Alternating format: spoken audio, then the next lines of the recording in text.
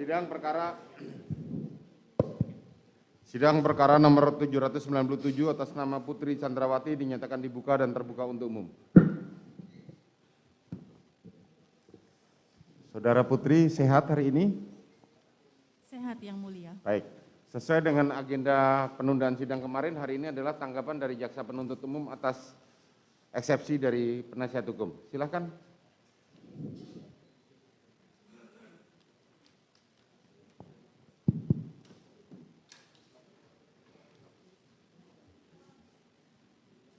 Mohon izin Majelis Hakim, kami bagikan dulu untuk tanggapan eksepsi.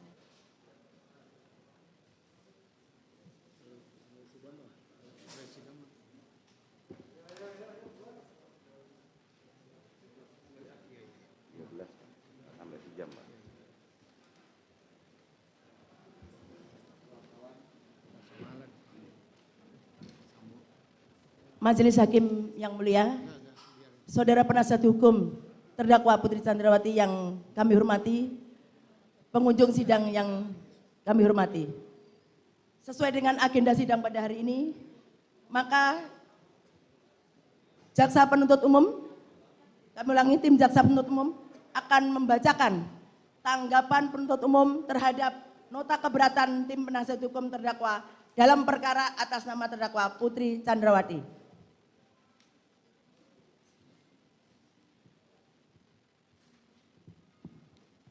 Demi keadilan dan kebenaran berdasarkan ketuhanan Yang Maha Esa. Tanggapan penuntut umum terhadap nota keberatan tim penasihat hukum dalam perkara atas nama terdakwa Putri Chandrawati. Nomor register perkara PDM 246-JKTSL-10-2022 tanggal 5 Oktober 2022.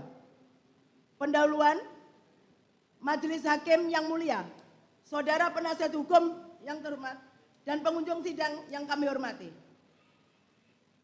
Pertama-tama kami panjatkan puji syukur kehadirat Tuhan Yang Maha Esa atas karunia, taufik, hidayah, dan rahmatnya kepada kita semua yang hadir di ruangan persidangan ini, di mana pada hari ini Majelis Hakim memberikan kesempatan kepada kami selaku penuntut umum untuk menanggapi eksepsi atau nota keberatan dari penasihat hukum terdakwa Putri Chandrawati. Sebelum kami membacakan tanggapan penuntut umum atas eksepsi atau nota keberatan dari penasihat hukum terdakwa Putri Chandrawati, perkenankanlah kami menyampaikan rasa hormat dan ucapan terima kasih yang setulus-tulusnya kepada Majelis Hakim yang menyidangkan perkara ini dengan tekun dan sungguh-sungguh, di mana Majelis Hakim telah memberikan kesempatan kepada Jaksa Penuntut Umum untuk membacakan surat dakwaan atas diri terdakwa Putri Chandrawati. Kemudian diberi kesempatan kepada terdakwa atau penasihat hukum terdakwa untuk mengajukan eksepsi atau nota keberatan. Yang selanjutnya atas eksepsi atau nota keberatan tersebut, penuntut umum diberikan kesempatan untuk mengajukan tanggapan atas eksepsi atau nota keberatan penasihat hukum. Demikian juga kami sampaikan ucapan terima kasih kepada saudara penasihat hukum terdakwa yang telah menunjukkan semangat, kesungguhan, ketekunan, dan kegigihannya dalam usaha turut serta menegakkan hukum, mencari kebenaran dan keadilan di dalam mendampingi kliennya terdakwa Putri Chandrawati. Suatu kenyataan bahwa di dalam persidangan ini terjadi perbedaan persepsi dan argumentasi antara penuntut umum dengan penasihat hukum atau terdakwa. Hal tersebut kami nilai masih dalam batas-batas kewajaran sebagai manifestasi tanggung jawab masing-masing dalam menggali dan menemukan mutiara-mutiara kebenaran dan keadilan yang didambakan oleh seluruh rakyat Indonesia yang ditegakkan pada peradilan ini. Meskipun terlihat adanya perbedaan pendapat, maka hal itu merupakan kewajaran sebagai insan hukum yang menjunjung tinggi keadilan berdasarkan hati nurani. Bahwa bertitik tolak dari pemikiran itulah tanggapan penuntut umum ini kami susun untuk menanggapi eksepsi atas eksepsi atau nota keberatan yang telah dibacakan di muka persidangan pada hari Senin tanggal 17 Oktober tahun 2022 yang pada pokoknya memohon sebagai berikut. 1. Menerima seluruh nota keberatan dari penasihat hukum terdakwa. 2. Menyatakan surat dakwaan nomor register perkara PDM 246-JKTSL-10-2022 tanggal 5 Oktober 2022 batal demi hukum. 3. Memerintahkan jaksa penuntut umum untuk menghentikan pemeriksaan perkara nomor 797-PIT-B-PN-JKT-SEL. 4. Memerintahkan jaksa penuntut umum untuk membebaskan terdakwa dari tahanan. 5. Memulihkan nama baik, harkat dan martabat terdakwa dengan segala akibat hukumnya. 6. Membebankan biaya perkara kepada negara. Atas permohonan penasihat hukum terdakwa tersebut, berdasarkan alasan keberatan karena terdapat kekeliruan surat dakwaan yang diajukan oleh jaksa penuntut umum antara lain. 1. Kronologis peristiwa yang kami susun berdasarkan informasi dari pokok perkara yang kami terima dari jaksa penuntut umum. 2. Ringkasan surat dakwaan yang tidak menguraikan peristiwa secara utuh atau terdapat peristiwa penting yang hilang dalam surat dakwaan. Antara lain surat dakwaan tidak menguraikan rangkaian peristiwa yang terjadi di Rumah Magelang pada tanggal 4 Juli tahun 2022 dan pada tanggal 7 Juli 2022. Bahkan terdapat uraian dakwaan yang hanya bersandar pada satu keterangan saksi tanpa kesesuaian dengan saksi ataupun alat bukti lainnya. 3. Surat dakwaan disusun oleh jaksa penuntut umum dengan tidak hati-hati dan menyimpang dari hasil penyidikan serta tidak memenuhi syarat material sebagaimana yang telah kami jelaskan mengenai ketentuan perumusan dakwaan secara singkat dalam poin 4 Romawi, ketentuan perumusan dakwaan, sehingga surat dakwaan berdasarkan pasal 143 KUHP harus dinyatakan batal demi hukum. 4. Salah satu keberatan kami atas surat dakwaan adalah jaksa penuntut umum tidak cermat dan menyimpang dari ketentuan hukum karena menyusun dakwaan dengan melakukan pemecahan penuntutan atau splitsing atas satu perkara tindak pidana.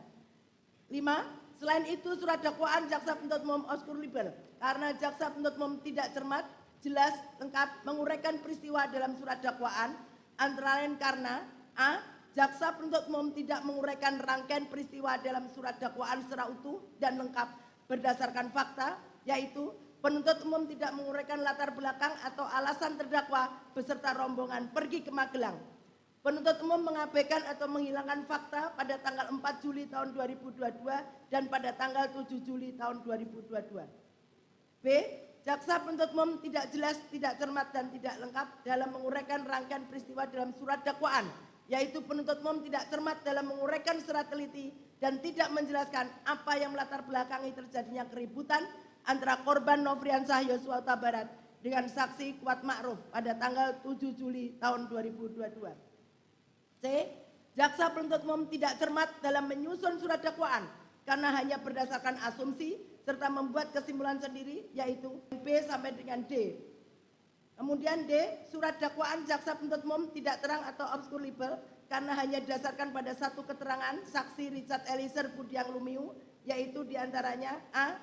Terdakwa Putri Chandrawati meminta saksi Kuat Ma'ruf untuk memberikan mobil tersebut ke Jakarta, padahal bukan tugas saksi Kuat Ma'ruf sebagai sopir. B. Poin B sampai dengan F.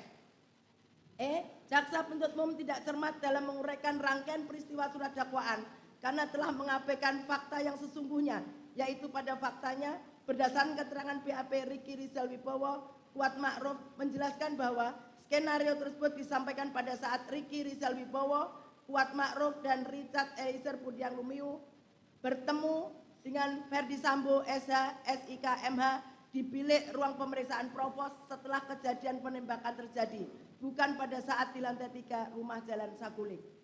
F. Surat dakwaan jaksa penuntut umum tidak cermat, tidak jelas dan tidak lengkap karena tidak menegaskan bentuk penyertaan terdakwa. Tanggapan. Majelis Hakim yang mulia, saudara penasihat hukum yang kami hormati dan pengunjung sidang yang kami hormati. Eksepsi atau nota keberatan yang dibacakan oleh penasihat hukum terdakwa Putri Chandrawati tertanggal 17 Oktober tahun 2022. Kami, jaksa penuntut umum, setelah mendengar membaca dan mempelajari eksepsi atau nota keberatan dari penasihat hukum tersebut, kami menanggapinya sebagai berikut. Dakwaan mempunyai suatu aturan ketentuan yang telah diatur dalam pasal 143 ayat 2 KUHP yang berbunyi, penuntut umum membuat surat dakwaan yang diberi tanggal dan identitas lengkap terdakwa disebut syarat formil.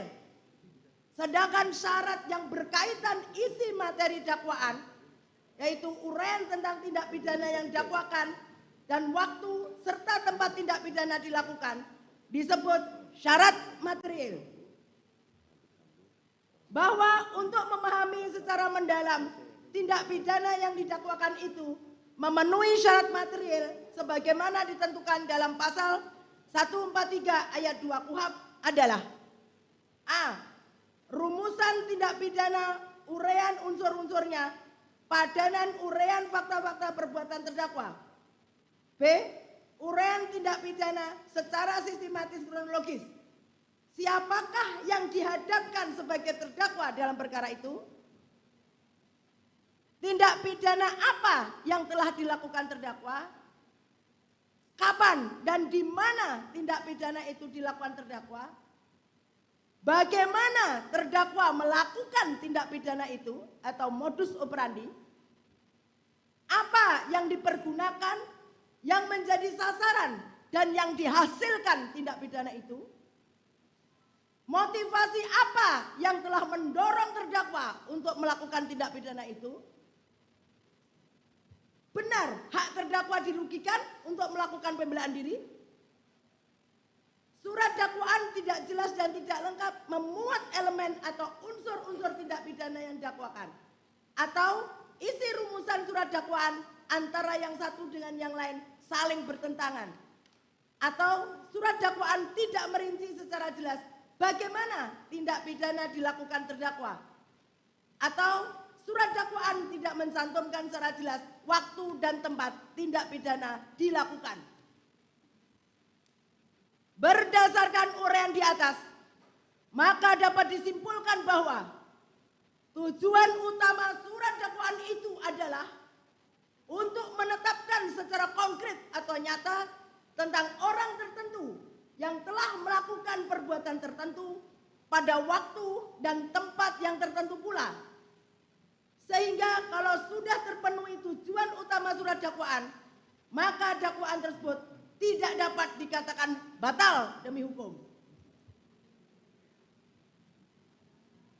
Bahwa sebelum menanggapi eksepsi atau nota keberatan penasihat hukum terdakwa, terlebih dahulu penuntut umum menguraikan hal-hal sebagai berikut.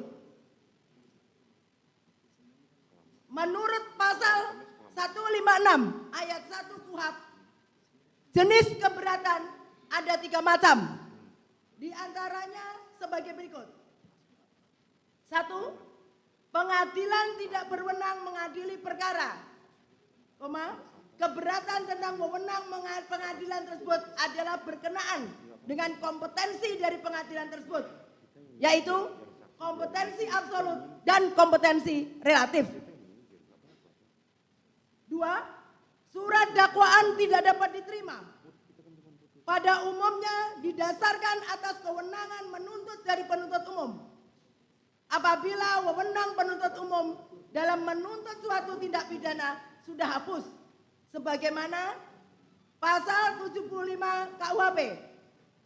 Orang yang mengadu apabila surat dakwaan yang dibuat oleh penuntut umum tidak memenuhi syarat material yang dimuat dalam pasal 143 ayat 2B KUHP adalah batal demi hukum.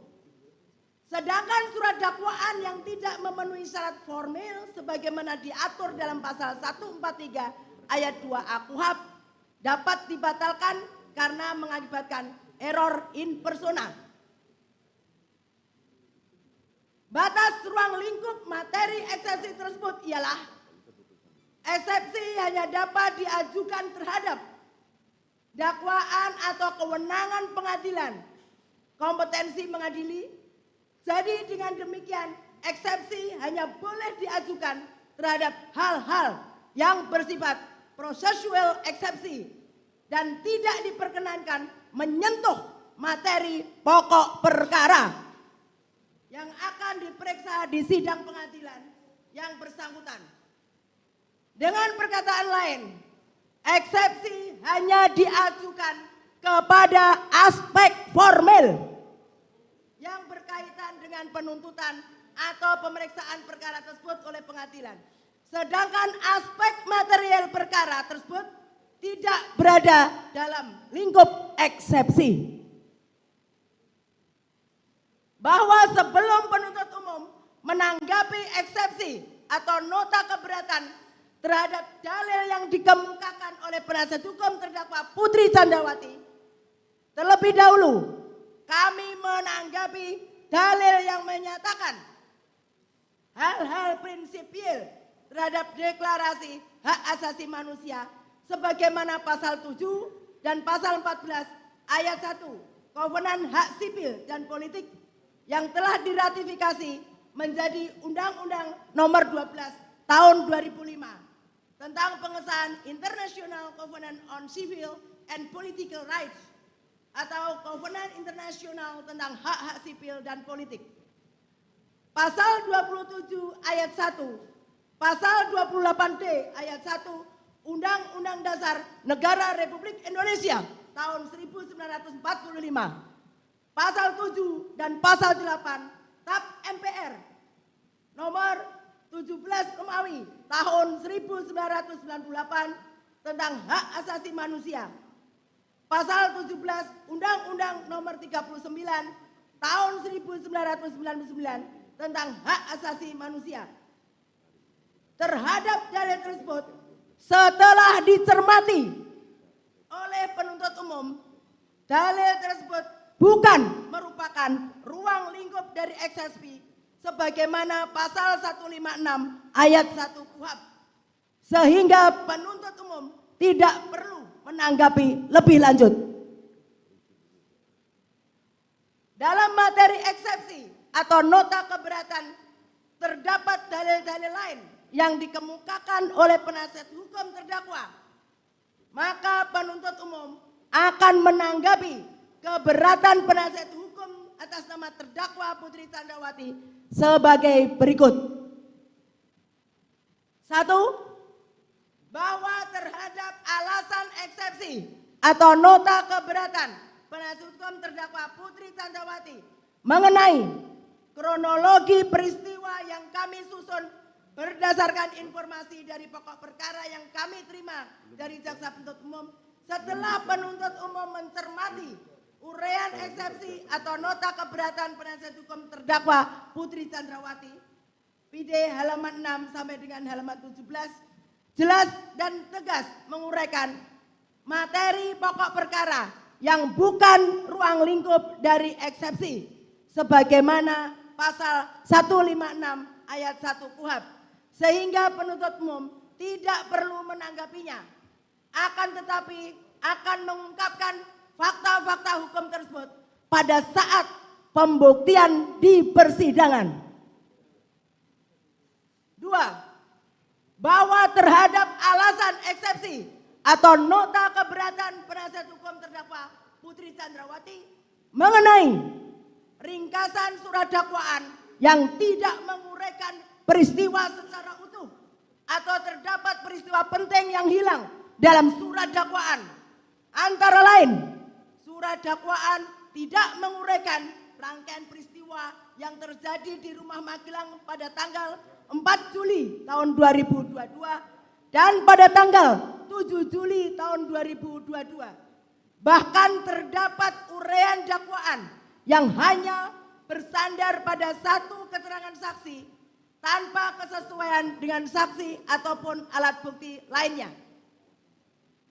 Setelah penuntut umum mencermati uraian eksepsi atau nota keberatan penasihat hukum terdakwa Putri Candrawati PD halaman 17 sampai dengan halaman 21 jelas dan tegas menguraikan materi pokok perkara yang bukan ruang lingkup dari eksepsi sebagaimana pasal 156 ayat 1 KUHP, sehingga penuntut umum tidak perlu menanggapinya.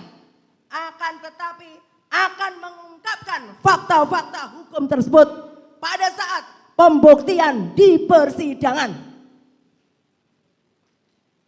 3. Bahwa terhadap alasan eksepsi atau nota keberatan penasihat hukum terdakwa Putri Chandrawati mengenai surat dakwaan disusun oleh jaksa penuntut umum dengan tidak hati-hati dan menyimpang dari hasil penyidikan serta tidak memenuhi syarat material sebagaimana yang telah kami jelaskan mengenai ketentuan perumusan dakwaan secara singkat dalam poin 4 Romawi ketentuan perumusan dakwaan, sehingga surat dakwaan berdasarkan pasal 143 KUHP harus dinyatakan batal demi hukum. Setelah penuntut umum mencermati uraian eksepsi atau nota keberatan penasihat hukum terdakwa Putri Chandrawati, PD halaman 22 sampai dengan halaman 24, rupanya penasihat waktu kejadian, yaitu pada hari Jumat tanggal 8 Juli tahun 2022 pukul 15.28 waktu Indonesia bagian Barat sampai dengan pukul 18.00 waktu Indonesia bagian Barat atau setidak-tidaknya pada waktu lain dalam bulan Juli tahun 2022, dan tempat tindak pidana yaitu bertempat di Jalan Saguling 3 nomor 29 Kelurahan Duren 3 Kecamatan Pancoran 1, Kota Administrasi Jakarta Selatan, Provinsi DKI Jakarta. Selanjutnya disebut Rumah Saguling 3 nomor 29 dan bertempat di Rumah Dinas Kompleks Polri Duren 3 nomor 46 RT 05 RW 01 Kelurahan Duren 3 Kecamatan Pancoran 1, Kota Administrasi Jakarta Selatan, Provinsi DKI Jakarta. Selanjutnya disebut Rumah Dinas Duren 3 nomor 46. Dengan uraian peristiwa yang tersusun secara terstruktur dari awal persiapan hingga selesainya peristiwa terjadi sebagaimana yang dikemukakan oleh Harun M. Hussein Esa dalam bukunya yang berjudul Surat Dakwaan Teknik Penyusunan Fungsi dan Permasalahannya, menjelaskan mengenai yang dimaksud dengan jelas sebagaimana dimaksud pasal 143 ayat 3 KUHP, yaitu penuntut umum harus mampu merumuskan unsur-unsur delik yang didakwakan sekaligus mempadukan dengan uraian perbuatan material atau fakta yang dilakukan oleh terdakwa dalam surat dakwaan.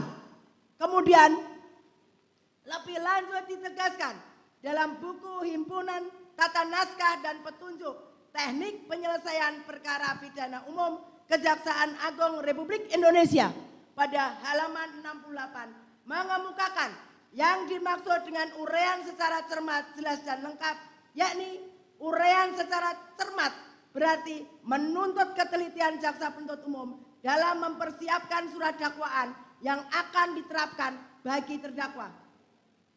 Dengan menempatkan kata cermat paling depan dari rumusan pasal 143 ayat 2 huruf B KUHP, pembuat undang-undang menghendaki agar jaksa penuntut umum dalam membuat surat dakwaan selalu bersikap korek dan teliti. Uraian secara jelas berarti uraian kejadian atau fakta kejadian yang jelas dalam surat dakwaan, sehingga terdakwa dengan mudah memahami apa yang didakwakan terhadap dirinya dan dapat mempersiapkan pembelaan dengan sebaik-baiknya. Uraian secara lengkap berarti surat dakwaan itu memuat semua unsur atau elemen tindak pidana yang didakwakan. Unsur-unsur tersebut harus terlukis di dalam uraian fakta kejadian yang dituangkan dalam surat dakwaan. 4. Bahwa terhadap alasan eksepsi atau nota keberatan penasihat hukum terdakwa Putri Chandrawati mengenai salah satu keberatan kami atas surat dakwaan adalah jaksa penuntut umum tidak cermat dan menyimpang dari ketentuan hukum karena menyusun dakwaan dengan melakukan pemecahan penuntutan atau splitsing atas satu perkara tindak pidana. Setelah penuntut umum mencermati uraian eksepsi atau nota keberatan penasihat hukum terdakwa Putri Chandrawati, vide halaman 24 sampai dengan halaman 28, keberatan penasihat hukum terdakwa keliru dalam memahami splitsing atau pemisahan berkas perkara sebagaimana pasal 142 KUHP yang berbunyi, dalam hal penuntut umum menerima satu berkas perkara yang memuat beberapa tindak pidana yang dilakukan oleh beberapa orang tersangka yang tidak termasuk dalam ketentuan pasal 141 KUHP, penuntut umum dapat melakukan penuntutan terhadap masing-masing terdakwa secara terpisah.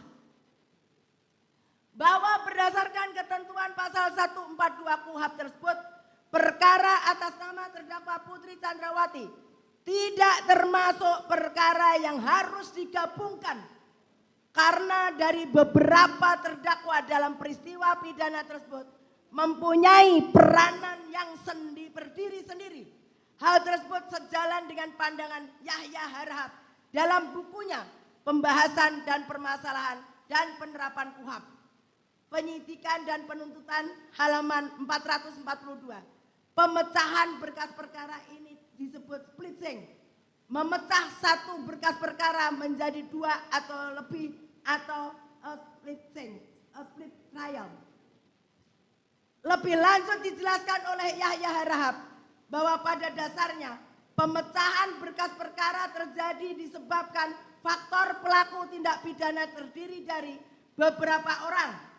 Apabila terdakwa terdiri dari beberapa kebijaksanaan untuk memecah berkas perkara menjadi beberapa berkas sesuai dengan jumlah perkara, sehingga A. Berkas yang semula diterima penuntut umum dari penyidik dipecah menjadi dua atau beberapa berkas perkara. B. Pemecahan dilakukan apabila yang menjadi terdakwa dalam perkara tersebut terdiri dari beberapa orang. Dengan pemecahan berkas perkara dimaksud masing-masing terdakwa didakwa dalam surat dakwaan yang berdiri sendiri antara yang satu dengan yang lain. C. Pemeriksaan perkara dalam pemecahan berkas perkara tidak lagi dilakukan bersamaan dalam satu persidangan. Masing-masing terdakwa diperiksa dalam persidangan yang berbeda. D. Pada umumnya pemecahan berkas perkara menjadi penting apabila dalam perkara tersebut kurang bukti dan kesaksian. Yahya Harahap mengemukakan pemecahan berkas perkara menjadi beberapa berkas yang berdiri sendiri dimaksudkan untuk menempatkan para terdakwa masing-masing menjadi saksi timbal balik di antara sesama mereka.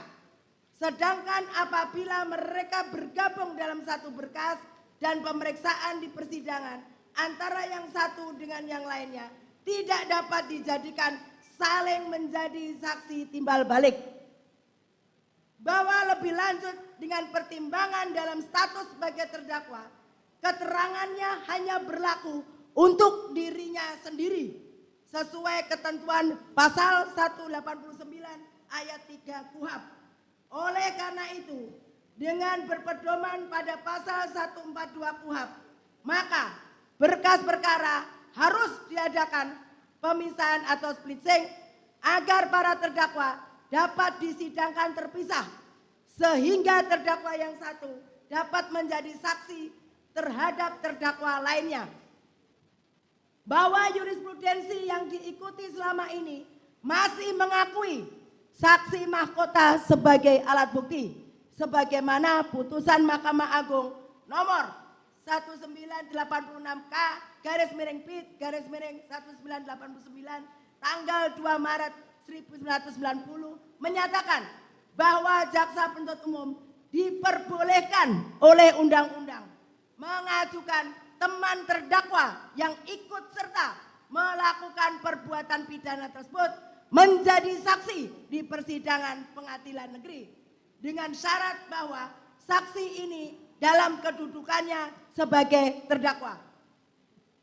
5. bahwa terhadap alasan eksepsi atau nota keberatan penasihat hukum terdakwa Putri Chandrawati mengenai selain itu surat dakwaan jaksa penuntut umum obskurable karena jaksa penuntut umum tidak cermat, jelas dan lengkap menguraikan peristiwa dalam surat dakwaan, antara lain karena a.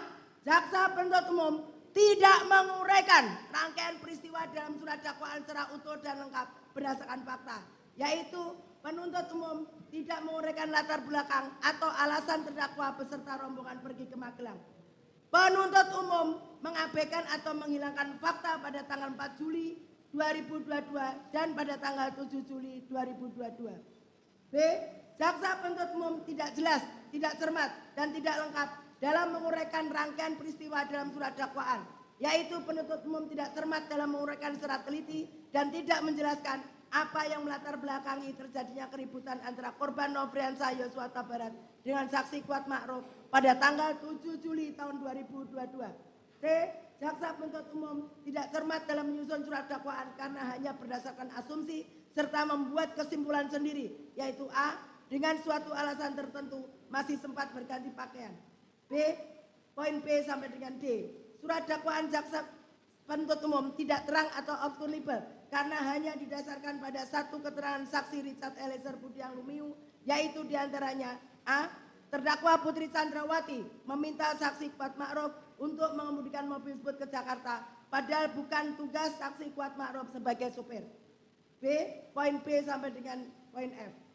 E. Jaksa penuntut umum tidak cermat dalam menguraikan rangkaian peristiwa surat dakwaan karena telah mengabaikan fakta yang sungguhnya, yaitu pada faktanya berdasarkan keterangan BAP Ricky Rizal Wibowo, Kuat Ma'ruf menjelaskan bahwa skenario tersebut disampaikan pada saat Ricky Rizal Wibowo, Kuat Ma'ruf dan Richard Eliezer Budiang Lumiu bertemu dengan Ferdi Sambo SH SIK MH di bilik ruang pemeriksaan Provos setelah kejadian penembakan terjadi, bukan pada saat di lantai 3 rumah Jalan Saguling. F. Surat dakwaan jaksa penuntut umum tidak cermat, tidak jelas dan tidak lengkap karena tidak menegaskan bentuk penyertaan terdakwa. Setelah penuntut umum mencermati uraian eksepsi atau nota keberatan penasihat hukum terdakwa Putri Chandrawati BD halaman 29 sampai dengan halaman 39 bahwa dalil keberatan penasihat hukum terdakwa yang dikemukakan pada poin 5 ini merupakan manifestasi dari keseriusan penasihat hukum terdakwa dalam mencermati materi pokok perkara sehingga menyatakan obskurable. Padahal dalam surat dakwaan penuntut umum tertanggal 5 Oktober tahun 2022 sudah diuraikan secara jelas, sistematis dan terstruktur dengan uraian peristiwa secara cermat, jelas dan lengkap mengenai tindak pidana yang didakwakan kepada terdakwa Putri Chandrawati. Surat dakwaan tersebut telah nyata diakui secara tegas oleh penasihat hukum terdakwa sebagaimana yang telah diuraikan dalam eksepsi atau nota keberatan pada halaman 6 sampai dengan halaman 8 yang telah membagi menjadi 3 fase peristiwa antara lain. Fase rumah Saguling diuraikan sebagai berikut. A. Peristiwa tanggal 8 Juli tahun 2022. B. Ferdi Sambo SH SIK MH emosional mendengar laporan kejadian kekerasan seksual di Magelang yang dilakukan oleh Nofriansah Yosua Huta Barat kepada terdakwa Putri Chandrawati sebagaimana disampaikan oleh Putri Chandrawati kepada Ferdi Sambo di lantai 3. C. Ferdi Sambo SH SIK MH memanggil Ricky Rizal Wibowo dan Richard Eliezer Budiang Lumiu secara terpisah dan bergantian ke lantai 3. Fase rumah Duren 3. A. Putri Chandrawati isolasi mandiri di kamar lantai 1. B. Ferdi Sambo SH SIK MH secara tiba-tiba menyuruh sopir Prayogi untuk mundur sesaat setelah melewati rumah Duren 3. C. Ferdi Sambo hajar cat, namun Richard Eliezer Budiang Lumiu menembak Nofriansah Yosua Huta Barat. Dari uraian tersebut di atas, jelas terlihat penasihat hukum terdakwa Putri Chandrawati tidak memahami uraian yang telah dituangkan dalam surat dakwaan penuntut umum. Maka patutlah kiranya eksepsi atau nota keberatan penasihat hukum terdakwa Putri Chandrawati untuk dikesampingkan. Bahwa terhadap dalil-dalil eksepsi atau nota keberatan yang dikemukakan oleh penasihat hukum terdakwa Putri Chandrawati yang merupakan materi pokok perkara tidak kami tanggapi karena merupakan materi untuk pembuktian pokok perkara di persidangan. Berdasarkan dalil yang dikemukakan oleh penuntut umum tersebut, maka penuntut umum memohon kepada majelis hakim yang mengadili perkara ini dengan menyatakan, satu, menolak seluruh dalil eksepsi atau nota keberatan dari penasihat hukum terdakwa Putri Chandrawati.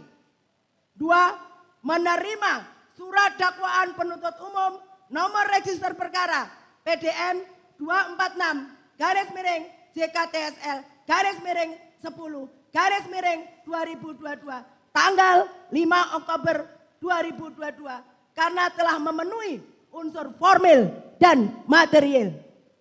Tiga, menyatakan pemeriksaan terdakwa Putri Chandrawati tetap dilanjutkan berdasarkan surat dakwaan nomor register perkara PDM 246-JKTSL-10-2022 tanggal 5 Oktober 2022.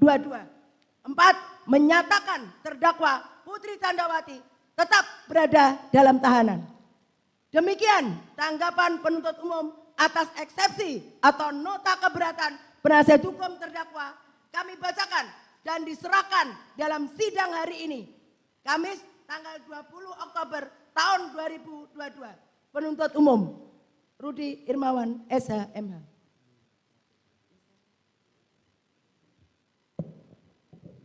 Baik, demikian tadi tanggapan jaksa atas eksepsi atau keberatan dari tim penasihat hukum terdakwa. Karena sudah lengkap, maka kami akan tunda untuk putusan sela, yaitu kami rencanakan pada sidang hari Rabu mendatang. Ya, kita tunda dan kami jadwalkan semua putusan sela untuk di hari Rabu mendatang. Tanggal 26 Oktober. Demikian ya. Nanti kita sidang mulai kembali lagi pada sidang tanggal 26 Oktober dengan jadwal adalah putusan sela dari keberatan penasihat hukum terdakwa. Demikian sidang perkara nomor perkara 797 atas nama Putri Chandrawati dinyatakan ditutup.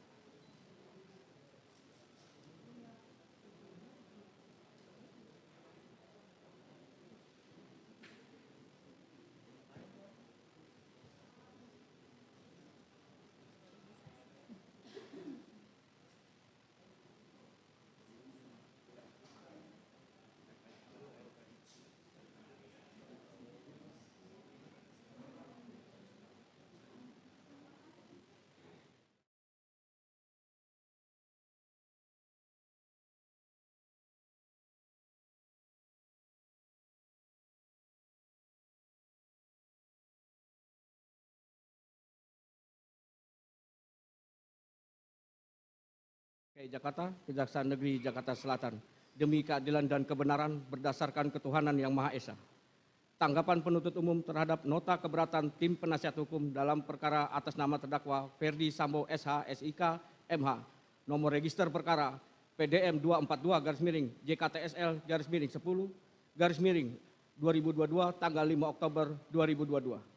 Majelis Hakim yang mulia, penasihat hukum yang terhormat, dan pengunjung sidang yang kami hormati.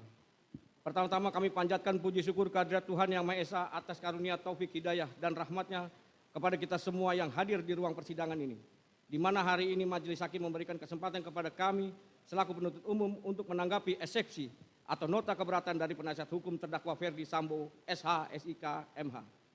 Sebelum kami membacakan tanggapan penuntut umum atas eksepsi atau nota keberatan dari penasihat hukum terdakwa Ferdi Sambo SH SIK MH, perkenankanlah kami menyampaikan rasa hormat dan ucapan terima kasih yang setulus-tulusnya kepada Majelis Hakim yang menyidangkan perkara ini dengan tekun dan sungguh-sungguh, di mana Majelis Hakim telah memberikan kesempatan kepada jaksa penuntut umum untuk membacakan surat dakwaan atas diri terdakwa Ferdi Sambo SH SIK MH. Kemudian diberi kesempatan kepada terdakwa atau penasihat hukum terdakwa untuk mengajukan eksepsi atau nota keberatan. Selanjutnya atas eksepsi atau nota keberatan tersebut, penuntut umum diberikan kesempatan untuk mengajukan tanggapan atas eksepsi atau nota keberatan penasihat hukum. Demikian juga kami sampaikan ucapan terima kasih kepada saudara penasihat hukum yang telah menunjukkan semangat, kesungguhan, ketekunan, dan kegigihannya dalam usaha turut serta menegakkan hukum, mencari kebenaran dan keadilan di dalam mendampingi kliennya terdakwa Ferdi Sambo SH SIK MH. Suatu kenyataan bahwa di dalam persidangan ini terjadi perbedaan persepsi dan argumentasi antara penuntut umum dengan penasihat hukum atau terdakwa. Hal tersebut kami nilai masih dalam batas-batas kewajaran sebagai manifestasi tanggung jawab masing-masing dalam menggali dan menemukan mutiara-mutiara kebenaran dan keadilan yang didambakan oleh seluruh rakyat Indonesia yang ditegakkan pada peradilan ini. Meskipun terlihat adanya perbedaan pendapat, maka hal itu merupakan kewajaran sebagai insan hukum yang menjunjung tinggi keadilan berdasarkan hati nurani. Bahwa bertitik tolak dari pemikiran itulah tanggapan penuntut umum ini kami susun untuk menanggapi eksepsi atau nota keberatan dari penasihat hukum dari terdakwa Ferdi Sambo atas eksepsi atau nota keberatan yang telah dibacakan di muka persidangan ini pada hari Senin tanggal 17 Oktober 2022 pada pokoknya memohon sebagai berikut. 1. Menerima seluruh nota keberatan dari penasihat hukum terdakwa. 2. Menyatakan surat dakwaan nomor register perkara PDM 242-JKTSL-10-2022 tanggal 5 Oktober 2022 batal demi hukum. 3. Memerintahkan jaksa penuntut umum untuk menghentikan pemeriksaan perkara nomor 796-B-PN-JKTS-Sel. 4. Memerintahkan jaksa penuntut umum untuk membebaskan terdakwa dari tahanan. 5. Memulihkan nama baik, harkat dan martabat terdakwa dengan segala akibat hukumnya. 6. Membebankan biaya perkara kepada negara. Atas permohonan penasihat hukum terdakwa tersebut, berdasarkan alasan keberatan karena terdapat kekeliruan surat dakwaan yang diajukan oleh jaksa penuntut umum antara lain. 1. Kronologis peristiwa yang kami susun berdasarkan informasi dari pokok perkara yang kami terima dari jaksa penuntut umum. 2. Ringkasan surat dakwaan yang tidak menguraikan peristiwa secara utuh. Antara lain, surat dakwaan tidak menguraikan rangkaian peristiwa yang terjadi di rumah Magelang. Bahkan terdapat uraian dakwaan yang hanya bersandar pada satu keterangan saksi tanpa mempertimbangkan keterangan saksi lain. 3. Surat dakwaan disusun oleh jaksa penuntut umum dengan tidak hati-hati dan menyimpang dari hasil penyidikan serta tidak memenuhi syarat material. Sebagaimana telah kami jelaskan mengenai ketentuan perumusan dakwaan secara singkat dalam poin 4 ketentuan perumusan dakwaan. Sehingga surat dakwaan berdasarkan pasal 143 KUHP harus dinyatakan batal demi hukum. 4. Salah satu keberatan kami atas surat dakwaan adalah jaksa penuntut umum tidak cermat dan menyimpang dari ketentuan hukum karena menyusun dakwaan dengan melakukan pemecahan penuntutan atau switching atas satu perkara tindak pidana. 5. Selain itu surat dakwaan jaksa penuntut umum obskur libel karena jaksa penuntut umum tidak cermat, jelas, dan lengkap menguraikan peristiwa dalam surat dakwaan antara lain karena A. Jaksa penuntut umum tidak menguraikan rangkaian peristiwa dalam surat dakwaan secara utuh dan lengkap berdasarkan fakta, yaitu penuntut umum tidak menguraikan latar belakang, atau alasan terdakwa beserta rombongan pergi ke Magelang. Penuntut umum mengabaikan atau menghilangkan fakta pada tanggal 4 Juli 2022 dan pada tanggal 7 Juli 2022. B. Jaksa menguraikan rangkaian peristiwa dalam surat dakwaan, yaitu penuntut umum tidak cermat dalam menguraikan secara teliti dan tidak menjelaskan apa yang melatar belakangi terjadinya keributan antara korban Nofriansah Yosua Huta Barat dengan saksi Kuat Maruf pada tanggal 7 Juli 2022. C. Jaksa penuntut umum tidak cermat dalam menyusun surat dakwaan karena hanya berdasarkan asumsi serta membuat kesimpulan sendiri, yaitu A.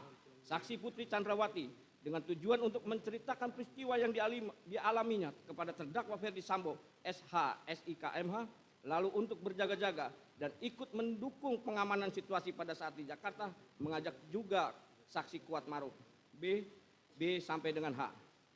D. Surat dakwaan jaksa penuntut umum tidak terang atau obscure libel karena hanya didasarkan pada satu keterangan saksi Richard Eliezer Budiang Lumiu, yaitu A. Putri Chandrawati yang langsung keluar dari kamarnya menuju sofa dan duduk di samping saksi Ferdi Sambo, SH, SIK, MH, sehingga ikut terlibat dalam pembicaraan antara Ferdi Sambo, SH, SIK, MH, dan saksi Richard Eliezer Budiang Lumiu. B sampai dengan H. E. Jaksa penuntut umum tidak cermat dalam menguraikan rangkaian peristiwa dalam surat dakwaan karena telah mengabaikan fakta yang sesungguhnya, yaitu pada faktanya berdasarkan keterangan BAP Ricky Rijal Wibowo dan Kuat Maruf menjelaskan bahwa skenario tersebut disampaikan pada saat Ricky Rijal Wibowo, Kuat Maruf, dan Richard Eliezer Budiang Lumiu bertemu dengan Ferdi Sambo di bilik ruang pemeriksaan propos setelah terjadinya penembakan terjadi, bukan pada saat di lantai 3 rumah Jalan Saguling. F. Surat dakwaan jaksa penuntut umum tidak cermat, tidak jelas, dan tidak lengkap karena tidak menegaskan bentuk penyertaan terdakwa. Tanggapan Majelis Hakim yang mulia, saudara penasihat hukum yang terhormat, dan pengunjung sidang yang kami hormati. Eksepsi atau nota keberatan yang dibacakan oleh penasihat hukum terdakwa Ferdi Sambo tertanggal 17 Oktober 2022, kami jaksa penuntut umum setelah mendengar, membaca, dan mempelajari eksepsi atau nota keberatan dari penasihat hukum tersebut, kami menanggapinya sebagai berikut. Dakwaan mempunyai suatu aturan ketentuan yang diatur dalam pasal 143 ayat 2 KUHP yang berbunyi, penuntut umum membuat surat dakwaan yang diberi tanggal dan ditandatangani serta berisi A. Nama lengkap, tempat lahir, umur atau tanggal lahir, jenis kelamin, kebangsaan, tempat tinggal, agama, dan pekerjaan tersangka. B. Uraian secara cermat, jelas, dan lengkap mengenai tindak pidana yang didakwakan dengan menyebutkan waktu dan tempat tindak pidana itu dilakukan. Meskipun undang-undang menghendaki perumusan secara cermat, jelas, dan lengkap, akan tetapi KUHP sendiri tidak mengatur bagaimana suatu uraian tindak pidana dalam surat dakwaan itu dikatakan telah cermat, telah jelas, dan telah lengkap, atau belum, atau tidak cermat, tidak jelas, atau kabur, dan tidak lengkap. Dalam prakteknya, syarat-syarat yang berkaitan dengan formalitas identitas lengkap terdakwa disebut syarat formil. Sedangkan syarat yang berkaitan isi materi dakwaan dalam kurung uraian tentang tindak pidana yang didakwakan dan waktu serta tempat tindak pidana dilakukan disebut syarat material. Bahwa untuk memahami secara mendalam tindak pidana yang didakwakan itu memenuhi syarat material sebagaimana ditentukan pasal 143 ayat 2 KUHP adalah A. Rumusan tindak pidana, uraian unsur-unsurnya pada uraian fakta-fakta perbuatan terdakwa. B. Uraian tindak pidana secara sistematis, kronologis. Siapakah yang dihadapkan sebagai terdakwa dalam perkara itu? Tindak pidana apa yang telah dilakukan terdakwa? Selanjutnya akan dilanjutkan oleh kawan saya majelis.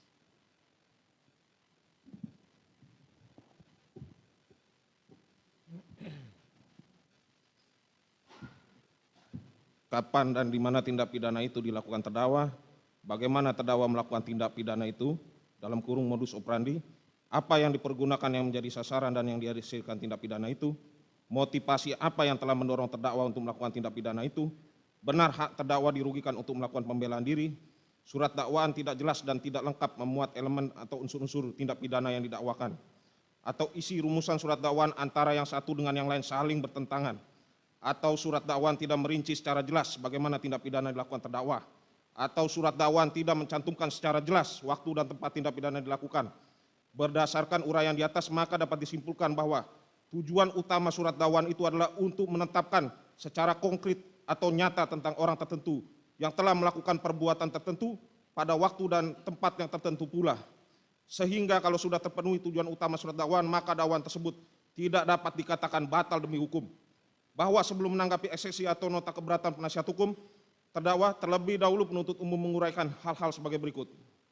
Menurut pasal 156 ayat 1 KUHP, jenis keberatan ada 3 macam, diantaranya adalah sebagai berikut. 1. Pengadilan tidak berwenang mengadili perkara keberatan tentang wewenang pengadilan tersebut adalah berkenaan dengan kompetensi dari pengadilan tersebut, yakni kompetensi absolut dan kompetensi relatif. 2. Surat dakwaan tidak dapat diterima pada umumnya didasarkan atas kewenangan menuntut dari penuntut umum apabila wewenang penuntut dalam menuntut suatu tindak pidana sudah hapus. Sebagaimana pasal 75 KUHP, orang yang mengadukan pengaduan berhak menarik kembali dalam waktu 3 bulan setelah pengaduan diajukan. Menurut pasal tersebut, apabila suatu tindak pidana aduan di mana pengadu telah menarik kembali aduannya, namun tindak pidana tersebut dilimpahkan ke pengadilan oleh penuntut umum untuk disidangkan. Dalam hal tersebut, terdakwa atau penasihat hukumnya dapat mengajukan keberatan bahwa surat dakwaan tidak dapat diterima dengan alasan bahwa aduan telah ditarik kembali dan menurut pasal 75 KUHP, kewenangan penuntut umum telah hapus. Pasal 76 KUHP yang biasa disebut nebis in idem. Pasal 78 KUHP yang biasa disebut daluarsa. Surat dakwaan yang didakwakan oleh penuntut umum bukan perkara pidana tetapi perkara perdata. Surat dakwaan harus dibatalkan sebagaimana pasal 143 ayat 2 dan 3 KUHP. Apabila surat dakwaan yang dibuat oleh penuntut umum tidak memenuhi syarat material yang dimuat dalam pasal 143 ayat 2b KUHP adalah batal demi hukum. Sedangkan surat dakwaan yang tidak memenuhi syarat formil sebagaimana diatur dalam pasal 143 ayat 2a KUHP dapat dibatalkan karena mengakibatkan error in persona. Batas ruang lingkup materi eksepsi tersebut ialah eksepsi hanya dapat diajukan terhadap dakwaan atau kewenangan pengadilan dalam kurung kompetensi mengadili. Jadi dengan demikian eksepsi hanya boleh diajukan terhadap hal-hal yang bersifat prosesual, eksepsi dan tidak diperkenakan menyentuh materi pokok perkara yang akan diperiksa di sidang pengadilan yang bersangkutan. Dengan perkataan lain, eksepsi hanya ditujukan kepada aspek formil yang berkaitan dengan penuntutan atau pemeriksaan perkara tersebut oleh pengadilan. Sedangkan aspek materi perkara tersebut tidak berada dalam lingkup eksepsi. Bahwa sebelum penuntut umum menanggapi eksepsi atau nota keberatan terhadap dalil yang dikemukakan oleh penasihat hukum terdakwa Ferdi Sambo SH SIK MH, terlebih dahulu kami menanggapi dalil yang menyatakan hal-hal prinsip terhadap deklarasi hak asasi manusia sebagaimana pasal 7 dan pasal 14 ayat 1. Kovenan hak sipil dan politik yang telah diratifikasi menjadi undang-undang nomor 12 tahun 2005 tentang pengesahan International Covenant on Civil and Political Right, Covenant Internasional tentang hak-hak sipil dan politik.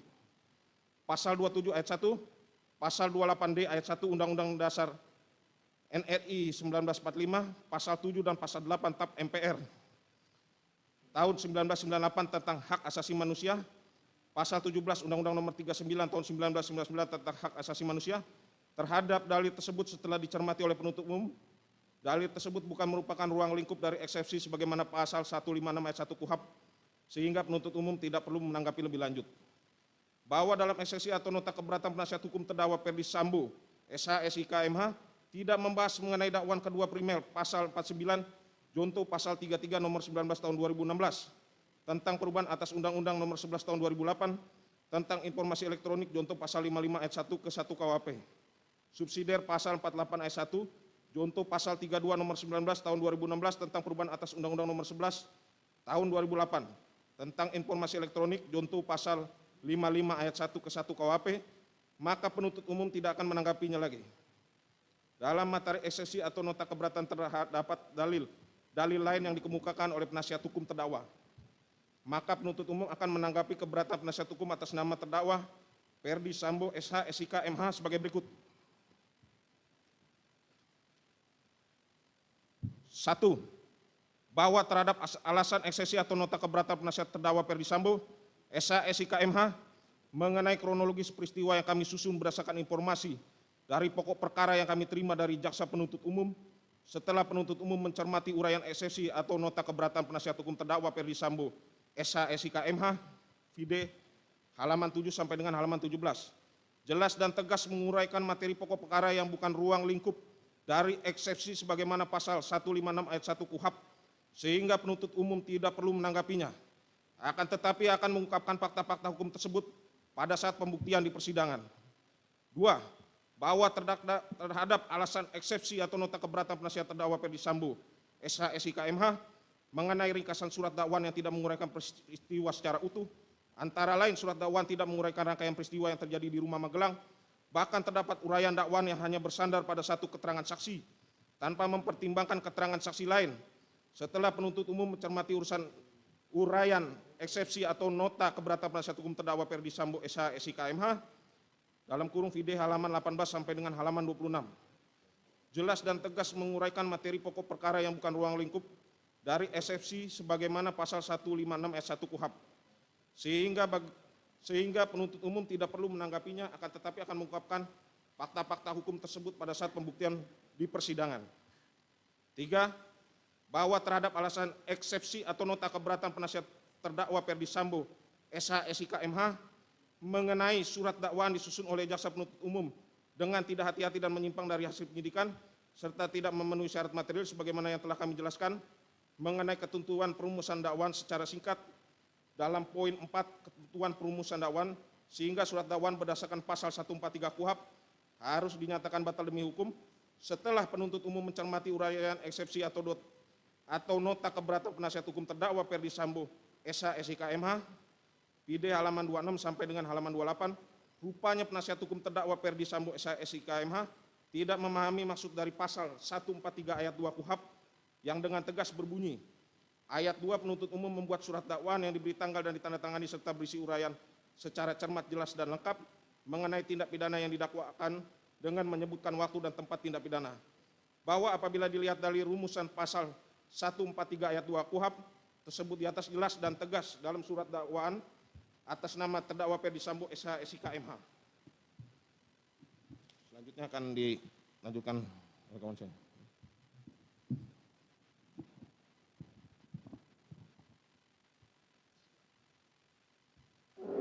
Izin melanjutkan yang mulia.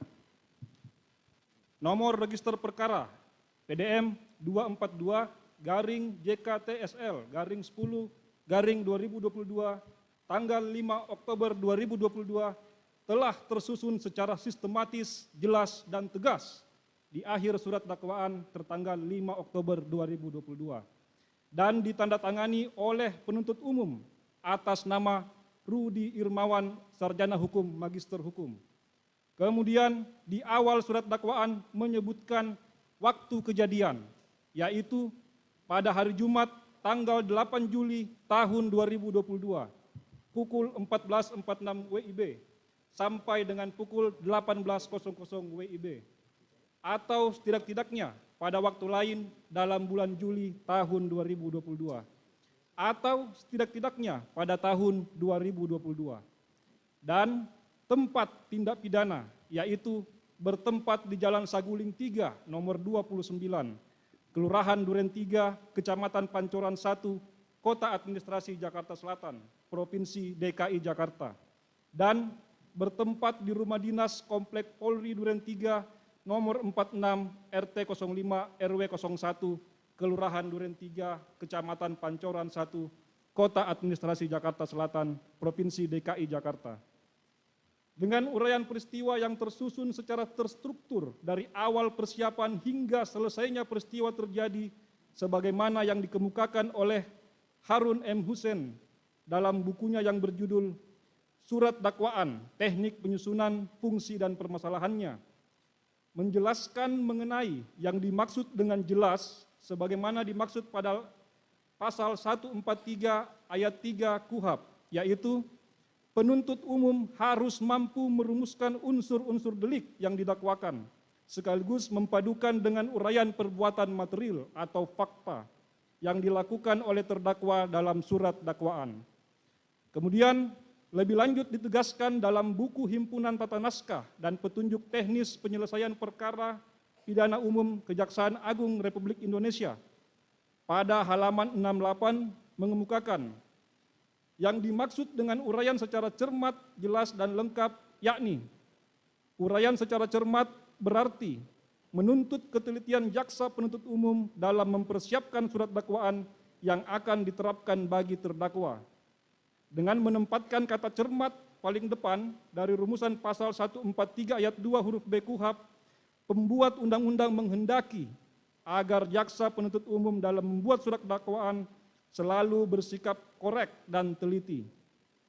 Uraian secara jelas berarti uraian kejadian atau fakta kejadian yang jelas dalam surat dakwaan, sehingga terdakwa dengan mudah memahami apa yang didakwakan terhadap dirinya dan dapat mempersiapkan pembelaan dengan sebaik-baiknya. Uraian secara lengkap berarti surat dakwaan itu memuat semua unsur atau elemen tindak pidana yang didakwakan. Unsur-unsur tersebut terlukis di dalam uraian fakta kejadian yang dituangkan dalam surat dakwaan. 4. Bahwa terhadap alasan eksepsi atau nota keberatan penasihat hukum terdakwa Ferdi Sambo mengenai salah satu keberatan kami atas surat dakwaan adalah jaksa penuntut umum tidak cermat dan menyimpang dari ketentuan hukum karena menyusun dakwaan dengan melakukan pemecahan penuntutan atau splitsing atas satu perkara tindak pidana. Setelah penuntut umum mencermati uraian eksepsi atau nota keberatan penasihat hukum terdakwa Ferdi Sambo, video halaman 28 sampai dengan halaman 33, keberatan penasihat hukum terdakwa keliru dalam memahami splitsing atau pemisahan berkas perkara sebagaimana pasal 142 KUHP yang berbunyi, dalam hal penuntut umum menerima satu berkas perkara yang memuat beberapa tindak pidana yang dilakukan oleh beberapa orang tersangka yang tidak termasuk dalam ketentuan pasal 141 KUHP, penuntut umum dapat melakukan penuntutan terhadap masing-masing terdakwa secara terpisah. Bahwa berdasarkan ketentuan pasal 142 KUHP tersebut, perkara atas nama terdakwa Ferdi Sambo tidak termasuk perkara yang harus digabungkan, karena dari beberapa terdakwa dalam peristiwa pidana tersebut mempunyai peranan yang berdiri sendiri. Hal tersebut sejalan dengan pandangan Yahya Harahap dalam bukunya Pembahasan dan Permasalahan dan Penerapan KUHP, Penyidikan dan Penuntutan, halaman 442. Pemecahan berkas perkara ini dulu disebut splitsing, memecah satu berkas perkara menjadi dua atau lebih, a split trial. Lebih lanjut dijelaskan oleh Yahya Harahap bahwa pada dasarnya pemecahan berkas perkara terjadi disebabkan faktor pelaku tindak pidana terdiri dari beberapa orang. Apabila terdakwa terdiri dari beberapa kebijaksanaan untuk memecahkan berkas perkara menjadi beberapa berkas sesuai jumlah terdakwa, sehingga a. berkas yang semula diterima penuntut umum dari penyidik dipecah menjadi dua atau beberapa berkas perkara. B. Pemecahan dilakukan apabila yang menjadi terdakwa dalam perkara tersebut terdiri dari beberapa orang. Dengan pemecahan berkas perkara dimaksud, masing-masing terdakwa didakwa dalam surat dakwaan yang berdiri sendiri atau satu dengan yang lain. C. Pemeriksaan perkara dalam pemecahan berkas perkara tidak lagi dilakukan bersamaan dalam satu persidangan. Masing-masing terdakwa diperiksa dalam persidangan yang berbeda. D. Pada umumnya, pemecahan berkas perkara menjadi penting apabila dalam perkara tersebut kurang bukti dan kesaksian. Yahya Harahap mengemukakan pemecahan berkas perkara menjadi berkas yang berdiri sendiri dimaksudkan untuk menempatkan para terdakwa masing-masing menjadi saksi timbal balik di antara sesama mereka. Sedangkan apabila mereka bergabung dalam satu berkas dan pemeriksaan persidangan, antara yang satu dengan yang lainnya tidak dapat dijadikan saling menjadi saksi timbal balik. Bahwa lebih lanjut dengan pertimbangan dalam kasus sebagai terdakwa, keterangannya hanya berlaku untuk dirinya sendiri, sesuai ketentuan pasal 189 ayat 3 KUHP. Oleh karena itu, dengan berpedoman pada pasal 142 KUHP, maka berkas perkara harus diadakan pemisahan atau splitsing, agar para terdakwa dapat disidangkan terpisah sehingga terdakwa yang satu dapat menjadi saksi terhadap terdakwa lainnya.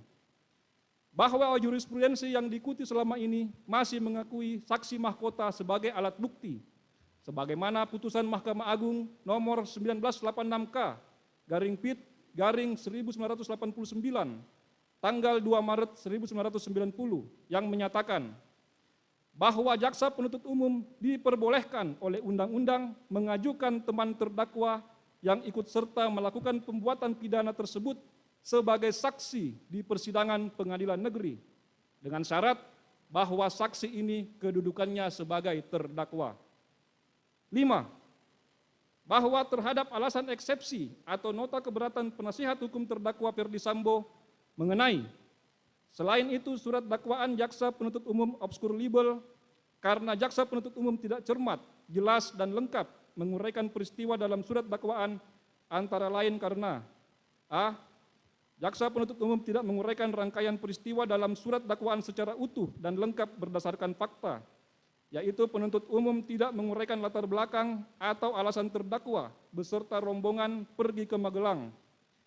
Penuntut umum mengabaikan atau menghilangkan fakta pada tanggal 4 Juli 2022 dan pada tanggal 7 Juli 2022. B. Jaksa menguraikan rangkaian peristiwa dalam surat dakwaan, yaitu penuntut umum tidak cermat dalam menguraikan secara teliti dan tidak menjelaskan apa yang melatar belakangi terjadinya keributan antara korban Nofriansah Yosua Huta Barat dan saksi Kuat Ma'ruf pada tanggal 7 Juli 2022. C. Jaksa penuntut umum tidak cermat dalam menyusun surat dakwaan karena hanya berdasarkan asumsi serta membuat kesimpulan sendiri, yaitu a. Saksi Putri Chandrawati dengan tujuan untuk menceritakan peristiwa yang dialaminya kepada terdakwa Ferdi Sambo, lalu untuk berjaga-jaga dan ikut mendukung pengamanan situasi pada saat itu di Jakarta, mengajak saksi Kuat Ma'ruf. B sampai dengan H. B. Surat dakwaan jaksa penuntut umum tidak terang atau obskur libel karena hanya didasarkan pada satu keterangan saksi Richard Eliezer Pudiang Lumiu, yaitu a. Putri Chandrawati yang langsung keluar dari kamarnya menuju sofa dan duduk di samping saksi Ferdi Sambo SH, sehingga ikut terlibat dalam pembicaraan antara Ferdi Sambo dan saksi Richard Eliezer Pudiang Lumiu. B. Huruf B sampai dengan huruf H.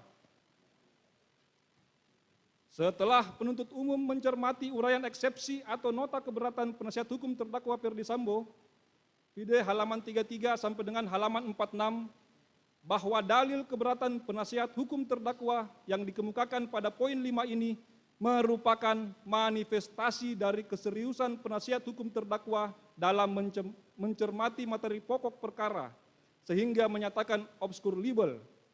Padahal, dalam surat dakwaan penuntut umum tertanggal 5 Oktober 2022 sudah diuraikan secara jelas, sistematis dan terstruktur dengan uraian peristiwa secara cermat, jelas dan lengkap mengenai tindak pidana yang didakwakan kepada terdakwa Ferdi Sambo.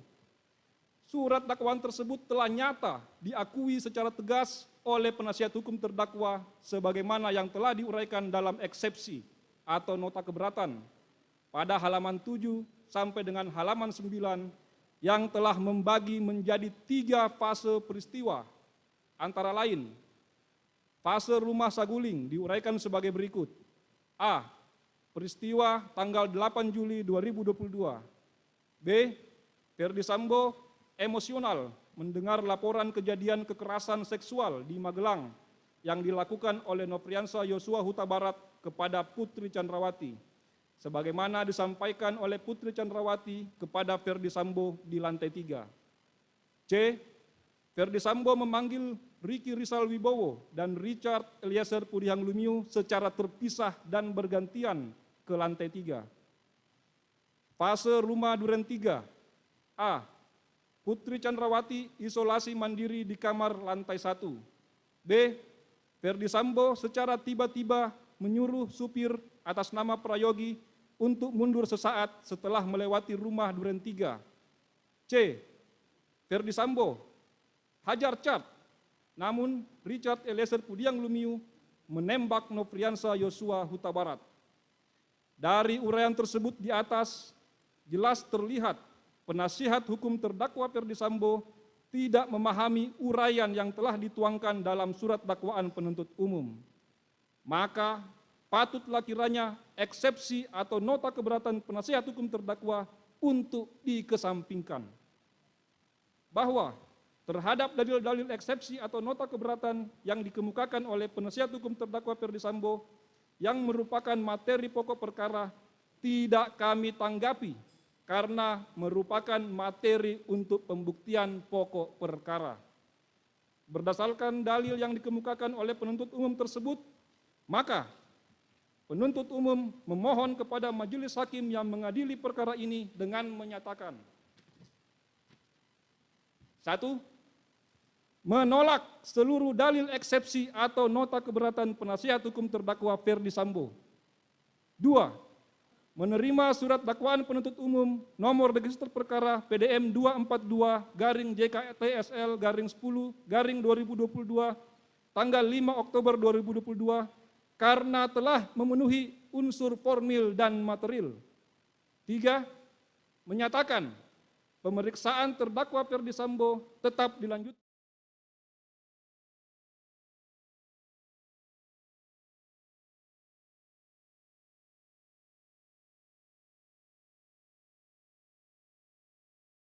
Berada dalam tahanan.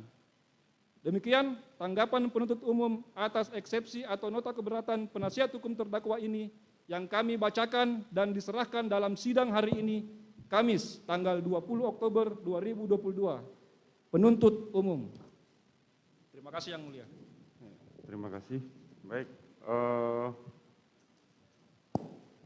tanggapan dari penuntut umum telah dibacakan, maka tiba saatnya untuk putusan selah dan itu kita akan tunda hari Rabu besok tanggal 26 Oktober bersama-sama dengan terdakwa yang lain.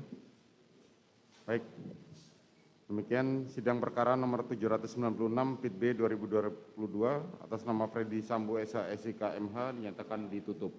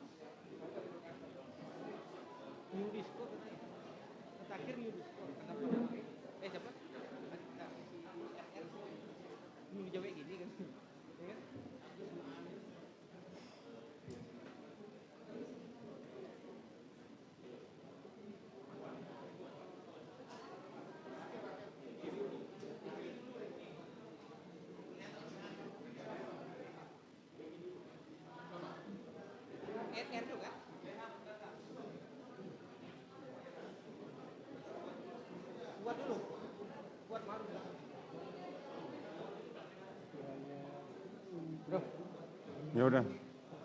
Ya. P-nya belum siap.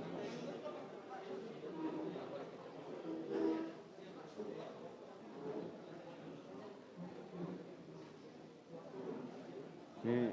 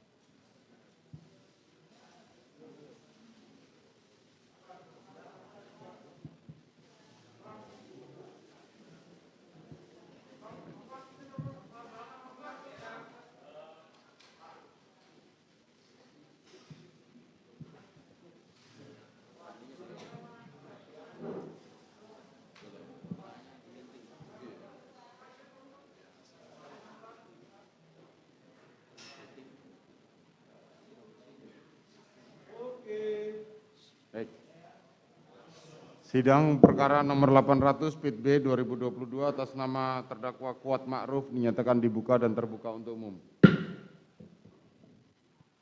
Saudara terdakwa Kuat Ma'ruf sehat hari ini? Sehat, Yang Mulia. Baik, hari ini akan kita lanjutkan dengan pembacaan eksepsi dari penasihat hukum terdakwa. Sudah siap? Ya, silakan langsung.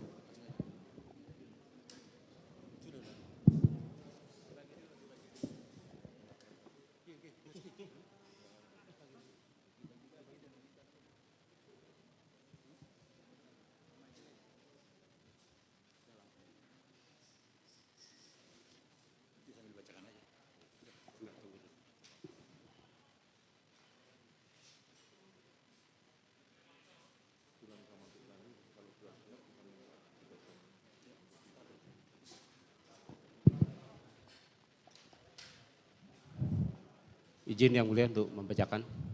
Ya, terima kasih. Bismillahirrahmanirrahim. Assalamualaikum warahmatullahi wabarakatuh.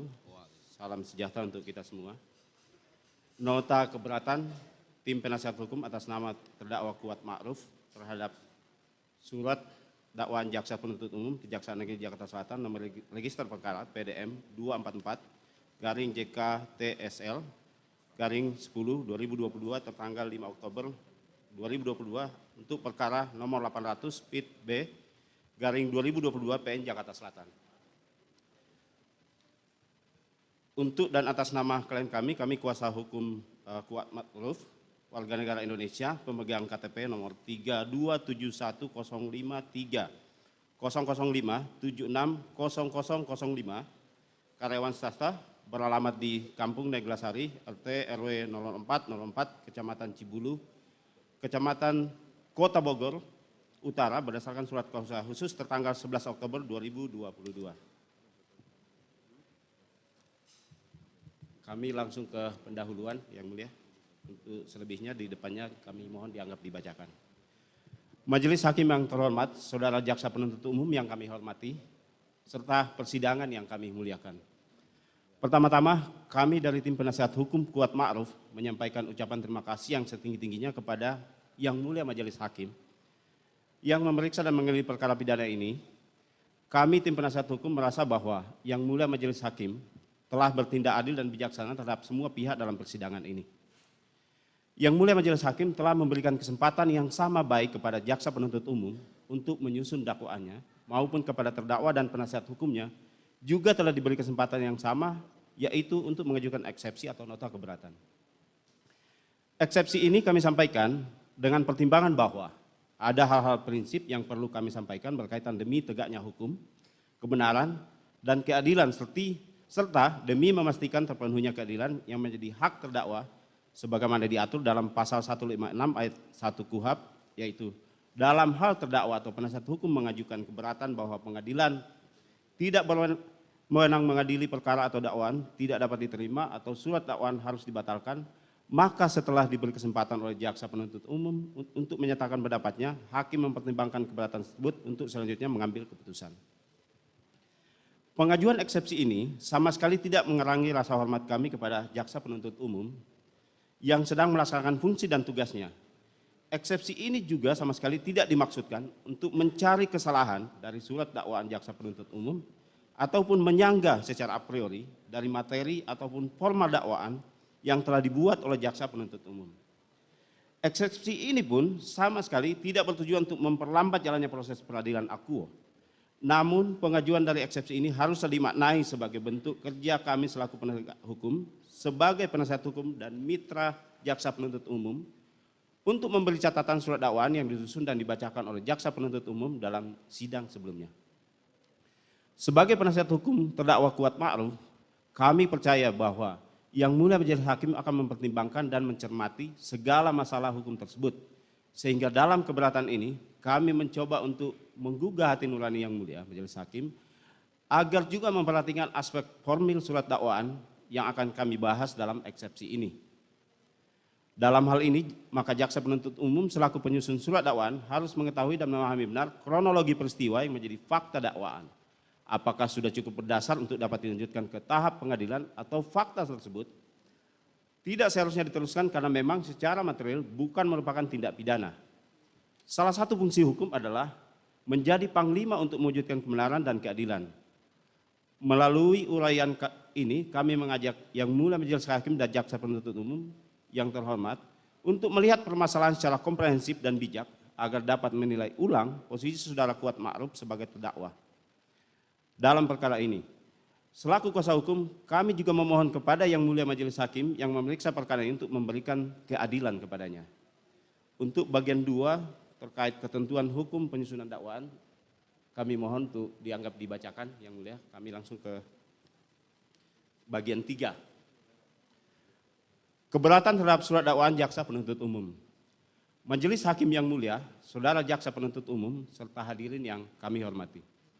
Bahwa berdasarkan surat dakwaan yang disusun oleh Jaksa Penuntut Umum, maka menurut hemat kami, ada beberapa hal yang perlu ditanggapi secara seksama, mengingat di dalam surat dakwaan tersebut terdapat berbagai kejanggalan dan ketidakjelasan yang menjadi pijakan kami mengajukan eksepsi.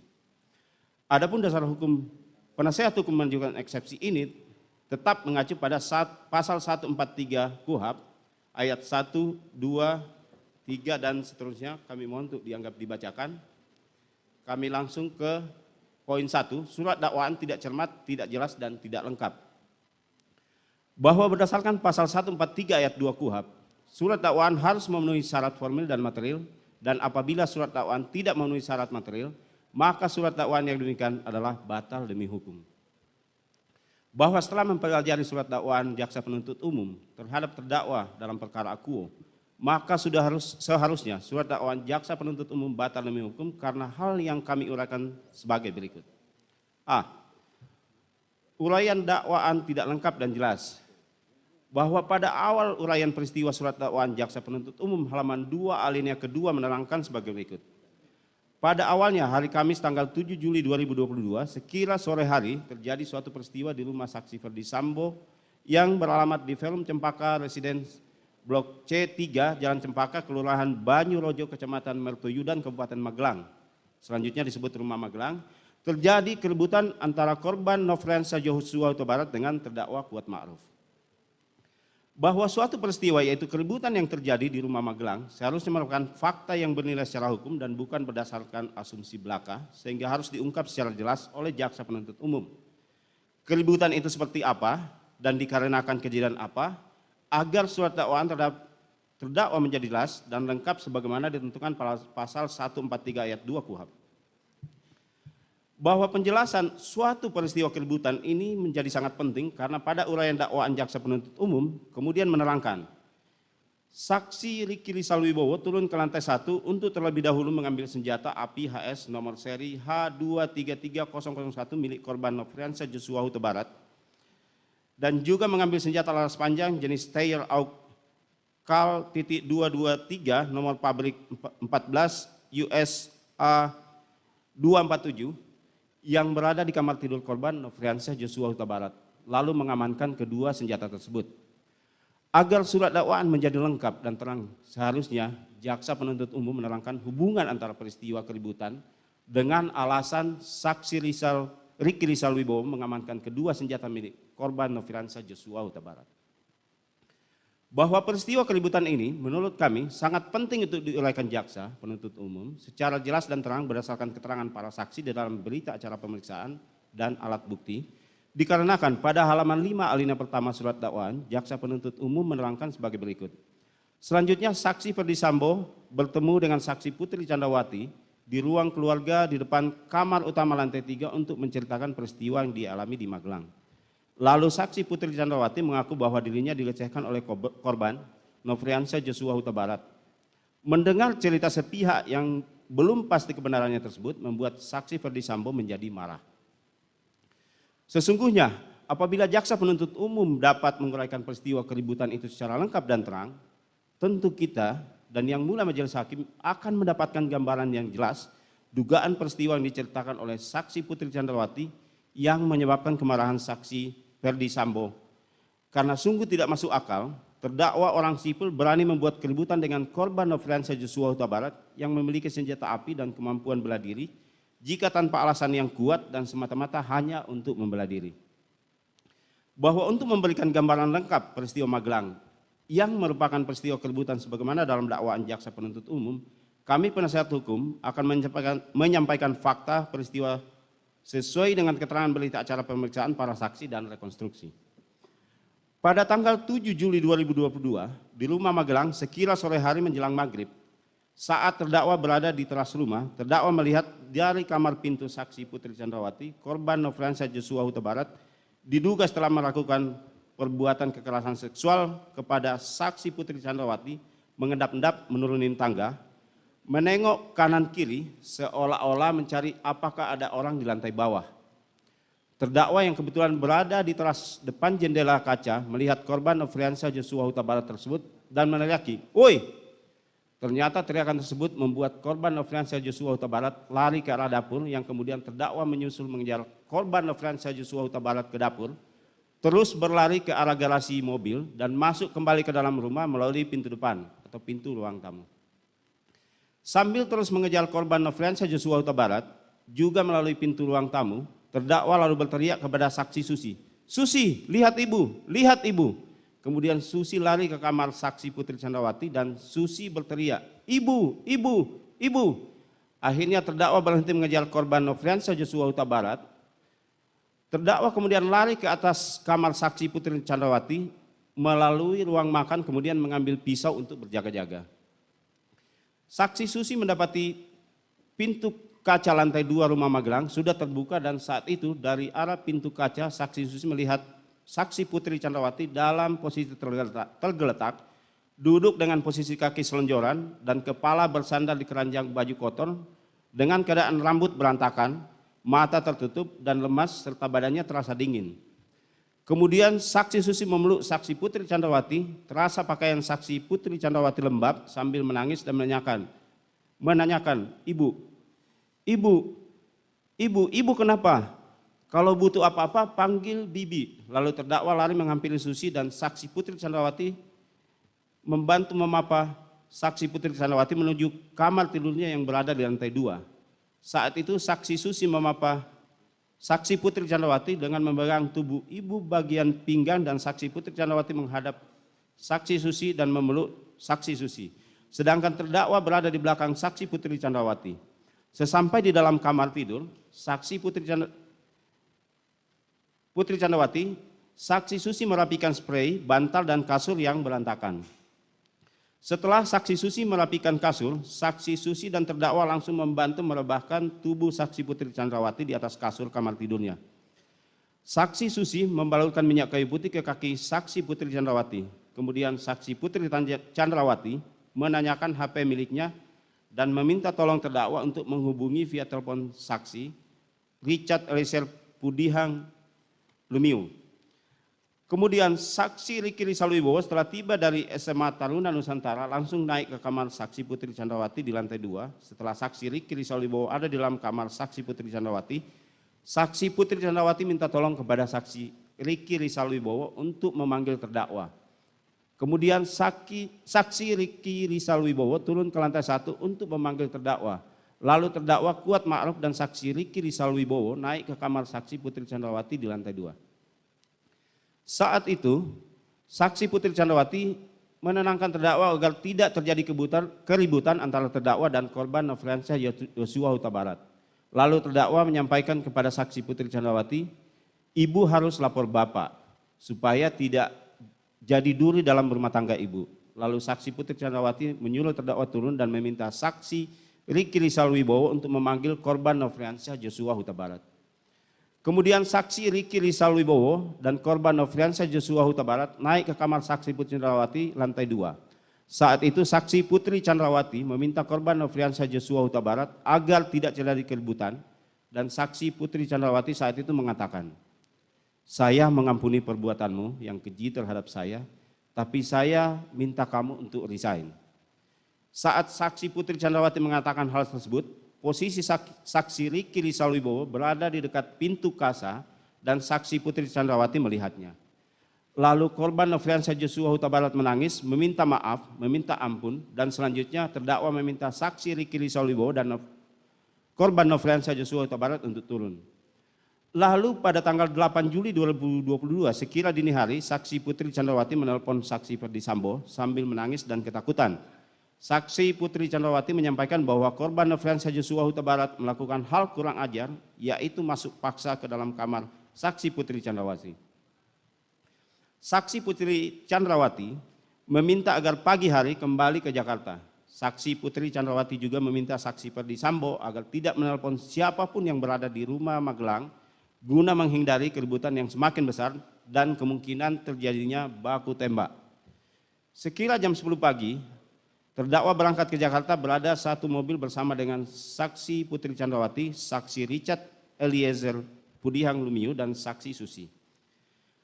Dari uraian peristiwa tersebut di atas, sangat jelas bahwa peristiwa keributan di rumah Magelang bukanlah peristiwa yang berdiri sendiri, melainkan merupakan bagian dari rangkaian peristiwa yang saling berkaitan dengan peristiwa yang terjadi di rumah Saguling dan terjadi di rumah dinas Duren 3 nomor 46. Namun oleh jaksa penuntut umum dalam dakwaan dipenggal sedemikian rupa untuk menutupi peristiwa rumah Magelang sehingga membuat surat dakwaan menjadi tidak jelas dan tidak lengkap.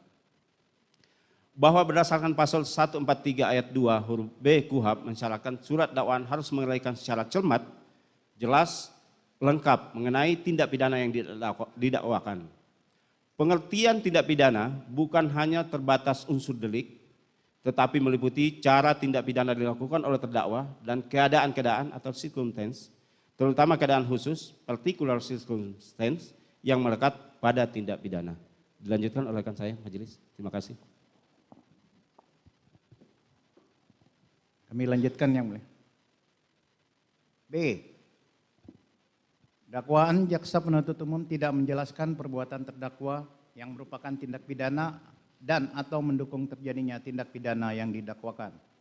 Bahwa sebagaimana isi surat dakwaan jaksa penuntut umum, terdakwa didakwa sebagaimana diatur dan diancam pidana dalam pasal 340 KUH pidana Yunto pasal 55 ayat 1 ke 1 KUH pidana, subsidiar pasal 338 KUH pidana Yunto pasal 55 ayat 1 ke 1 KUH pidana. Namun di dalam uraian peristiwa dan perbuatan-perbuatan yang dilakukan terdakwa di dalam surat dakwaan, tidak ada satupun penjelasan fakta yang menerangkan lengkap dan jelas peran terdakwa dalam perbuatan tindak pidana. Bahwa jaksa penuntut umum sungguh sangat keliru dengan logika yang melompat dalam menyusun dakwaannya.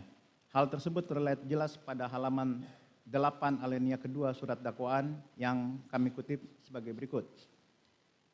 Kemudian saksi Putri Chandrawati turun dari lantai 1 dan mengajak saksi Riki Rizal Wibowo ke rumah dinas Duren 3 nomor 46 dengan alasan akan melakukan isolasi mandiri, sedangkan terdakwa Kuat Ma'ruf yang sebelumnya sudah mengetahui akan dirampasnya nyawa korban Nofriansah Joshua Huta Barat, dengan kehendaknya sendiri sudah membawa pisau di dalam tas selempangnya yang sewaktu-waktu dapat digunakan apabila korban Nofriansah Joshua Huta Barat melakukan perlawanan.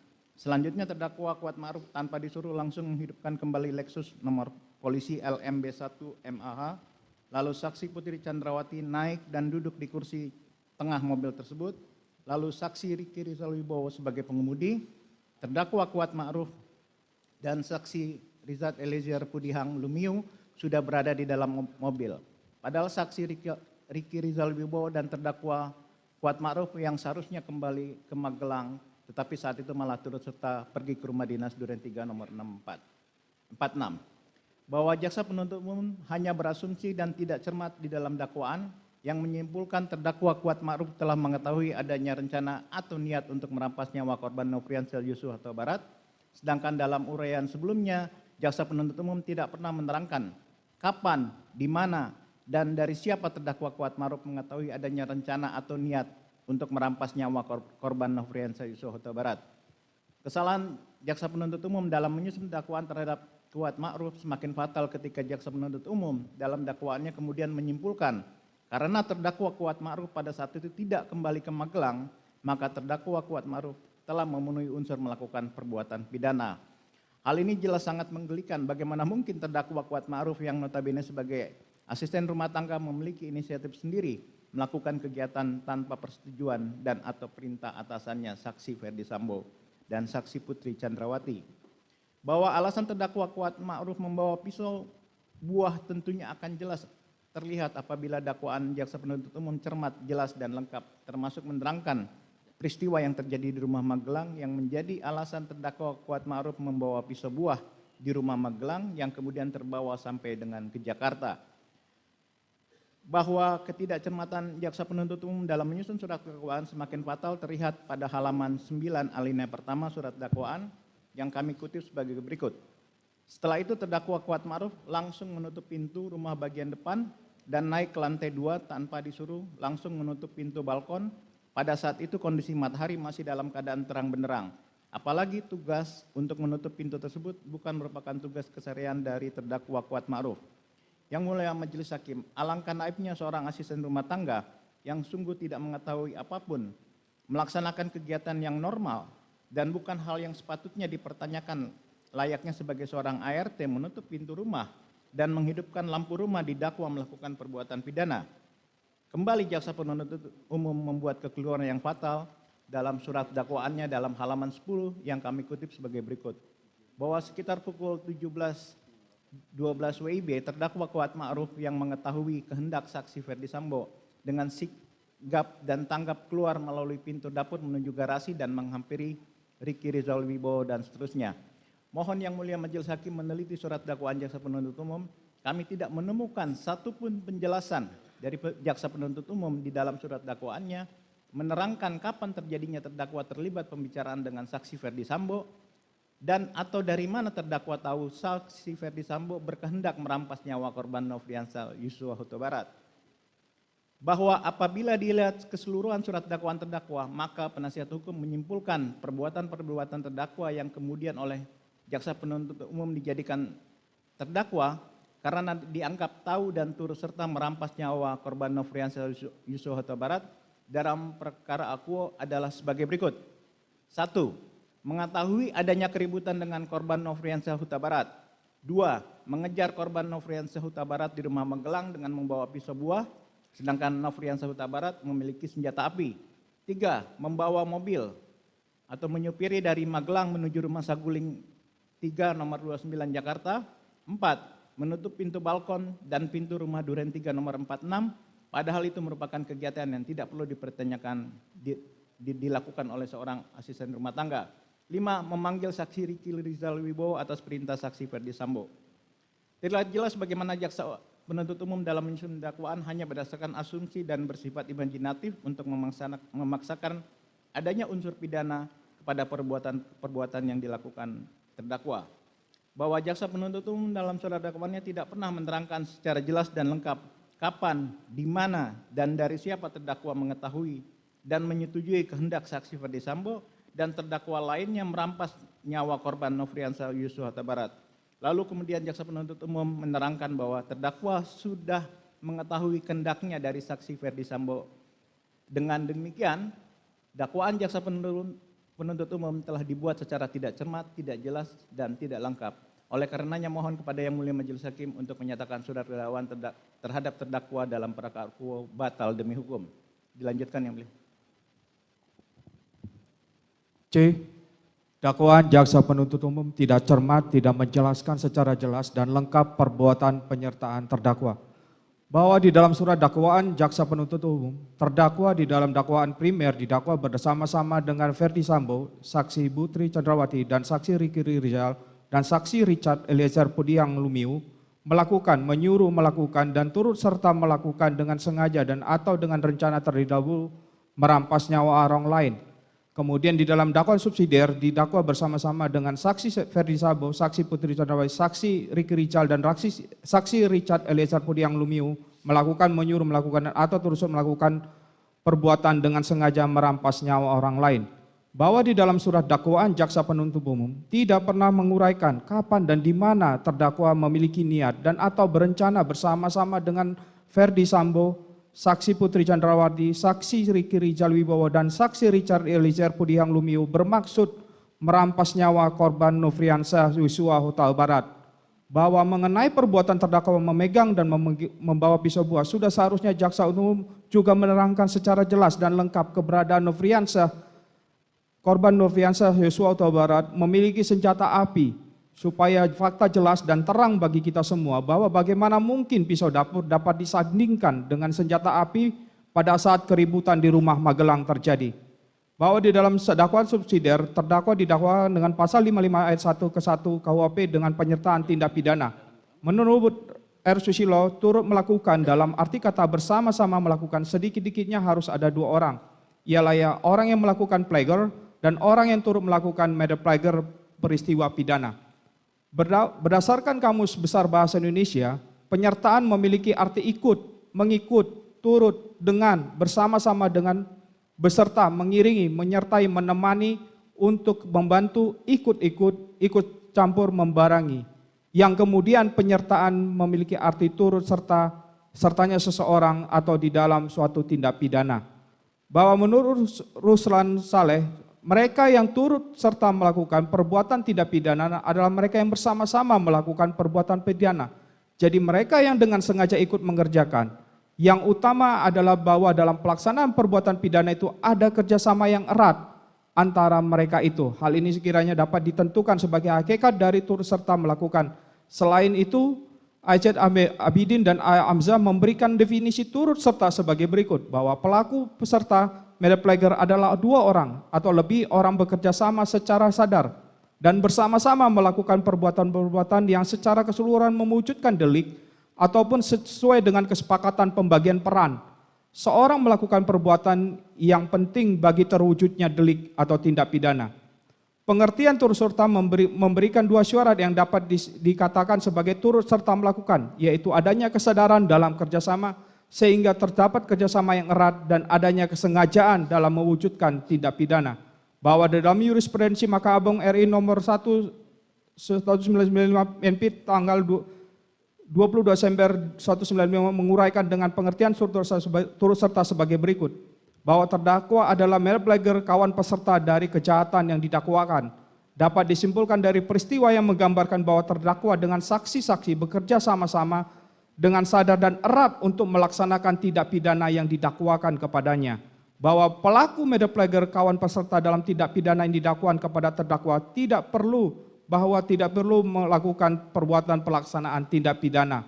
Bahwa seorang kawanan peserta yang turut melakukan tidak usah memenuhi unsur oleh undang-undang yang dirumuskan untuk tindak pidana itu. Bahwa dengan demikian turut serta atau secara bersama-sama mensyaratkan kerjasama sedemikian erat yang dilandasi niat untuk mewujudkan tindak pidana. Bahwa di dalam surat dakwaan jaksa penuntut umum tidak pernah menerangkan secara jelas, terang dan lengkap wujud perbuatan kerjasama terdakwa dengan saksi Ferdi Sambo, saksi Putri Candrawati, saksi Riki Rizal Wibowo dan saksi Richard Eliezer Pudiang Lumiu yang dilandasi niat untuk merampas nyawa korban Nofriansah Yosua Huta Barat.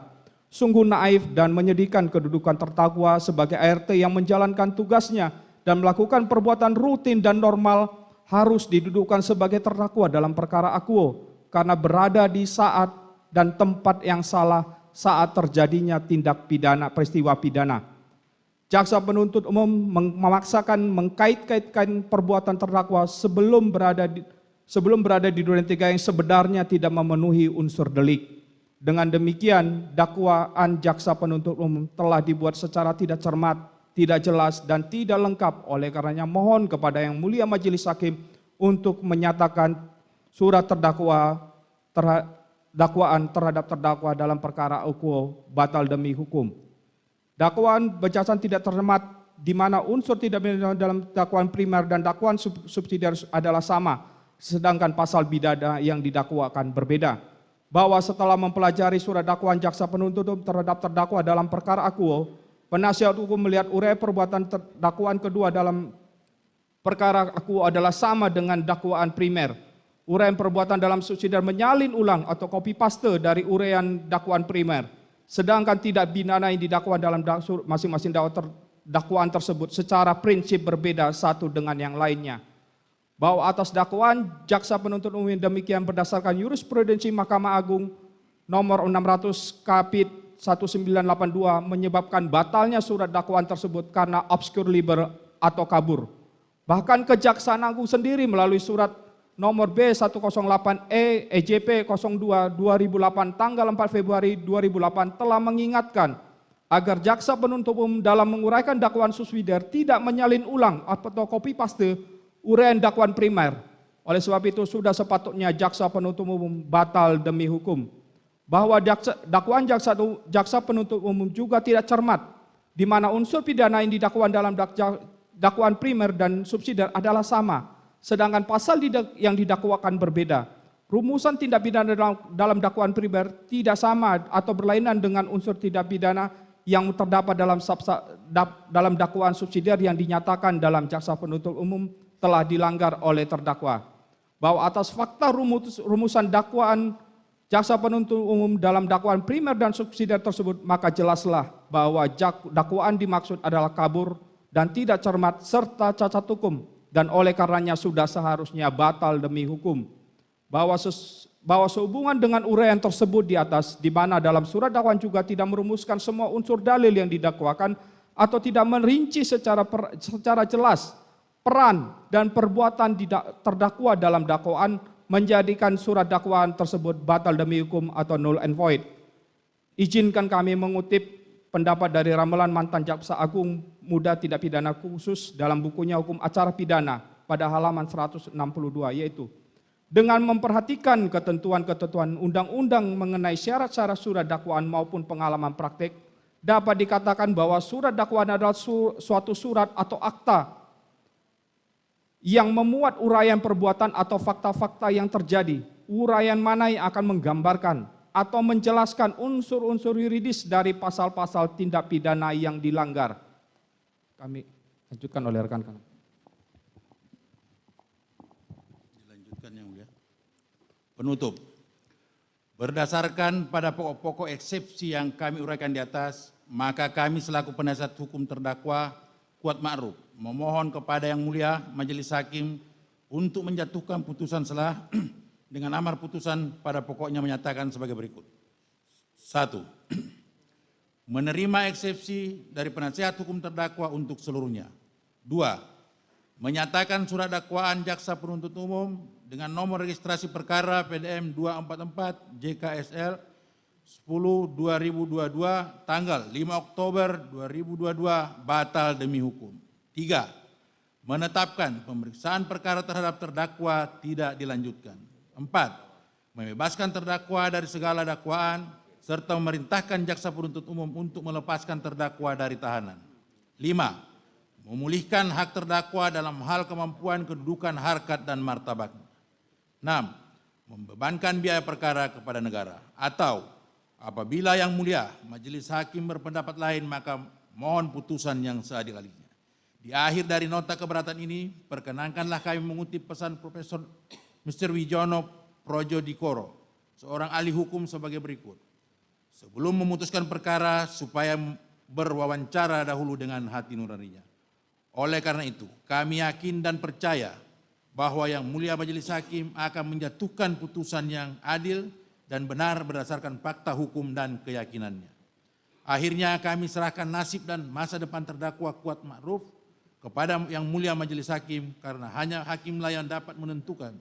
Dengan bunyi ketukan palu, mudah-mudahan ketukan palu tersebut memberikan pertanggungjawaban yang benar demi keadilan berdasarkan ketuhanan yang Maha Esa. Demikian eksepsi atas nama terdakwa Kuat Ma'ruf kami bacakan dan kami sampaikan kepada Hakim yang mulia dalam persidangan ini. Hormat kami kuasa hukum Kuat Ma'ruf. Demikian eksepsi yang saya sampaikan. Terima kasih. Baik, terima kasih saudara penasihat hukum. Baik, kita berikan kesempatan kepada saudara jaksa penuntut umum untuk menanggapi eksepsi ini adalah pada besok hari Senin pada tanggal mohon izin 23 Oktober. Mohon izin majelis ya, untuk cepatnya persidangan ini tanpa mengurangi rasa hormat apa yang disampaikan oleh majelis tadi, kami berketetapan, kami minta untuk diskorsing dan kami minta waktu ke depan 3 jam ke depan untuk menjawab apa yang disampaikan oleh minta waktu 3 jam. Oke, baik. Kami minta waktu 3 jam ke depan. Baik. Terima kasih majelis. Baik, kalau gitu kita skors ya. Kita skors, kita mulai lagi nanti sekitar jam 2:30 ya. Sekarang ya, jam 3. Dan untuk penuntut umum, ya kita skors untuk kita mulai lagi jam 3. Demikian ya. Baik, nomor perkara 800 PIT B 2022 dengan terdakwa Kuat Ma'ruf dinyatakan diskors.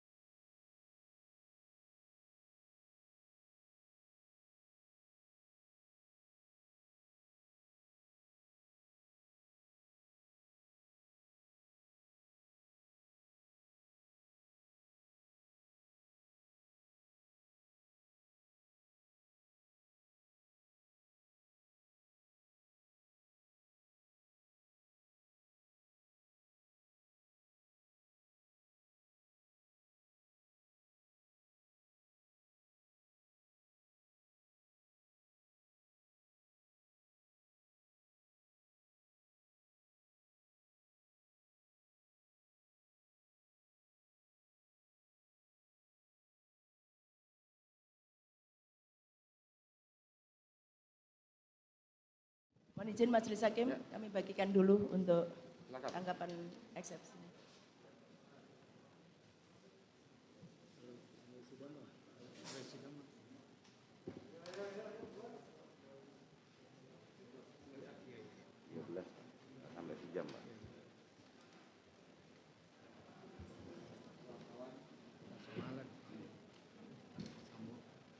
Majelis Hakim yang mulia, Saudara penasihat hukum terdakwa Putri Chandrawati yang kami hormati, pengunjung sidang yang kami hormati. Sesuai dengan agenda sidang pada hari ini, maka Jaksa Penuntut Umum, kami ulangi, tim Jaksa Penuntut Umum akan membacakan tanggapan penuntut umum terhadap nota keberatan tim penasihat hukum terdakwa dalam perkara atas nama terdakwa Putri Chandrawati.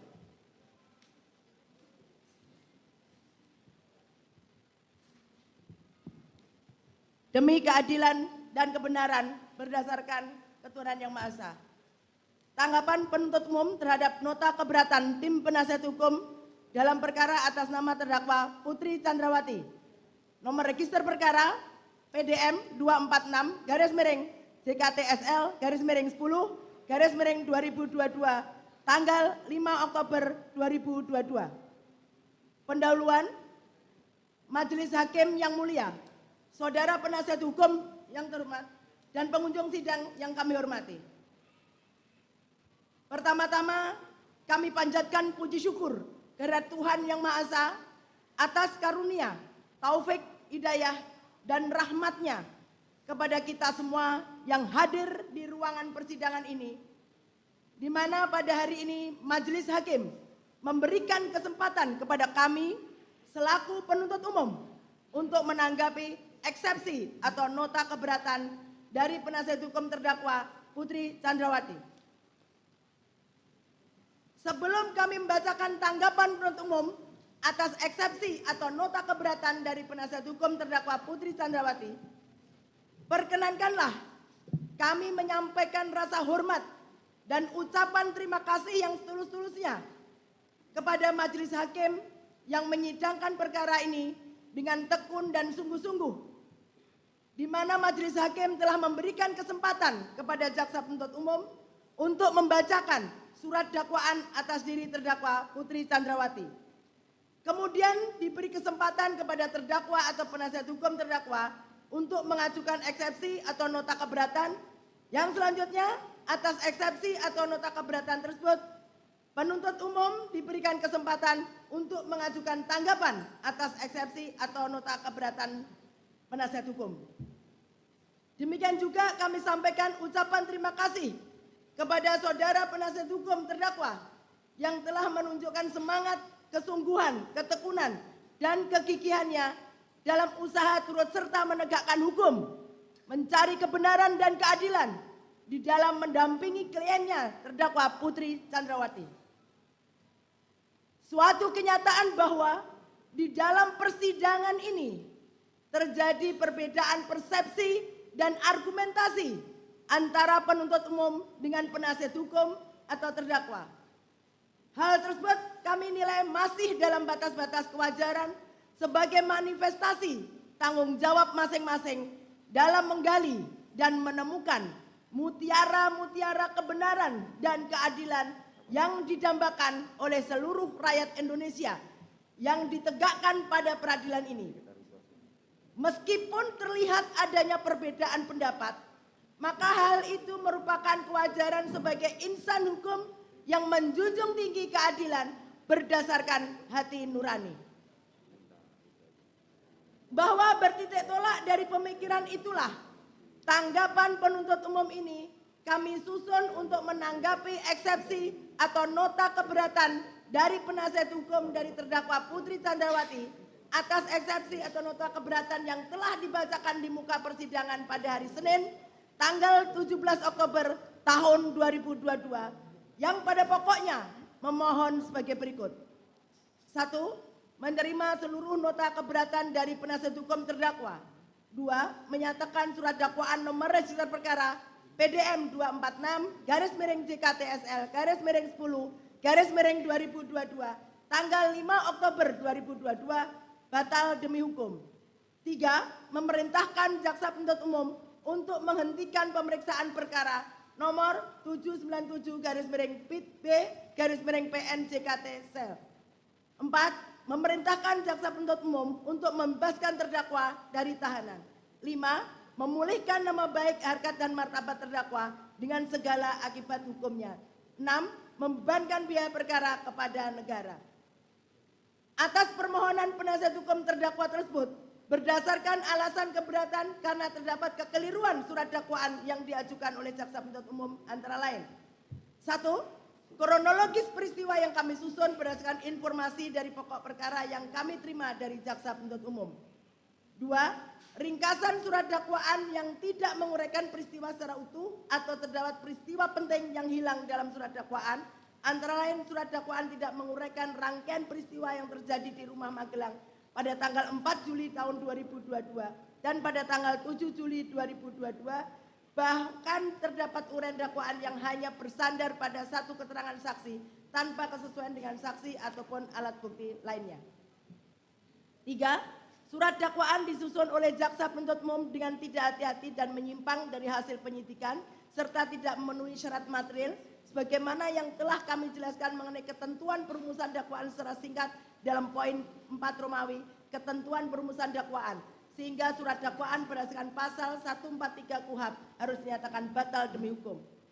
4. Salah satu keberatan kami atas surat dakwaan adalah jaksa penuntut umum tidak cermat dan menyimpang dari ketentuan hukum karena menyusun dakwaan dengan melakukan pemecahan penuntutan atau splitsing atas satu perkara tindak pidana. 5. Selain itu surat dakwaan jaksa penuntut umum obskur libel karena jaksa penuntut umum tidak cermat, jelas, lengkap menguraikan peristiwa dalam surat dakwaan. Antara lain karena A.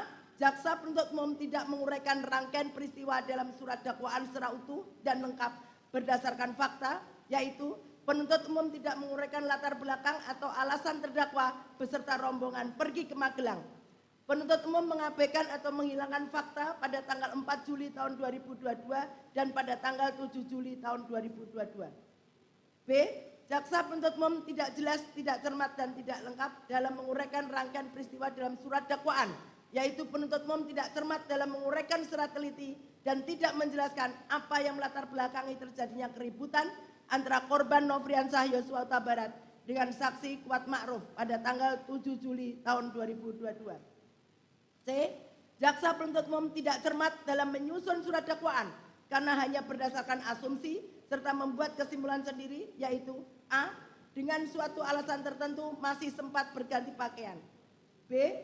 Poin B sampai dengan D. Kemudian D. Surat dakwaan jaksa penuntut umum tidak terang atau obskur libel karena hanya didasarkan pada satu keterangan saksi Richard Eliezer Budiang Lumiu, yaitu diantaranya A. Terdakwa Putri Chandrawati meminta saksi Kuat Ma'ruf untuk memudikan mobil tersebut ke Jakarta, padahal bukan tugas saksi Kuat Ma'ruf sebagai supir. B. Poin B sampai dengan F. E. Jaksa penuntut umum tidak cermat dalam menguraikan rangkaian peristiwa surat dakwaan karena telah mengabaikan fakta yang sesungguhnya, yaitu pada faktanya berdasarkan keterangan BAP Ricky Rizal Wibowo, Kuat Ma'ruf menjelaskan bahwa skenario tersebut disampaikan pada saat Ricky Rizal Wibowo, Kuat Ma'ruf, dan Richard Eliezer Budiang Lumiu bertemu dengan Ferdi Sambo SH, SIK, MH di bilik ruang pemeriksaan Provos setelah kejadian penembakan terjadi, bukan pada saat di lantai 3 rumah Jalan Saguling. F. Surat dakwaan jaksa penuntut umum tidak cermat, tidak jelas, dan tidak lengkap karena tidak menegaskan bentuk penyertaan terdakwa. Tanggapan. Majelis Hakim yang mulia, saudara penasihat hukum yang kami hormati, dan pengunjung sidang yang kami hormati. Eksepsi atau nota keberatan yang dibacakan oleh penasihat hukum terdakwa Putri Chandrawati tertanggal 17 Oktober tahun 2022. Kami, jaksa penuntut umum, setelah mendengar, membaca, dan mempelajari eksepsi atau nota keberatan dari penasihat hukum tersebut, kami menanggapinya sebagai berikut. Dakwaan mempunyai suatu aturan ketentuan yang telah diatur dalam pasal 143 ayat 2 KUHP yang berbunyi, penuntut umum membuat surat dakwaan yang diberi tanggal dan ditandatangani serta berisi A. Nama lengkap, tempat lahir, umur atau tanggal lahir, jenis kelamin, kebangsaan, tempat tinggal, agama, dan pekerjaan tersangka. B. Uraian secara cermat, jelas, dan lengkap mengenai tindak pidana yang didakwakan dengan menyebutkan waktu dan tempat tindak pidana itu dilakukan. Meskipun undang-undang menghendaki perumusan secara cermat, jelas, dan lengkap, akan tetapi KUHP sendiri tidak mengatur bagaimana suatu uraian tindak pidana dalam surat dakwaan itu dikatakan telah cermat, telah jelas, dan telah lengkap, atau belum, garis miring tidak cermat, tidak jelas, garis miring kabur, dan tidak lengkap.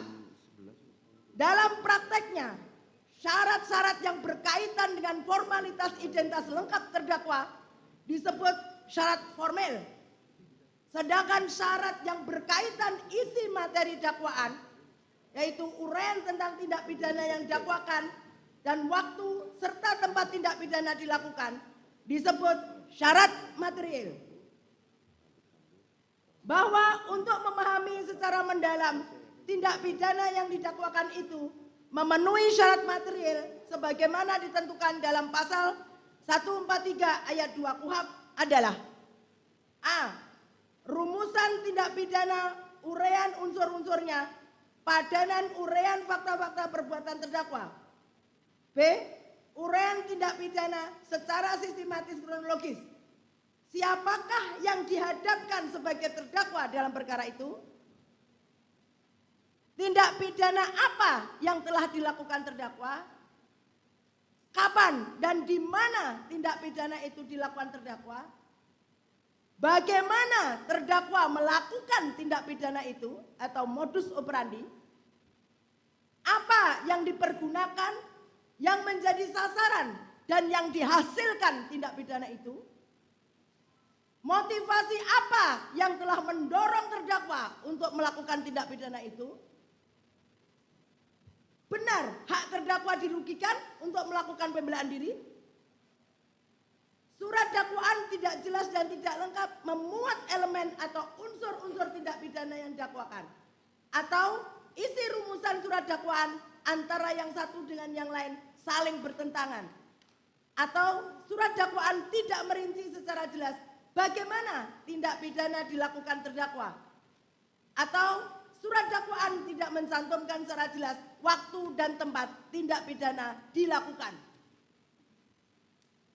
Berdasarkan uraian di atas, maka dapat disimpulkan bahwa tujuan utama surat dakwaan itu adalah untuk menetapkan secara konkret atau nyata tentang orang tertentu yang telah melakukan perbuatan tertentu pada waktu dan tempat yang tertentu pula. Sehingga kalau sudah terpenuhi tujuan utama surat dakwaan, maka dakwaan tersebut tidak dapat dikatakan batal demi hukum.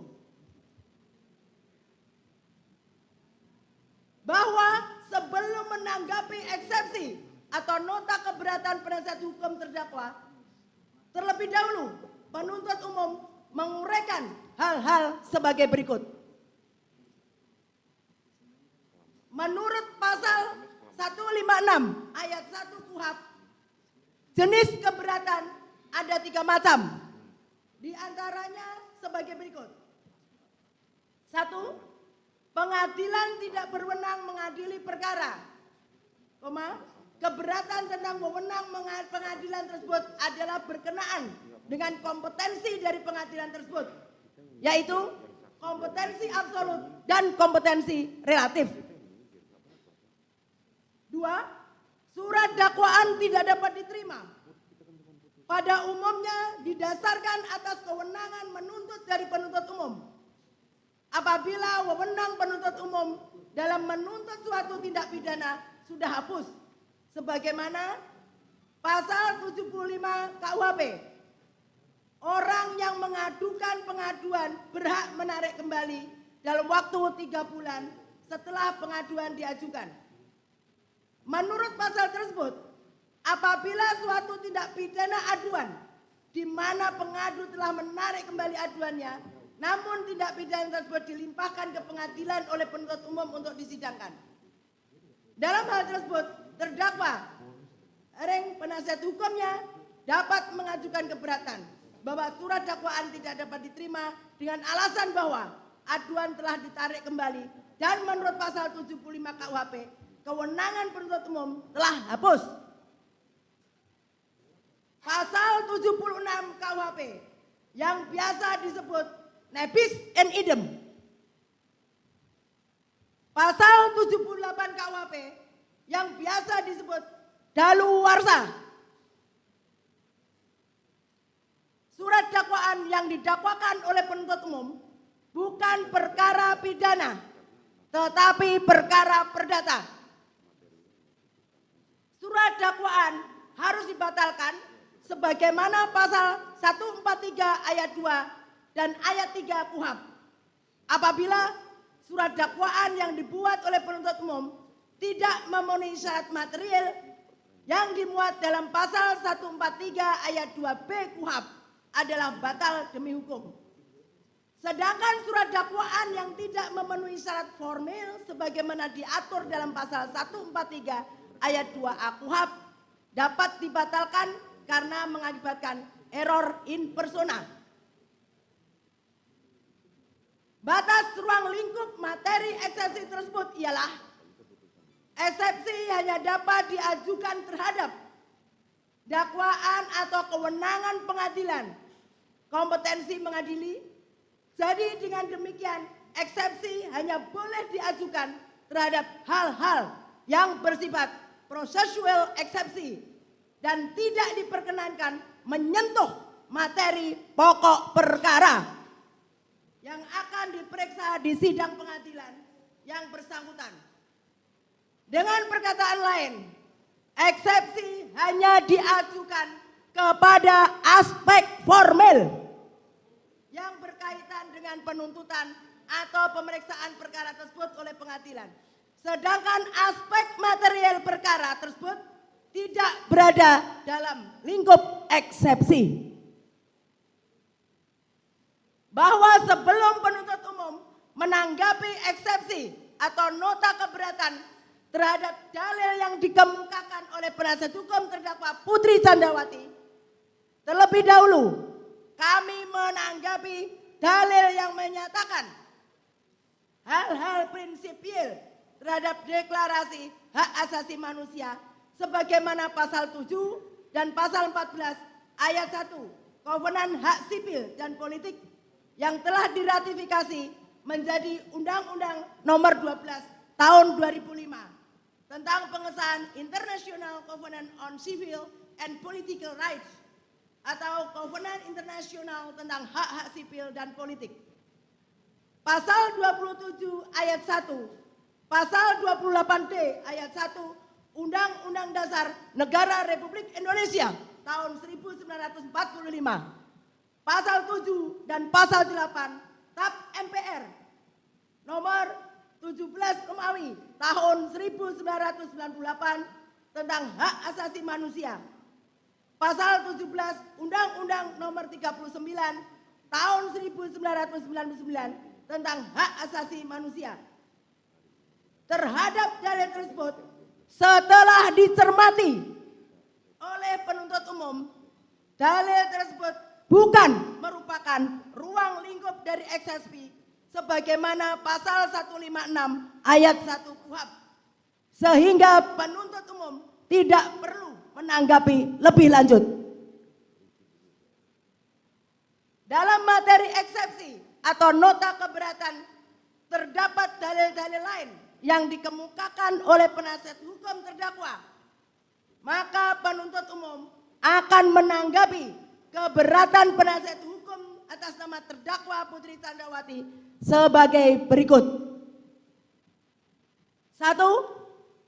Bahwa terhadap alasan eksepsi atau nota keberatan penasihat hukum terdakwa Putri Candrawati mengenai kronologi peristiwa yang kami susun berdasarkan informasi dari pokok perkara yang kami terima dari jaksa penuntut umum setelah penuntut umum mencermati uraian eksepsi atau nota keberatan penasihat hukum terdakwa Putri Candrawati PD halaman 6 sampai dengan halaman 17 jelas dan tegas menguraikan materi pokok perkara yang bukan ruang lingkup dari eksepsi sebagaimana pasal 156 ayat 1 KUHP, sehingga penuntut umum tidak perlu menanggapinya, akan tetapi akan mengungkapkan fakta-fakta hukum tersebut pada saat pembuktian di persidangan.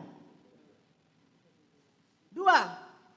Bahwa terhadap alasan eksepsi atau nota keberatan penasihat hukum terdakwa Putri Candrawati mengenai ringkasan surat dakwaan yang tidak menguraikan peristiwa secara utuh atau terdapat peristiwa penting yang hilang dalam surat dakwaan.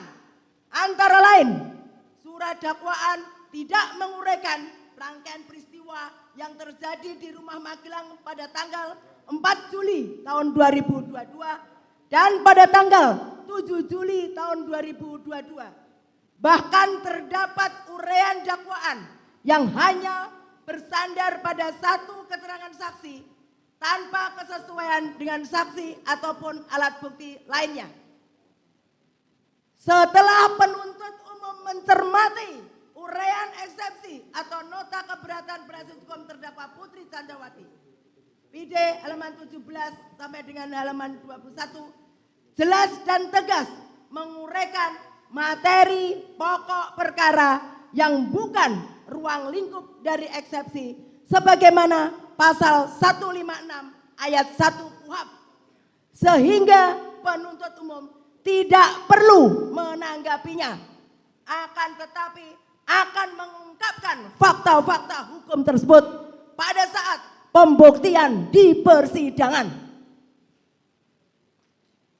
3. Bahwa terhadap alasan eksepsi atau nota keberatan penasihat hukum terdakwa Putri Chandrawati mengenai surat dakwaan disusun oleh jaksa penuntut umum dengan tidak hati-hati dan menyimpang dari hasil penyidikan serta tidak memenuhi syarat material sebagaimana yang telah kami jelaskan mengenai ketentuan perumusan dakwaan secara singkat dalam poin 4 Romawi ketentuan perumusan dakwaan, sehingga surat dakwaan berdasarkan pasal 143 KUHP harus dinyatakan batal demi hukum.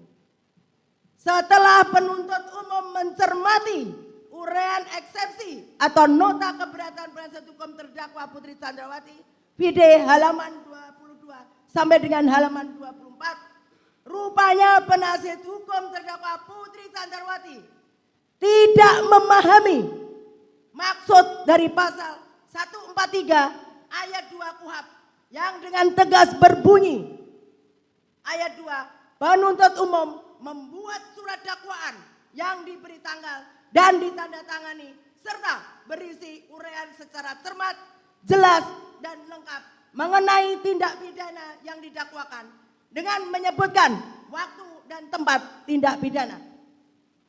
Bahwa apabila dilihat dari rumusan pasal 143 ayat 3 KUHP tersebut di atas, jelas dan tegas dalam surat dakwaan atas nama terdakwa Putri Chandrawati, nomor register perkara PDM 246-JKTSL-10-2022 tanggal 5 Oktober tahun 2022 telah tersusun secara sistematis, jelas dan tegas di akhir surat dakwaan tertanggal 5 Oktober tahun 2022 dan ditandatangani oleh penuntut umum atas nama Rudi Irmawan SHMH. Kemudian di awal surat dakwaan menyebutkan waktu kejadian, yaitu pada hari Jumat tanggal 8 Juli tahun 2022 pukul 15.28 waktu Indonesia bagian Barat sampai dengan pukul 18.00 waktu Indonesia bagian Barat atau setidak-tidaknya pada waktu lain dalam bulan Juli tahun 2022. Dan tempat tindak pidana yaitu bertempat di Jalan Saguling 3 nomor 29 Kelurahan Duren 3 Kecamatan Pancoran 1 Kota Administrasi Jakarta Selatan Provinsi DKI Jakarta. Selanjutnya disebut Rumah Saguling 3 nomor 29 dan bertempat di Rumah Dinas Kompleks Polri Duren 3 nomor 46 RT 05 RW 01 Kelurahan Duren 3 Kecamatan Pancoran 1 Kota Administrasi Jakarta Selatan Provinsi DKI Jakarta. Selanjutnya disebut Rumah Dinas Duren 3 nomor 46. Dengan uraian peristiwa yang tersusun secara terstruktur dari awal persiapan hingga selesainya peristiwa terjadi sebagaimana yang dikemukakan oleh Harun M. Hussein Esa dalam bukunya yang berjudul Surat Dakwaan Teknik Penyusunan Fungsi dan Permasalahannya, menjelaskan mengenai yang dimaksud dengan jelas sebagaimana dimaksud pasal 143 ayat 3 KUHP, yaitu penuntut umum harus mampu merumuskan unsur-unsur delik yang didakwakan sekaligus mempadukan dengan uraian perbuatan material atau fakta yang dilakukan oleh terdakwa dalam surat dakwaan.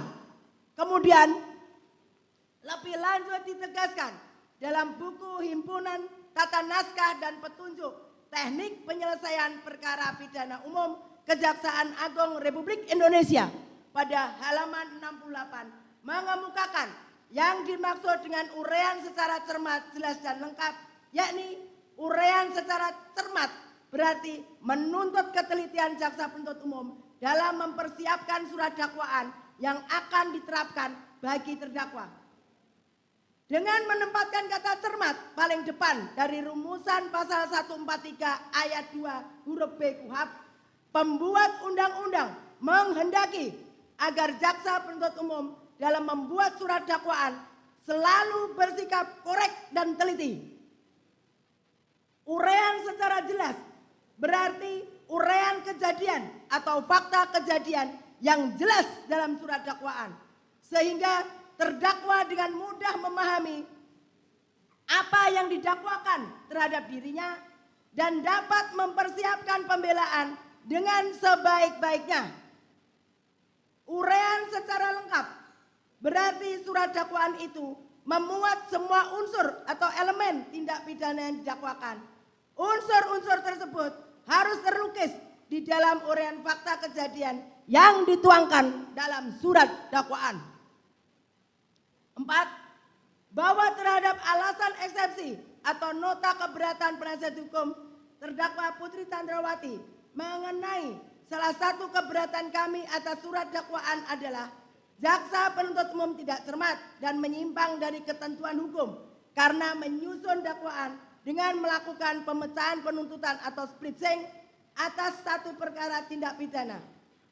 Setelah penuntut umum mencermati uraian eksepsi atau nota keberatan penasihat hukum terdakwa Putri Chandrawati, vide halaman 24 sampai dengan halaman 28, keberatan penasihat hukum terdakwa keliru dalam memahami splitsing atau pemisahan berkas perkara sebagaimana pasal 142 KUHP yang berbunyi dalam hal penuntut umum menerima satu berkas perkara yang memuat beberapa tindak pidana yang dilakukan oleh beberapa orang tersangka yang tidak termasuk dalam ketentuan pasal 141 KUHP, penuntut umum dapat melakukan penuntutan terhadap masing-masing terdakwa secara terpisah. Bahwa berdasarkan ketentuan pasal 142 KUHP tersebut, perkara atas nama terdakwa Putri Chandrawati tidak termasuk perkara yang harus digabungkan karena dari beberapa terdakwa dalam peristiwa pidana tersebut mempunyai peranan yang berdiri sendiri. Hal tersebut sejalan dengan pandangan Yahya Harahap dalam bukunya Pembahasan dan Permasalahan dan Penerapan KUHP. Penyidikan dan penuntutan halaman 442. Pemecahan berkas perkara ini disebut splitsing. Memecah satu berkas perkara menjadi dua atau lebih atau splitsing, split trial. Lebih lanjut dijelaskan oleh Yahya Harahap bahwa pada dasarnya pemecahan berkas perkara terjadi disebabkan faktor pelaku tindak pidana terdiri dari beberapa orang. Apabila terdakwa terdiri dari beberapa kebijaksanaan untuk memecah berkas perkara menjadi beberapa berkas sesuai dengan jumlah perkara sehingga A. Berkas yang semula diterima penuntut umum dari penyidik dipecah menjadi dua atau beberapa berkas perkara. B. Pemecahan dilakukan apabila yang menjadi terdakwa dalam perkara tersebut terdiri dari beberapa orang. Dengan pemecahan berkas perkara dimaksud masing-masing terdakwa didakwa dalam surat dakwaan yang berdiri sendiri antara yang satu dengan yang lain. C. Pemeriksaan perkara dalam pemecahan berkas perkara tidak lagi dilakukan bersamaan dalam satu persidangan. Masing-masing terdakwa diperiksa dalam persidangan yang berbeda. D. Pada umumnya pemecahan berkas perkara menjadi penting apabila dalam perkara tersebut kurang bukti dan kesaksian.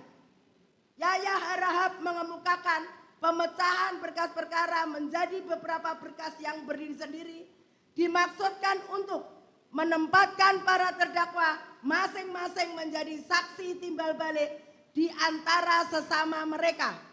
Sedangkan apabila mereka bergabung dalam satu berkas dan pemeriksaan di persidangan antara yang satu dengan yang lainnya tidak dapat dijadikan saling menjadi saksi timbal balik.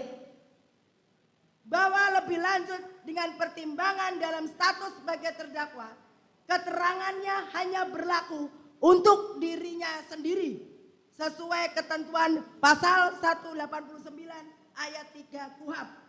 Oleh karena itu, dengan berpedoman pada pasal 142 KUHP, maka berkas perkara harus diadakan pemisahan atau splitsing agar para terdakwa dapat disidangkan terpisah sehingga terdakwa yang satu dapat menjadi saksi terhadap terdakwa lainnya.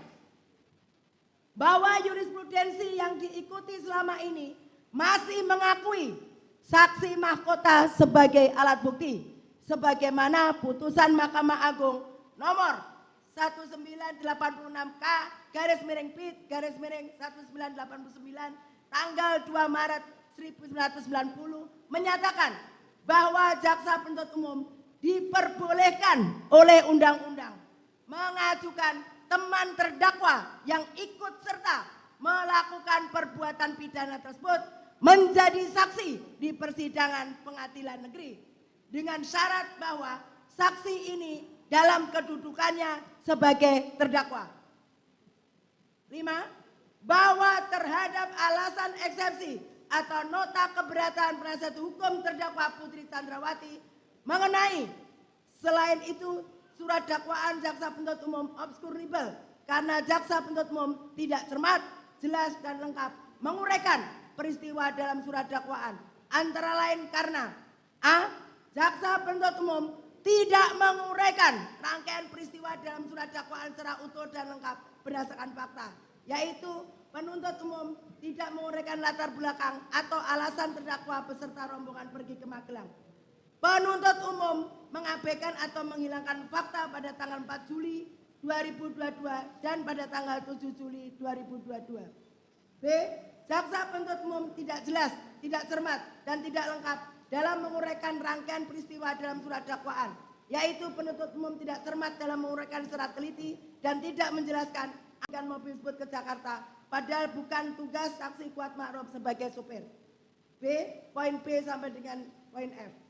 E. Jaksa penuntut umum tidak cermat dalam menguraikan rangkaian peristiwa surat dakwaan karena telah mengabaikan fakta yang sungguhnya, yaitu pada faktanya berdasarkan keterangan BAP Riki Rizal Wibowo, Kuat Ma'ruf menjelaskan bahwa skenario tersebut disampaikan pada saat Riki Rizal Wibowo, Kuat Ma'ruf dan Richard Eliezer Budiang Lumiu bertemu dengan Ferdi Sambo, SH, SIK, MH di bilik ruang pemeriksaan Provos setelah kejadian penembakan terjadi, bukan pada saat di lantai 3 rumah Jalan Saguling.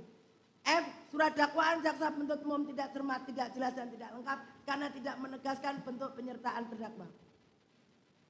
Setelah penuntut umum mencermati uraian eksepsi atau nota keberatan penasihat hukum terdakwa Putri Chandrawati, BD halaman 29 sampai dengan halaman 39, bahwa dalil keberatan penasihat hukum terdakwa yang dikemukakan pada poin 5 ini merupakan manifestasi dari keseriusan penasihat hukum terdakwa dalam mencermati materi pokok perkara sehingga menyatakan obscurable. Padahal dalam surat dakwaan penuntut umum tertanggal 5 Oktober tahun 2022 sudah diuraikan secara jelas, sistematis dan terstruktur dengan uraian peristiwa secara cermat, jelas dan lengkap mengenai tindak pidana yang didakwakan kepada terdakwa Putri Chandrawati.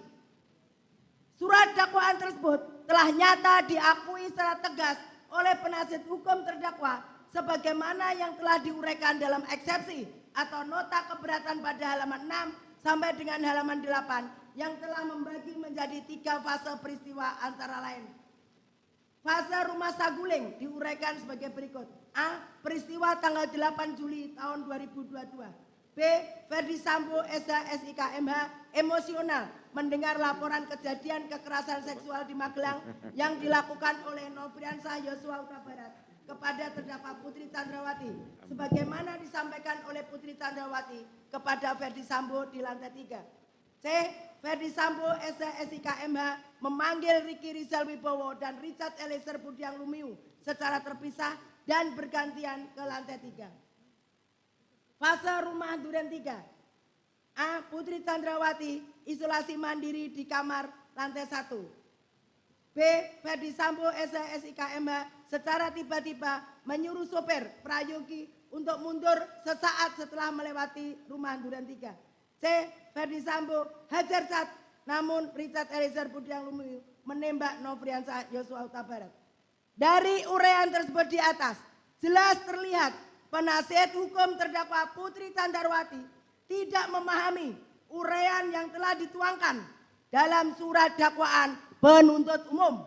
Maka patutlah kiranya eksepsi atau nota keberatan penasihat hukum terdakwa Putri Candrawati untuk dikesampingkan. Bahwa terhadap dalil-dalil eksepsi atau nota keberatan yang dikemukakan oleh penasihat hukum terdakwa Putri Candrawati yang merupakan materi pokok perkara tidak kami tanggapi karena merupakan materi untuk pembuktian pokok perkara di persidangan. Berdasarkan dalil yang dikemukakan oleh penuntut umum tersebut, maka penuntut umum memohon kepada majelis hakim yang mengadili perkara ini dengan menyatakan, 1. Menolak seluruh dalil eksepsi atau nota keberatan dari penasihat hukum terdakwa Putri Candrawati.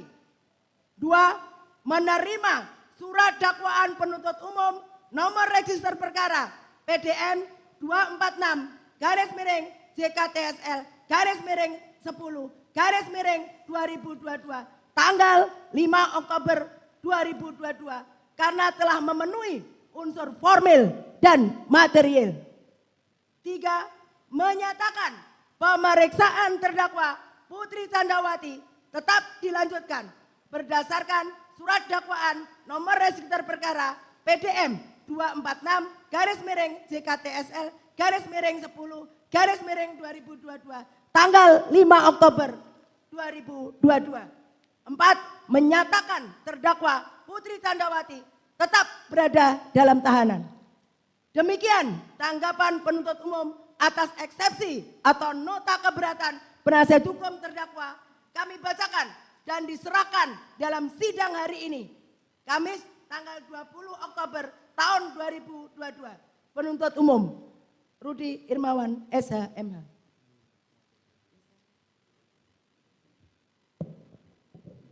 Baik, demikian tadi tanggapan jaksa atas eksepsi atau keberatan dari tim penasihat hukum terdakwa. Karena sudah lengkap, maka kami akan tunda untuk putusan sela, yaitu kami rencanakan pada sidang hari Rabu mendatang. Ya, kita tunda dan kami jadwalkan semua putusan sela untuk di hari Rabu mendatang.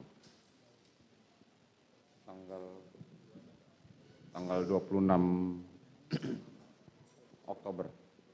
Demikian ya, nanti kita sidang mulai kembali lagi pada sidang tanggal 26 Oktober dengan jadwal adalah putusan sela dari keberatan penasihat hukum terdakwa. Demikian sidang perkara nomor perkara 797 atas nama Putri Candrawati dinyatakan ditutup.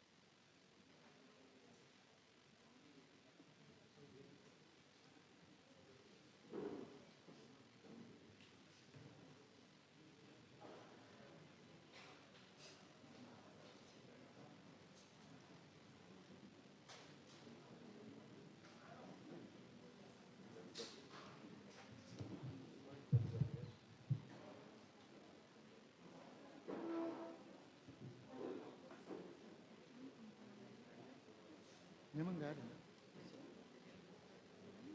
Rilis. Itu kan kemarin dilarang ngomong kan? Kata enggak usah. Kan sudah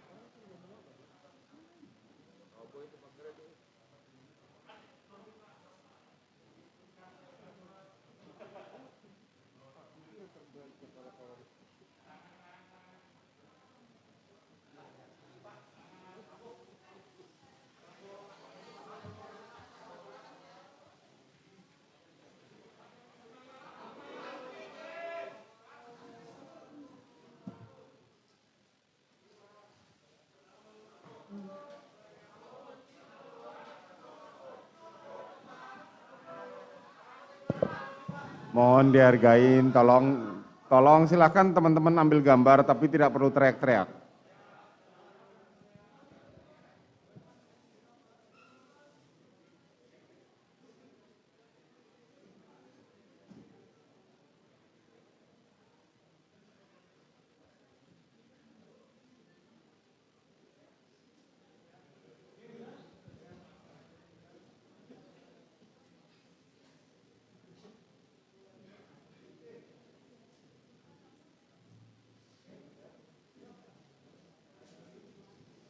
Baik, sudah selesai ya. Sidang perkara nomor 796 PIT B 2022 atas nama Ferdi Sambo SH SIK MH dinyatakan dibuka dan terbuka untuk umum. Saudara terdakwa sehat hari ini? Sehat, Yang Mulia. Baik. Baik, sesuai dengan agenda penundaan sidang kemarin, hari ini adalah agendanya tanggapan dari jaksa penuntut umum atas keberatan dari penasihat hukum terdakwa. Silakan. Siap Yang Mulia. Izin akan dibacakan oleh rekan-rekan kami.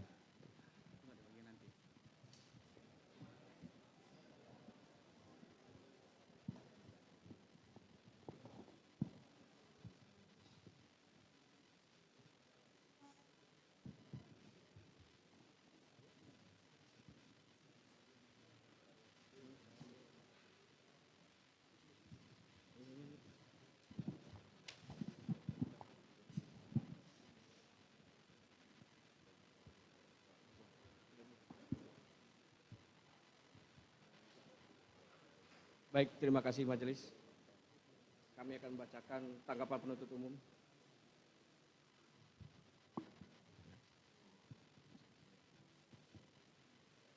Di sini. Kejaksaan Republik Indonesia, Kejaksaan Tinggi DKI Jakarta, Kejaksaan Negeri Jakarta Selatan, demi keadilan dan kebenaran berdasarkan ketuhanan yang Maha Esa. Tanggapan penuntut umum terhadap nota keberatan tim penasihat hukum dalam perkara atas nama terdakwa Ferdi Sambo SH SIK MH, nomor register perkara PDM 242-10-JKTSL-10-2022 tanggal 5 Oktober 2022. Majelis Hakim yang mulia, penasihat hukum yang terhormat dan pengunjung sidang yang kami hormati. Pertama-tama kami panjatkan puji syukur kehadirat Tuhan Yang Maha Esa atas karunia taufik hidayah dan rahmatnya kepada kita semua yang hadir di ruang persidangan ini, di mana hari ini Majelis Hakim memberikan kesempatan kepada kami selaku penuntut umum untuk menanggapi eksepsi atau nota keberatan dari penasihat hukum terdakwa Ferdi Sambo SH SIK MH. Sebelum kami membacakan tanggapan penuntut umum atas eksepsi atau nota keberatan dari penasihat hukum terdakwa Ferdi Sambo SH SIK MH, perkenankanlah kami menyampaikan rasa hormat dan ucapan terima kasih yang setulus-tulusnya kepada Majelis Hakim yang menyidangkan perkara ini dengan tekun dan sungguh-sungguh, di mana Majelis Hakim telah memberikan kesempatan kepada jaksa penuntut umum untuk membacakan surat dakwaan atas diri terdakwa Ferdi Sambo SH SIK MH. Kemudian diberi kesempatan kepada terdakwa atau penasihat hukum terdakwa untuk mengajukan eksepsi atau nota keberatan.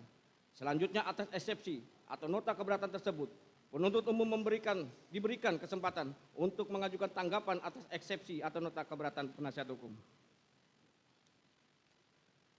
Demikian juga kami sampaikan ucapan terima kasih kepada saudara penasihat hukum yang telah menunjukkan semangat, kesungguhan, ketekunan, dan kegigihannya dalam usaha turut serta menegakkan hukum, mencari kebenaran dan keadilan di dalam mendampingi kliennya terdakwa Ferdi Sambo SH SIK MH.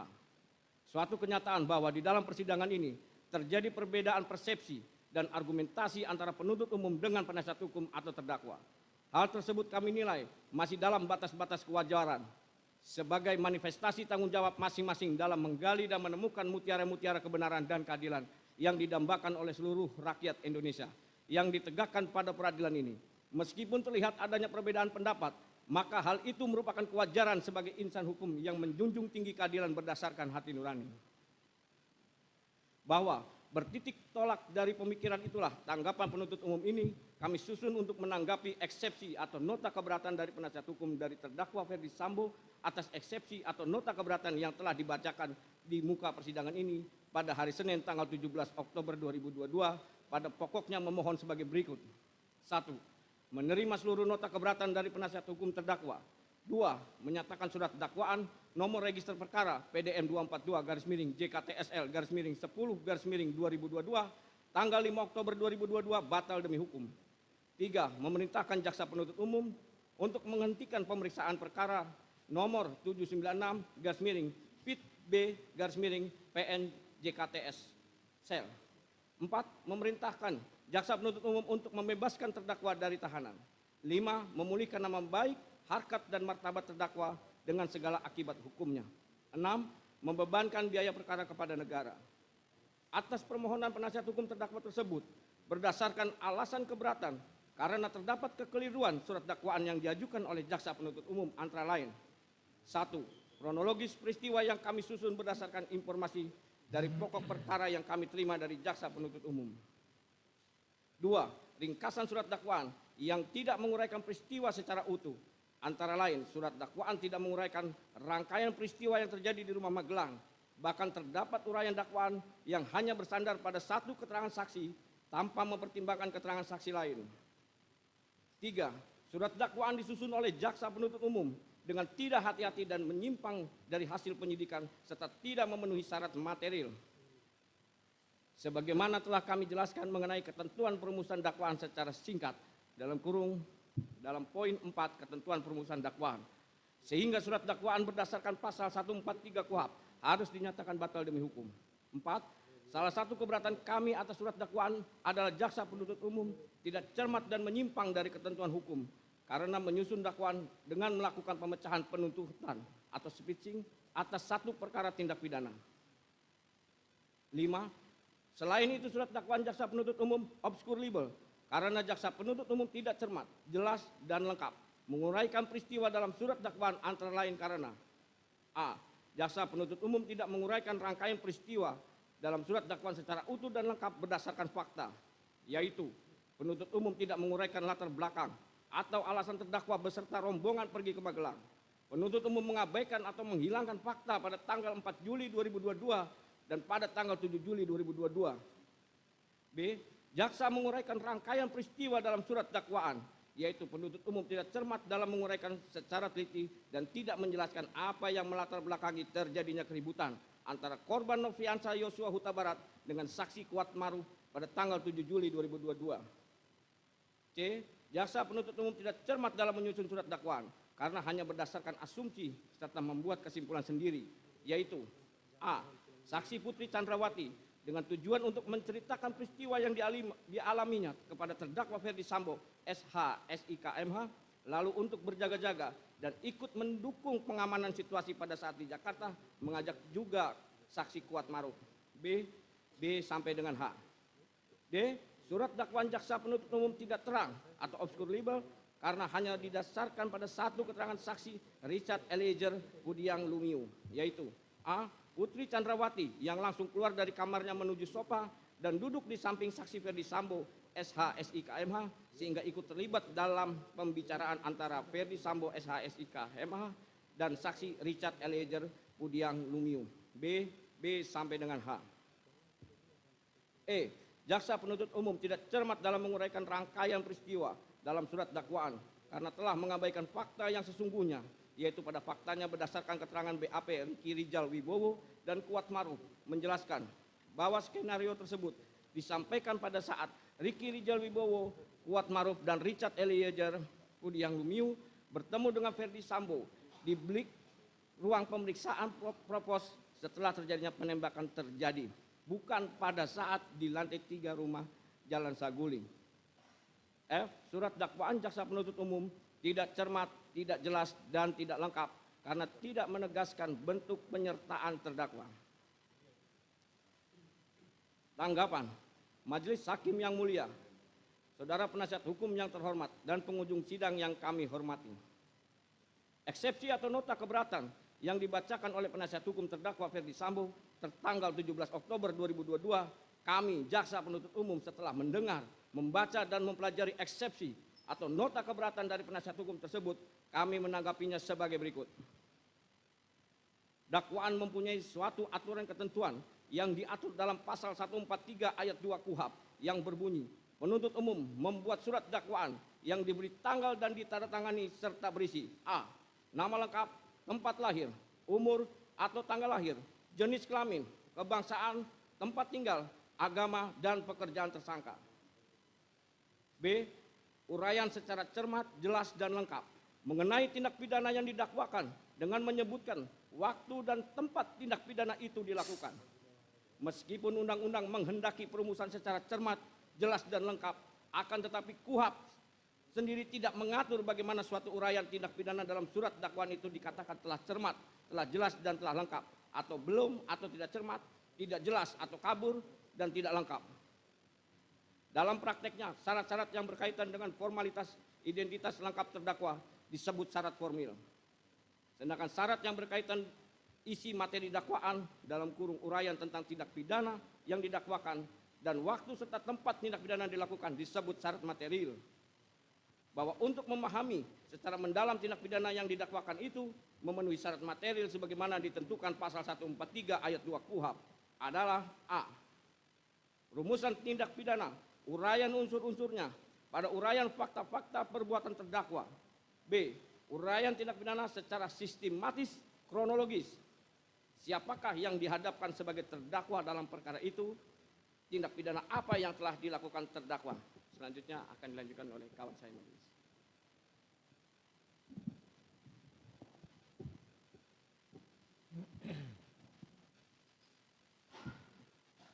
Kapan dan di mana tindak pidana itu dilakukan terdakwa, bagaimana terdakwa melakukan tindak pidana itu, dalam kurung modus operandi, apa yang dipergunakan yang menjadi sasaran dan yang dihasilkan tindak pidana itu, motivasi apa yang telah mendorong terdakwa untuk melakukan tindak pidana itu, benar hak terdakwa dirugikan untuk melakukan pembelaan diri, surat dakwaan tidak jelas dan tidak lengkap memuat elemen atau unsur-unsur tindak pidana yang didakwakan, atau isi rumusan surat dakwaan antara yang satu dengan yang lain saling bertentangan, atau surat dakwaan tidak merinci secara jelas bagaimana tindak pidana dilakukan terdakwa, atau surat dakwaan tidak mencantumkan secara jelas waktu dan tempat tindak pidana dilakukan. Berdasarkan uraian di atas, maka dapat disimpulkan bahwa tujuan utama surat dakwaan itu adalah untuk menetapkan secara konkret atau nyata tentang orang tertentu yang telah melakukan perbuatan tertentu pada waktu dan tempat yang tertentu pula. Sehingga kalau sudah terpenuhi tujuan utama surat dakwaan, maka dakwaan tersebut tidak dapat dikatakan batal demi hukum. Bahwa sebelum menanggapi eksepsi atau nota keberatan penasihat hukum, terdakwa terlebih dahulu penuntut umum menguraikan hal-hal sebagai berikut. Menurut pasal 156 ayat 1 KUHP, jenis keberatan ada 3 macam, diantaranya adalah sebagai berikut. 1. Pengadilan tidak berwenang mengadili perkara keberatan tentang wewenang pengadilan tersebut adalah berkenaan dengan kompetensi dari pengadilan tersebut, yakni kompetensi absolut dan kompetensi relatif. 2. Surat dakwaan tidak dapat diterima pada umumnya didasarkan atas kewenangan menuntut dari penuntut umum apabila wewenang penuntut dalam menuntut suatu tindak pidana sudah hapus. Sebagaimana pasal 75 KUHP, orang yang mengadukan pengaduan berhak menarik kembali dalam waktu 3 bulan setelah pengaduan diajukan. Menurut pasal tersebut, apabila suatu tindak pidana aduan di mana pengadu telah menarik kembali aduannya, namun tindak pidana tersebut dilimpahkan ke pengadilan oleh penuntut umum untuk disidangkan. Dalam hal tersebut, terdakwa atau penasihat hukumnya dapat mengajukan keberatan bahwa surat dakwaan tidak dapat diterima dengan alasan bahwa aduan telah ditarik kembali dan menurut pasal 75 KUHP, kewenangan penuntut umum telah hapus. Pasal 76 KUHP yang biasa disebut nebis in idem. Pasal 78 KUHP yang biasa disebut daluarsa. Surat dakwaan yang didakwakan oleh penuntut umum bukan perkara pidana tetapi perkara perdata. Surat dakwaan harus dibatalkan sebagaimana pasal 143 ayat 2 dan 3 KUHP. Apabila surat dakwaan yang dibuat oleh penuntut umum tidak memenuhi syarat material yang dimuat dalam pasal 143 ayat 2 B KUHP adalah batal demi hukum. Sedangkan surat dakwaan yang tidak memenuhi syarat formil sebagaimana diatur dalam pasal 143 ayat 2A KUHP dapat dibatalkan karena mengakibatkan error in persona. Batas ruang lingkup materi eksepsi tersebut ialah eksepsi hanya dapat diajukan terhadap dakwaan atau kewenangan pengadilan dalam kurung kompetensi mengadili. Jadi dengan demikian eksepsi hanya boleh diajukan terhadap hal-hal yang bersifat prosesual eksepsi dan tidak diperkenakan menyentuh materi pokok perkara yang akan diperiksa di sidang pengadilan yang bersangkutan. Dengan perkataan lain, eksepsi hanya ditujukan kepada aspek formil yang berkaitan dengan penuntutan atau pemeriksaan perkara tersebut oleh pengadilan. Sedangkan aspek materi perkara tersebut tidak berada dalam lingkup eksepsi. Bahwa sebelum penuntut umum menanggapi eksepsi atau nota keberatan terhadap dalil yang dikemukakan oleh penasihat hukum terdakwa Ferdi Sambo, SH, SIK, MH, terlebih dahulu kami menanggapi dalil yang menyatakan hal-hal prinsip terhadap deklarasi hak asasi manusia sebagaimana pasal 7 dan pasal 14 ayat 1, Kovenan Hak Sipil dan Politik yang telah diratifikasi menjadi Undang-Undang Nomor 12 Tahun 2005 tentang pengesahan International Covenant on Civil and Political Right, Covenant Internasional tentang hak-hak sipil dan politik. Pasal 27 ayat 1, pasal 28D ayat 1 Undang-Undang Dasar NRI 1945, pasal 7 dan pasal 8 TAP MPR tahun 1998 tentang hak asasi manusia, pasal 17 Undang-Undang Nomor 39 tahun 1999 tentang hak asasi manusia. Terhadap dalil tersebut setelah dicermati oleh penuntut umum, dalil tersebut bukan merupakan ruang lingkup dari eksepsi sebagaimana pasal 156 ayat 1 KUHP, sehingga penuntut umum tidak perlu menanggapi lebih lanjut. Bahwa dalam eksepsi atau nota keberatan penasihat hukum terdakwa Ferdi Sambo, SH, SIK, MH, tidak membahas mengenai dakwaan kedua primer pasal 49 Junto pasal 33 nomor 19 tahun 2016 tentang perubahan atas Undang-Undang Nomor 11 tahun 2008 tentang informasi elektronik Junto pasal 55 ayat 1 ke 1 KUHP. Subsidiar pasal 48 ayat 1 Junto pasal 32 nomor 19 tahun 2016 tentang perubahan atas Undang-Undang Nomor 11 tahun 2008 tentang informasi elektronik Junto pasal 55 ayat 1 ke 1 KUHP, maka penuntut umum tidak akan menanggapinya lagi. Dalam materi eksepsi atau nota keberatan terdapat dalil lain yang dikemukakan oleh penasihat hukum terdakwa, maka penuntut umum akan menanggapi keberatan penasihat hukum atas nama terdakwa Ferdi Sambo, SH, SIK, MH sebagai berikut. 1. Bahwa terhadap alasan eksepsi atau nota keberatan penasihat terdakwa Ferdi Sambo, SH, SIK, MH mengenai kronologis peristiwa yang kami susun berdasarkan informasi dari pokok perkara yang kami terima dari jaksa penuntut umum setelah penuntut umum mencermati uraian eksepsi atau nota keberatan penasihat hukum terdakwa Ferdi Sambo, SH, SIK, MH, vide halaman 7 sampai dengan halaman 17. Jelas dan tegas menguraikan materi pokok perkara yang bukan ruang lingkup dari eksepsi sebagaimana pasal 156 ayat 1 KUHP, sehingga penuntut umum tidak perlu menanggapinya. Akan tetapi akan mengungkapkan fakta-fakta hukum tersebut pada saat pembuktian di persidangan. 2. Bahwa terhadap alasan eksepsi atau nota keberatan penasihat terdakwa Ferdi Sambo, SH, SIK, MH mengenai ringkasan surat dakwaan yang tidak menguraikan peristiwa secara utuh, antara lain surat dakwaan tidak menguraikan rangkaian peristiwa yang terjadi di Rumah Magelang, bahkan terdapat uraian dakwaan yang hanya bersandar pada satu keterangan saksi tanpa mempertimbangkan keterangan saksi lain. Setelah penuntut umum mencermati uraian eksepsi atau nota keberatan penasihat hukum terdakwa Ferdi Sambo, SH, SIK, MH dalam kurung vide halaman 18 sampai dengan halaman 26. Jelas dan tegas menguraikan materi pokok perkara yang bukan ruang lingkup dari eksepsi sebagaimana pasal 156 ayat 1 KUHP. Sehingga penuntut umum tidak perlu menanggapinya, akan tetapi akan mengungkapkan fakta-fakta hukum tersebut pada saat pembuktian di persidangan. 3. Bahwa terhadap alasan eksepsi atau nota keberatan penasihat terdakwa Ferdi Sambo, SH, SIK, MH mengenai surat dakwaan disusun oleh jaksa penuntut umum dengan tidak hati-hati dan menyimpang dari hasil penyidikan serta tidak memenuhi syarat material sebagaimana yang telah kami jelaskan mengenai ketentuan perumusan dakwaan secara singkat dalam poin 4 ketentuan perumusan dakwaan, sehingga surat dakwaan berdasarkan pasal 143 KUHP harus dinyatakan batal demi hukum setelah penuntut umum mencermati uraian eksepsi atau nota keberatan penasihat hukum terdakwa Ferdi Sambo, SH, SIK, MH vide halaman 26 sampai dengan halaman 28. Rupanya penasihat hukum terdakwa Ferdi Sambo, SH, SIK, MH tidak memahami maksud dari pasal 143 ayat 2 KUHP yang dengan tegas berbunyi, ayat 2 penuntut umum membuat surat dakwaan yang diberi tanggal dan ditandatangani serta berisi uraian secara cermat, jelas dan lengkap mengenai tindak pidana yang didakwakan dengan menyebutkan waktu dan tempat tindak pidana. Bahwa apabila dilihat dari rumusan pasal 143 ayat 2 KUHP tersebut di atas jelas dan tegas dalam surat dakwaan atas nama terdakwa Ferdi Sambo, SH, SIK, MH. Selanjutnya akan dilanjutkan rekaman saya.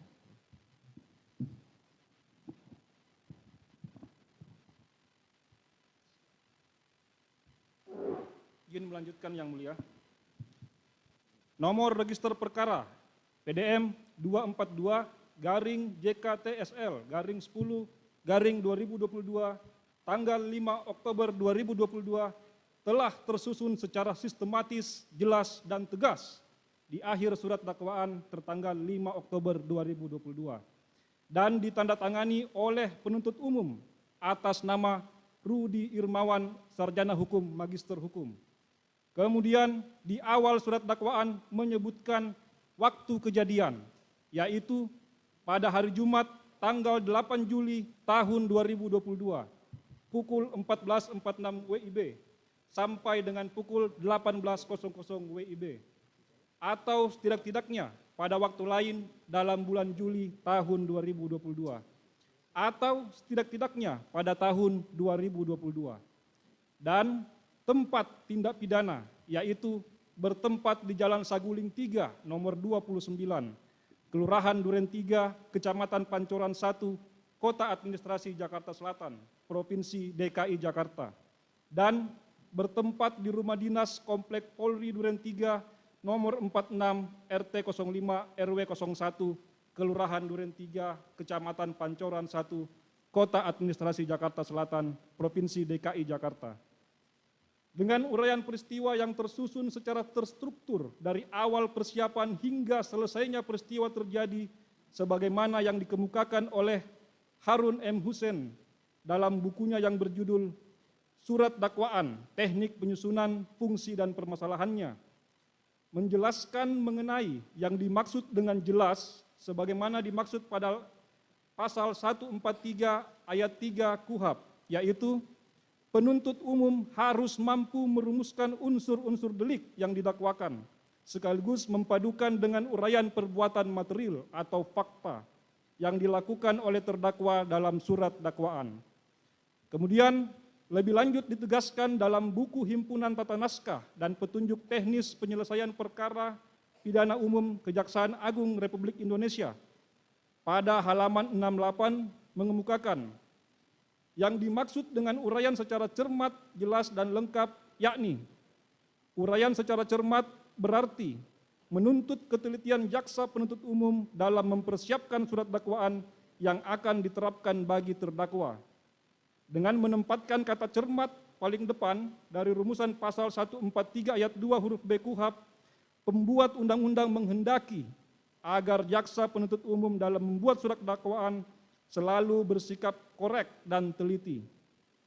Uraian secara jelas berarti uraian kejadian atau fakta kejadian yang jelas dalam surat dakwaan, sehingga terdakwa dengan mudah memahami apa yang didakwakan terhadap dirinya dan dapat mempersiapkan pembelaan dengan sebaik-baiknya.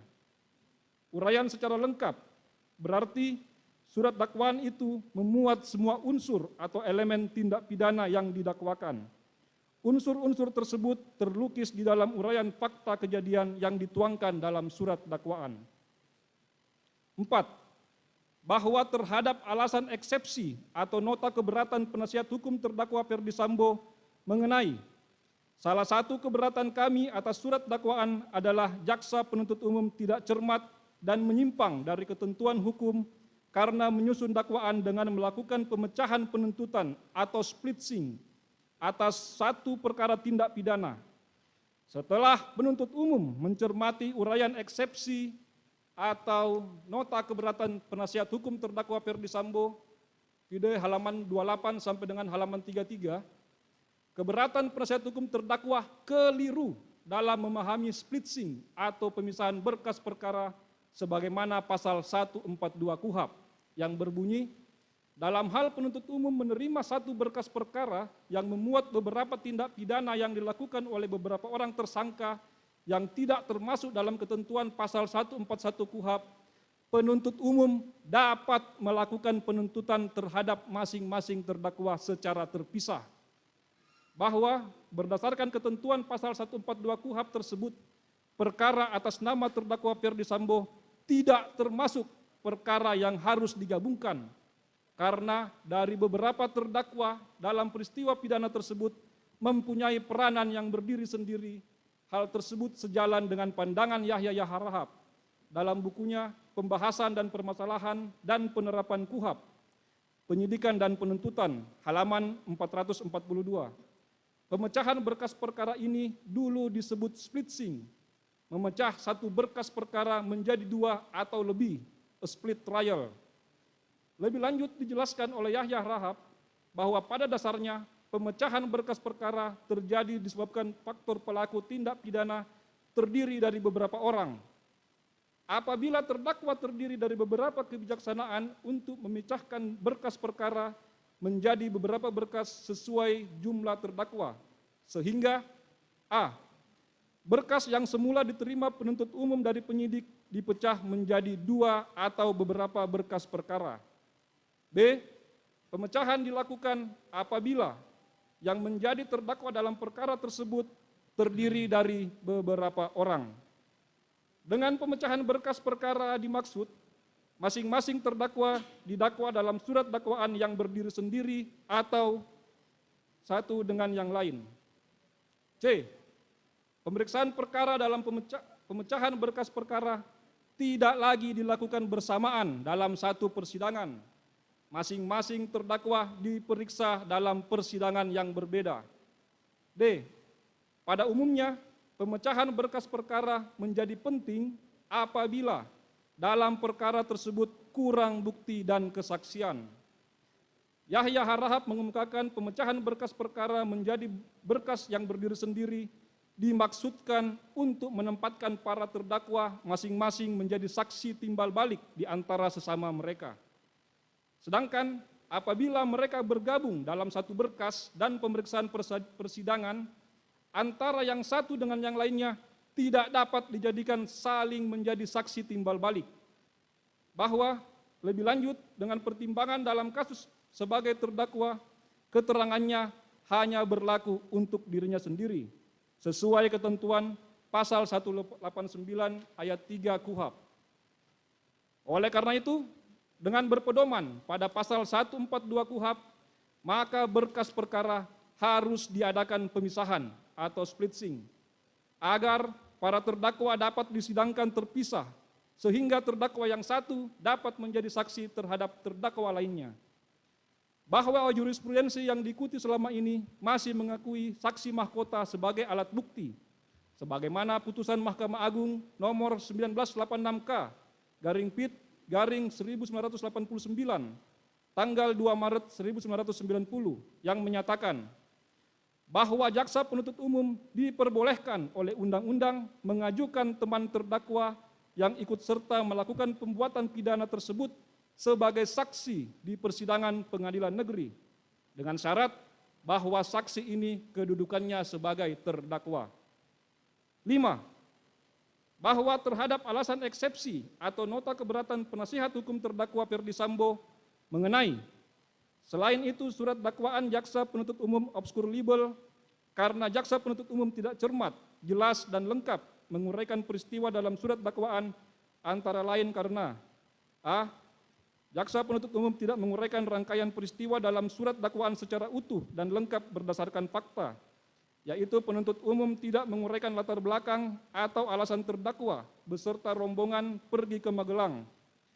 Penuntut umum mengabaikan atau menghilangkan fakta pada tanggal 4 Juli 2022 dan pada tanggal 7 Juli 2022. B.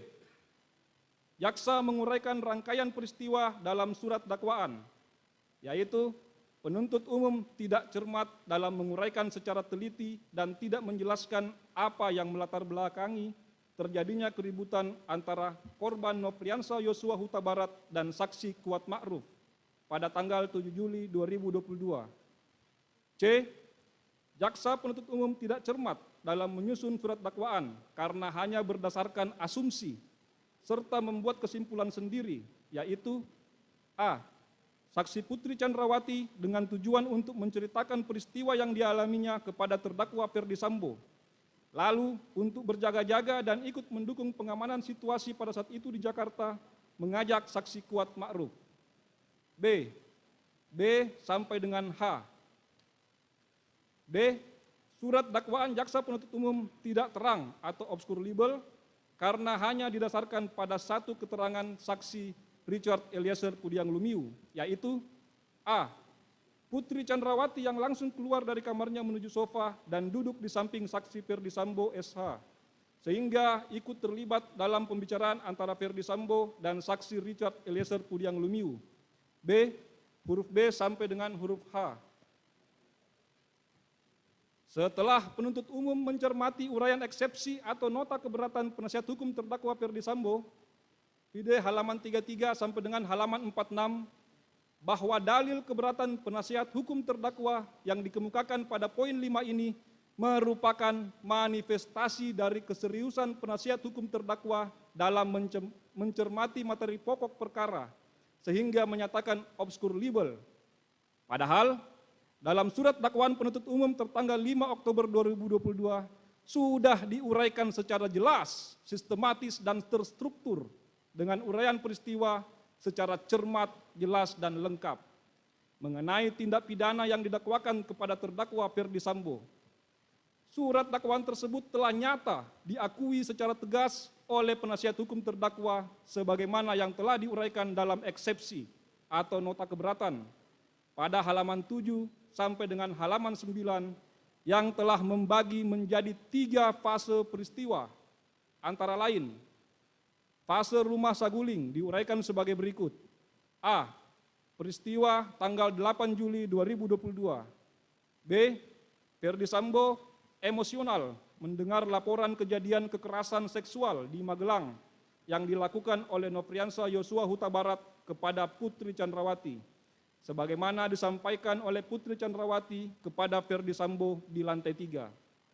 C.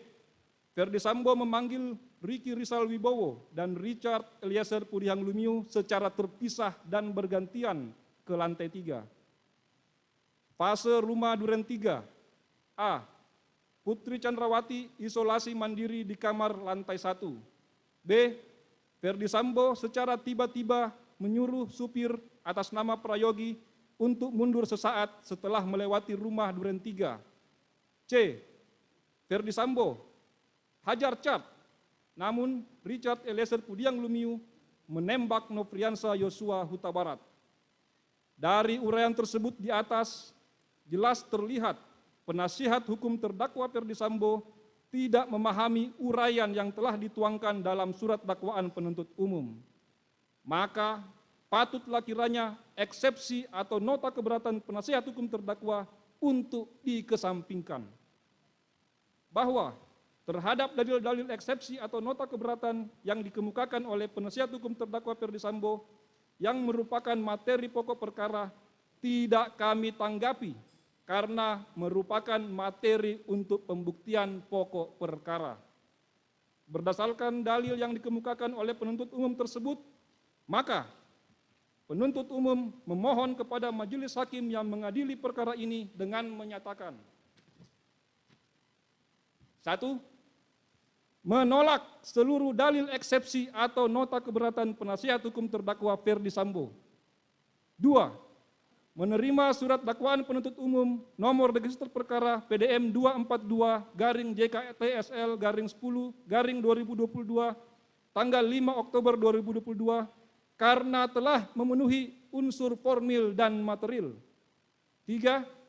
Menyatakan pemeriksaan terdakwa Ferdi Sambo tetap dilanjutkan berdasarkan surat dakwaan nomor register perkara PDM 242 tanggal 5 Oktober 2022. 4. Menyatakan terdakwa Ferdi Sambo tetap berada dalam tahanan.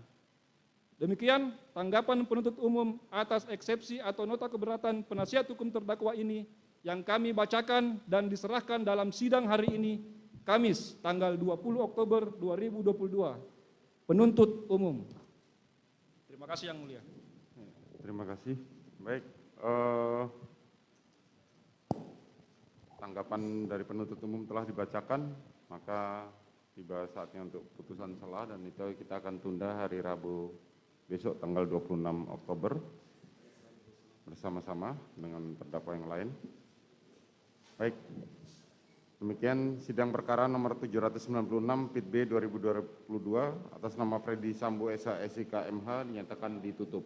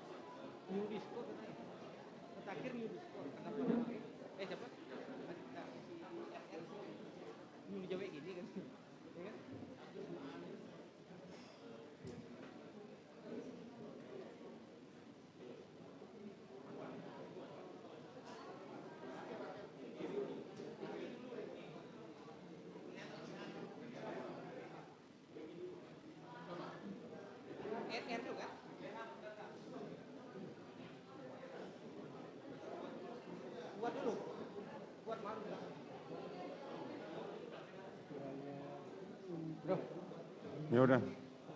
Ya. PH-nya belum siap.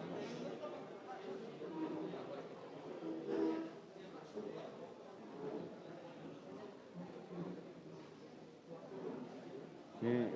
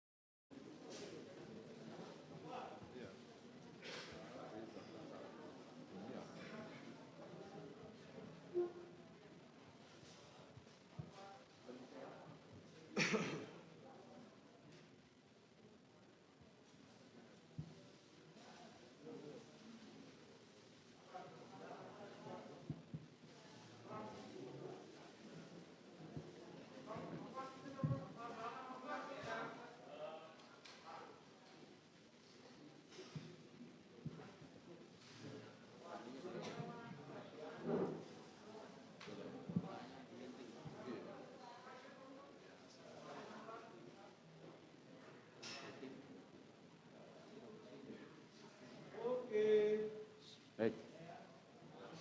Sidang perkara nomor 800 PIT B 2022 atas nama terdakwa Kuat Ma'ruf dinyatakan dibuka dan terbuka untuk umum. Saudara terdakwa Kuat Ma'ruf sehat hari ini? Sehat. Baik, hari ini akan kita lanjutkan dengan pembacaan eksepsi dari penasihat hukum terdakwa. Sudah siap?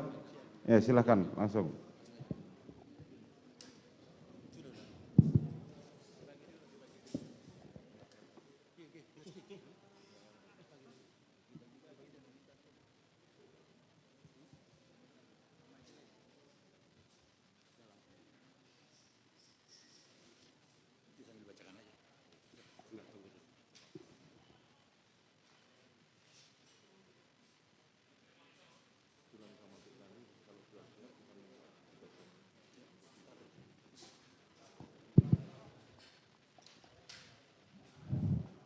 Izin Yang Mulia untuk membacakan.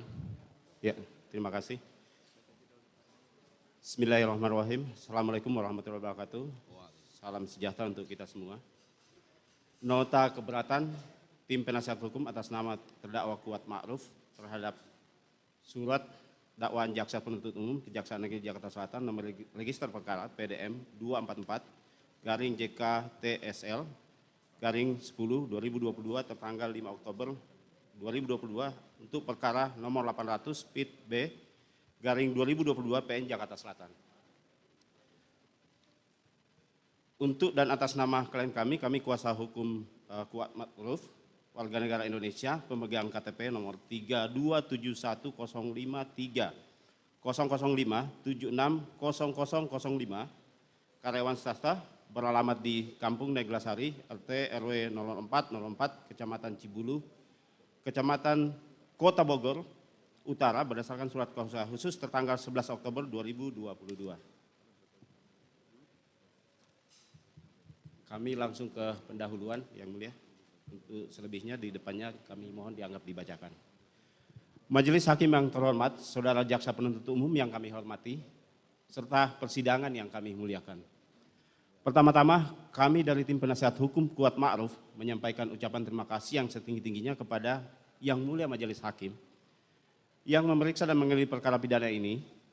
Kami tim penasihat hukum merasa bahwa Yang Mulia Majelis Hakim telah bertindak adil dan bijaksana terhadap semua pihak dalam persidangan ini. Yang Mulia Majelis Hakim telah memberikan kesempatan yang sama baik kepada jaksa penuntut umum untuk menyusun dakwaannya maupun kepada terdakwa dan penasihat hukumnya juga telah diberi kesempatan yang sama, yaitu untuk mengajukan eksepsi atau nota keberatan. Eksepsi ini kami sampaikan dengan pertimbangan bahwa ada hal-hal prinsip yang perlu kami sampaikan berkaitan demi tegaknya hukum, kebenaran, dan keadilan serta demi memastikan terpenuhinya keadilan yang menjadi hak terdakwa sebagaimana diatur dalam pasal 156 ayat 1 KUHP, yaitu dalam hal terdakwa atau penasihat hukum mengajukan keberatan bahwa pengadilan tidak berwenang mengadili perkara atau dakwaan tidak dapat diterima atau surat dakwaan harus dibatalkan, maka setelah diberi kesempatan oleh jaksa penuntut umum untuk menyatakan pendapatnya, hakim mempertimbangkan keberatan tersebut untuk selanjutnya mengambil keputusan. Pengajuan eksepsi ini sama sekali tidak mengurangi rasa hormat kami kepada jaksa penuntut umum yang sedang melaksanakan fungsi dan tugasnya. Eksepsi ini juga sama sekali tidak dimaksudkan untuk mencari kesalahan dari surat dakwaan jaksa penuntut umum ataupun menyanggah secara a priori dari materi ataupun formal dakwaan yang telah dibuat oleh jaksa penuntut umum. Eksepsi ini pun sama sekali tidak bertujuan untuk memperlambat jalannya proses peradilan akuo. Namun pengajuan dari eksepsi ini haruslah dimaknai sebagai bentuk kerja kami selaku penegak hukum, sebagai penasihat hukum dan mitra jaksa penuntut umum untuk memberi catatan surat dakwaan yang disusun dan dibacakan oleh jaksa penuntut umum dalam sidang sebelumnya. Sebagai penasihat hukum terdakwa Kuat Ma'ruf, kami percaya bahwa Yang Mulia Majelis Hakim akan mempertimbangkan dan mencermati segala masalah hukum tersebut. Sehingga dalam keberatan ini kami mencoba untuk menggugah hati nurani Yang Mulia Majelis Hakim agar juga memperhatikan aspek formil surat dakwaan yang akan kami bahas dalam eksepsi ini. Dalam hal ini, maka jaksa penuntut umum selaku penyusun surat dakwaan harus mengetahui dan memahami benar kronologi peristiwa yang menjadi fakta dakwaan. Apakah sudah cukup berdasar untuk dapat dilanjutkan ke tahap pengadilan atau fakta tersebut tidak seharusnya diteruskan karena memang secara material bukan merupakan tindak pidana. Salah satu fungsi hukum adalah menjadi panglima untuk mewujudkan kebenaran dan keadilan. Melalui uraian ini kami mengajak Yang Mulia Majelis Hakim dan jaksa penuntut umum yang terhormat untuk melihat permasalahan secara komprehensif dan bijak agar dapat menilai ulang posisi saudara Kuat Ma'ruf sebagai terdakwa. Dalam perkara ini, selaku kuasa hukum, kami juga memohon kepada Yang Mulia Majelis Hakim yang memeriksa perkara ini untuk memberikan keadilan kepadanya. Untuk bagian 2 terkait ketentuan hukum penyusunan dakwaan, kami mohon untuk dianggap dibacakan Yang Mulia. Kami langsung ke bagian 3. Keberatan terhadap surat dakwaan jaksa penuntut umum. Majelis Hakim yang mulia, saudara jaksa penuntut umum, serta hadirin yang kami hormati. Bahwa berdasarkan surat dakwaan yang disusun oleh jaksa penuntut umum, maka menurut hemat kami, ada beberapa hal yang perlu ditanggapi secara seksama, mengingat di dalam surat dakwaan tersebut terdapat berbagai kejanggalan dan ketidakjelasan yang menjadi pijakan kami mengajukan eksepsi. Adapun dasar hukum penasihat hukum mengajukan eksepsi ini tetap mengacu pada pasal 143 KUHP ayat 1, 2, 3 dan seterusnya. Kami mohon untuk dianggap dibacakan. Kami langsung ke poin 1, surat dakwaan tidak cermat, tidak jelas dan tidak lengkap. Bahwa berdasarkan pasal 143 ayat 2 KUHP, surat dakwaan harus memenuhi syarat formil dan material, dan apabila surat dakwaan tidak memenuhi syarat material, maka surat dakwaan yang demikian adalah batal demi hukum. Bahwa setelah mempelajari surat dakwaan jaksa penuntut umum terhadap terdakwa dalam perkara akuo maka seharusnya surat dakwaan jaksa penuntut umum batal demi hukum karena hal yang kami uraikan sebagai berikut. A. Uraian dakwaan tidak lengkap dan jelas.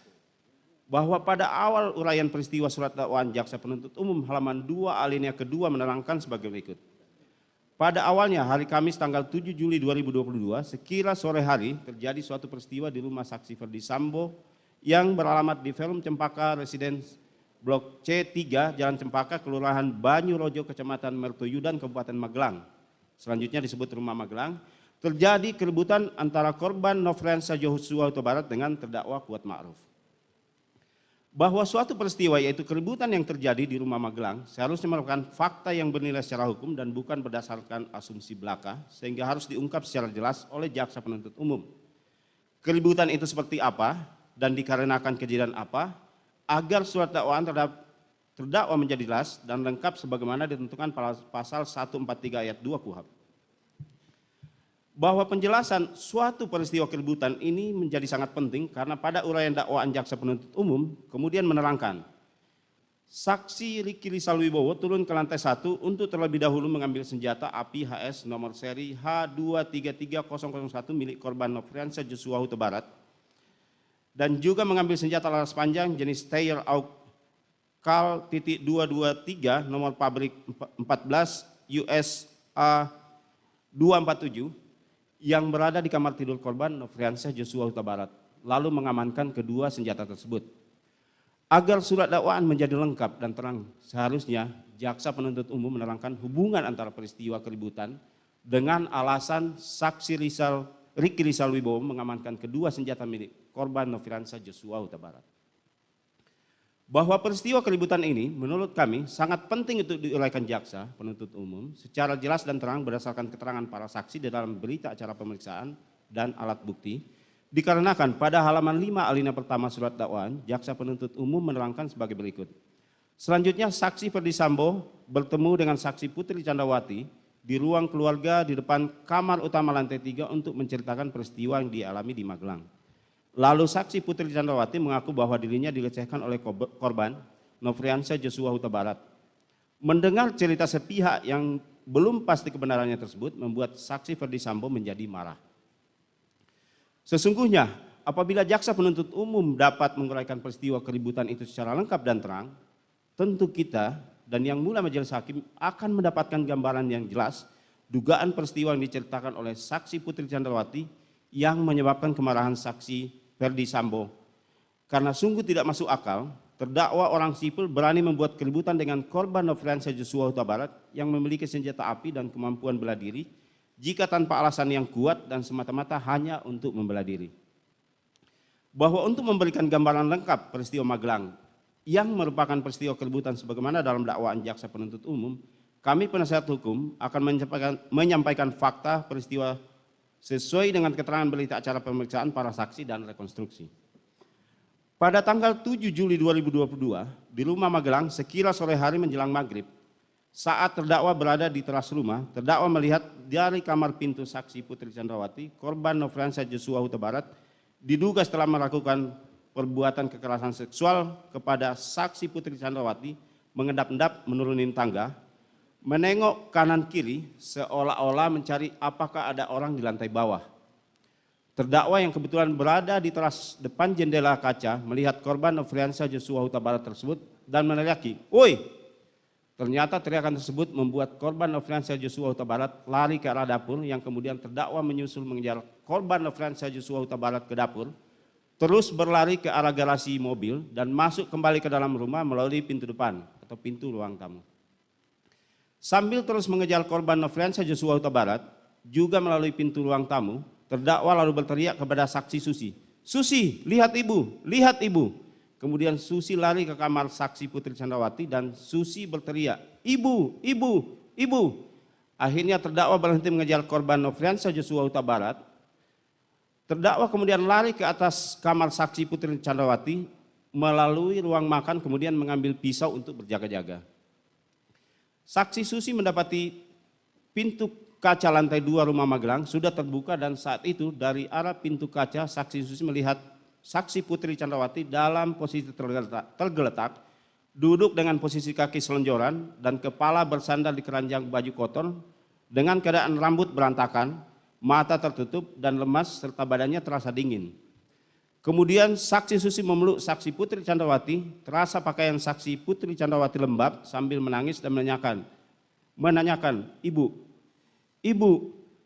Ibu kenapa? Kalau butuh apa-apa panggil Bibi. Lalu terdakwa lari menghampiri Susi dan saksi Putri Chandrawati membantu memapa saksi Putri Chandrawati menuju kamar tidurnya yang berada di lantai 2. Saat itu saksi Susi memapa saksi Putri Chandrawati dengan memegang tubuh ibu bagian pinggang dan saksi Putri Chandrawati menghadap saksi Susi dan memeluk saksi Susi. Sedangkan terdakwa berada di belakang saksi Putri Chandrawati. Sesampai di dalam kamar tidur, saksi Putri Chandrawati, saksi Susi merapikan spray, bantal dan kasur yang berantakan. Setelah saksi Susi merapikan kasur, saksi Susi dan terdakwa langsung membantu merebahkan tubuh saksi Putri Chandrawati di atas kasur kamar tidurnya. Saksi Susi membalurkan minyak kayu putih ke kaki saksi Putri Chandrawati. Kemudian saksi Putri Chandrawati menanyakan HP miliknya dan meminta tolong terdakwa untuk menghubungi via telepon saksi Richard Eliezer Pudihang Lumiu. Kemudian saksi Riki Rizalwibowo setelah tiba dari SMA Taruna Nusantara langsung naik ke kamar saksi Putri Chandrawati di lantai 2. Setelah saksi Riki Rizalwibowo ada di dalam kamar saksi Putri Chandrawati, saksi Putri Chandrawati minta tolong kepada saksi Riki Rizalwibowo untuk memanggil terdakwa. Kemudian saksi Riki Rizalwibowo turun ke lantai 1 untuk memanggil terdakwa. Lalu terdakwa Kuat Ma'ruf dan saksi Riki Rizalwibowo naik ke kamar saksi Putri Chandrawati di lantai 2. Saat itu, saksi Putri Chandrawati menenangkan terdakwa agar tidak terjadi keributan antara terdakwa dan korban Nofriansyah Yosua Huta Barat. Lalu terdakwa menyampaikan kepada saksi Putri Chandrawati, ibu harus lapor bapak supaya tidak jadi duri dalam rumah tangga ibu. Lalu saksi Putri Chandrawati menyuruh terdakwa turun dan meminta saksi Riki Rizalwibowo untuk memanggil korban Nofriansyah Yosua Huta Barat. Kemudian saksi Riki Rizalwibowo dan korban Nofriansyah Yosua Huta Barat naik ke kamar saksi Putri Chandrawati lantai 2.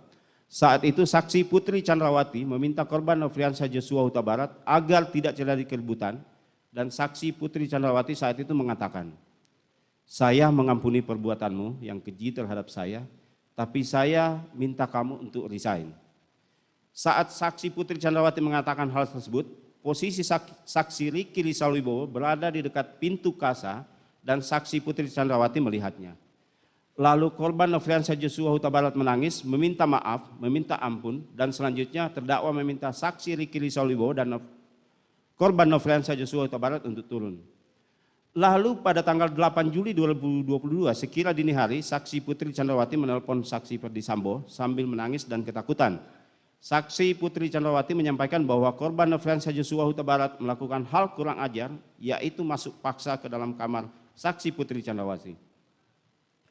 Saksi Putri Chandrawati meminta agar pagi hari kembali ke Jakarta. Saksi Putri Chandrawati juga meminta saksi Ferdi Sambo agar tidak menelpon siapapun yang berada di rumah Magelang guna menghindari keributan yang semakin besar dan kemungkinan terjadinya baku tembak.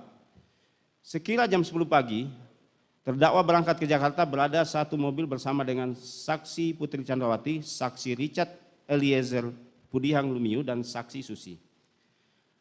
Dari uraian peristiwa tersebut di atas, sangat jelas bahwa peristiwa keributan di rumah Magelang bukanlah peristiwa yang berdiri sendiri, melainkan merupakan bagian dari rangkaian peristiwa yang saling berkaitan dengan peristiwa yang terjadi di rumah Saguling dan terjadi di rumah dinas Duren 3 nomor 46. Namun oleh jaksa penuntut umum dalam dakwaan dipenggal sedemikian rupa untuk menutupi peristiwa rumah Magelang sehingga membuat surat dakwaan menjadi tidak jelas dan tidak lengkap. Bahwa berdasarkan pasal 143 ayat 2 huruf B KUHP mensyaratkan surat dakwaan harus menguraikan secara cermat, jelas, lengkap mengenai tindak pidana yang didakwakan. Pengertian tindak pidana bukan hanya terbatas unsur delik, tetapi meliputi cara tindak pidana dilakukan oleh terdakwa dan keadaan-keadaan atau circumstance, terutama keadaan khusus, particular circumstance yang melekat pada tindak pidana. Dilanjutkan oleh rekan saya, majelis. Terima kasih. Kami lanjutkan yang mulia. B. Dakwaan jaksa penuntut umum tidak menjelaskan perbuatan terdakwa yang merupakan tindak pidana dan atau mendukung terjadinya tindak pidana yang didakwakan. Bahwa sebagaimana isi surat dakwaan jaksa penuntut umum, terdakwa didakwa sebagaimana diatur dan diancam pidana dalam pasal 340 KUH pidana Yunto pasal 55 ayat 1 ke 1 KUH pidana, subsidiar pasal 338 KUH pidana Yunto pasal 55 ayat 1 ke 1 KUH pidana. Namun di dalam uraian peristiwa dan perbuatan-perbuatan yang dilakukan terdakwa di dalam surat dakwaan, tidak ada satupun penjelasan fakta yang menerangkan lengkap dan jelas peran terdakwa dalam perbuatan tindak pidana. Bahwa jaksa penuntut umum sungguh sangat keliru dengan logika yang melompat dalam menyusun dakwaannya.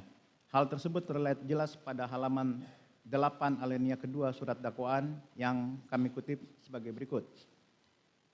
Kemudian saksi Putri Chandrawati turun dari lantai 1 dan mengajak saksi Riki Rizal Wibowo ke rumah dinas Duren 3 nomor 46 dengan alasan akan melakukan isolasi mandiri, sedangkan terdakwa Kuat Ma'ruf yang sebelumnya sudah mengetahui akan dirampasnya nyawa korban Nofriansyah Yosua Huta Barat, dengan kehendaknya sendiri sudah membawa pisau di dalam tas selempangnya yang sewaktu-waktu dapat digunakan apabila korban Nofriansyah Yosua Huta Barat melakukan perlawanan.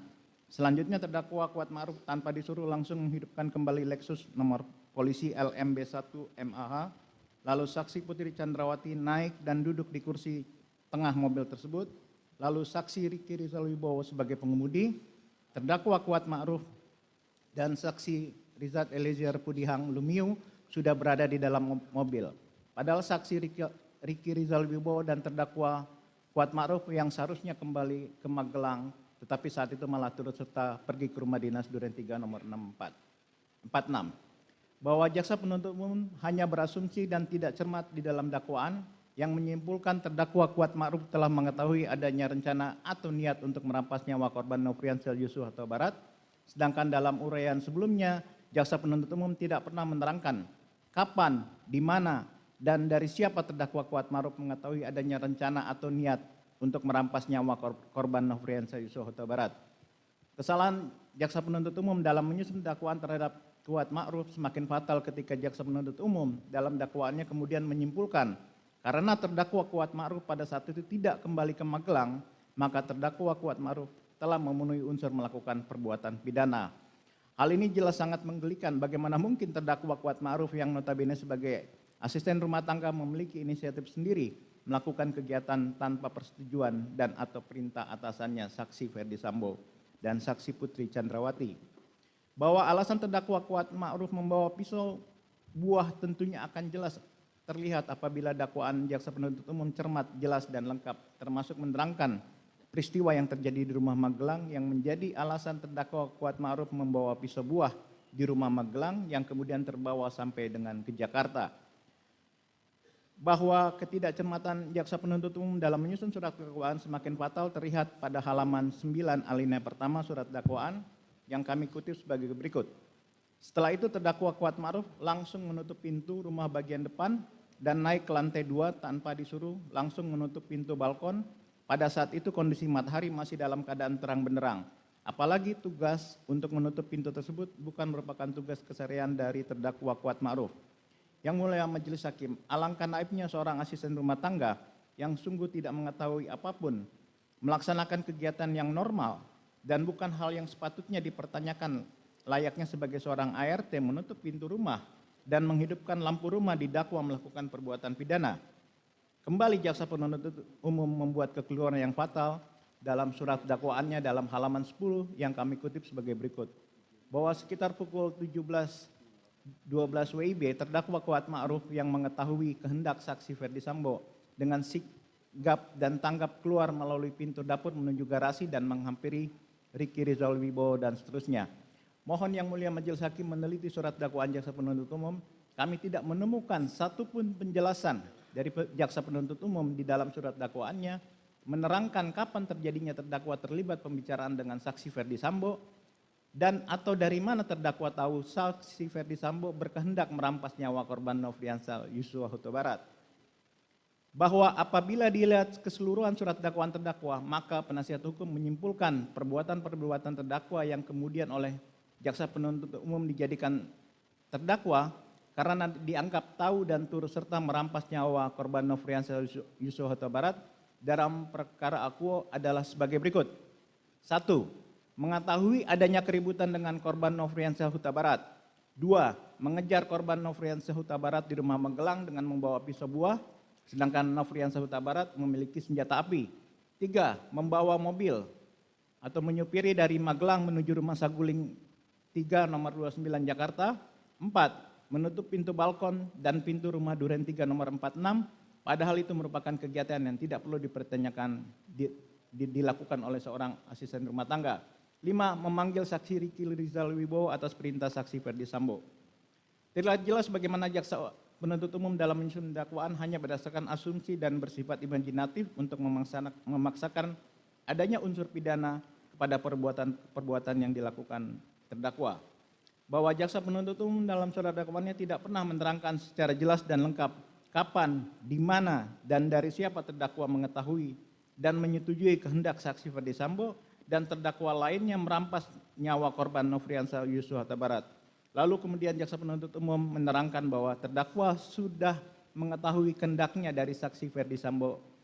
Dengan demikian, dakwaan jaksa penuntut umum telah dibuat secara tidak cermat, tidak jelas, dan tidak lengkap. Oleh karenanya mohon kepada Yang Mulia Majelis Hakim untuk menyatakan surat dakwaan terhadap terdakwa dalam perkara akuo batal demi hukum. Dilanjutkan Yang Mulia. C. Dakwaan jaksa penuntut umum tidak cermat, tidak menjelaskan secara jelas dan lengkap perbuatan penyertaan terdakwa. Bahwa di dalam surat dakwaan jaksa penuntut umum, terdakwa di dalam dakwaan primer didakwa bersama-sama dengan Ferdi Sambo, saksi Putri Chandrawati dan saksi Ricky Rizal dan saksi Richard Eliezer Pudiang Lumiu melakukan, menyuruh melakukan dan turut serta melakukan dengan sengaja dan atau dengan rencana terlebih dahulu merampas nyawa orang lain. Kemudian di dalam dakwaan subsidiar didakwa bersama-sama dengan saksi Ferdi Sambo, saksi Putri Chandrawati, saksi Ricky Rizal dan saksi Richard Eliezer Pudiang Lumiu melakukan, menyuruh melakukan atau turut melakukan perbuatan dengan sengaja merampas nyawa orang lain. Bahwa di dalam surat dakwaan jaksa penuntut umum tidak pernah menguraikan kapan dan di mana terdakwa memiliki niat dan atau berencana bersama-sama dengan Ferdi Sambo, saksi Putri Chandrawati, saksi Ricky Rizal Wibowo dan saksi Richard Eliezer Pudiang Lumiu bermaksud merampas nyawa korban Nofriansah Yosua Huta Barat.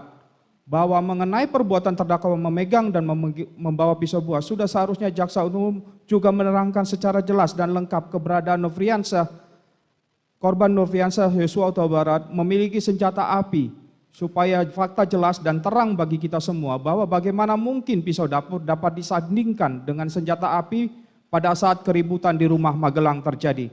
Bahwa di dalam dakwaan subsidiar terdakwa didakwa dengan pasal 55 ayat 1 ke 1 KUHP dengan penyertaan tindak pidana. Menurut R. Susilo turut melakukan dalam arti kata bersama-sama melakukan sedikit-dikitnya harus ada dua orang. Ialah orang yang melakukan plagiar dan orang yang turut melakukan mede-plagiar peristiwa pidana.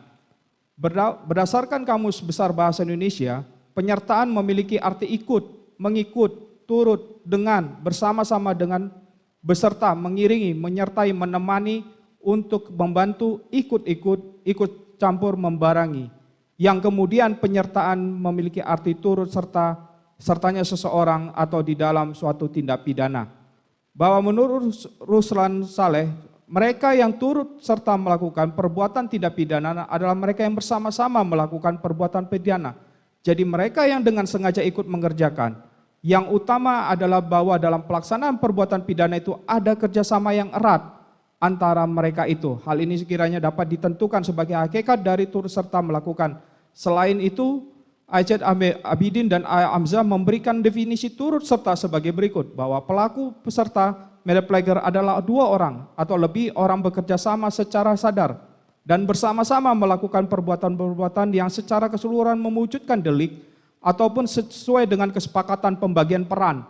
Seorang melakukan perbuatan yang penting bagi terwujudnya delik atau tindak pidana. Pengertian turut serta memberikan dua syarat yang dapat dikatakan sebagai turut serta melakukan, yaitu adanya kesadaran dalam kerjasama sehingga terdapat kerjasama yang erat dan adanya kesengajaan dalam mewujudkan tindak pidana. Bahwa dalam jurisprudensi Mahkamah Agung RI nomor 1 1995 NP tanggal 22 Desember 1995 menguraikan dengan pengertian turut serta sebagai berikut. Bahwa terdakwa adalah Melblager, kawan peserta dari kejahatan yang didakwakan. Dapat disimpulkan dari peristiwa yang menggambarkan bahwa terdakwa dengan saksi-saksi bekerja sama-sama dengan sadar dan erat untuk melaksanakan tindak pidana yang didakwakan kepadanya.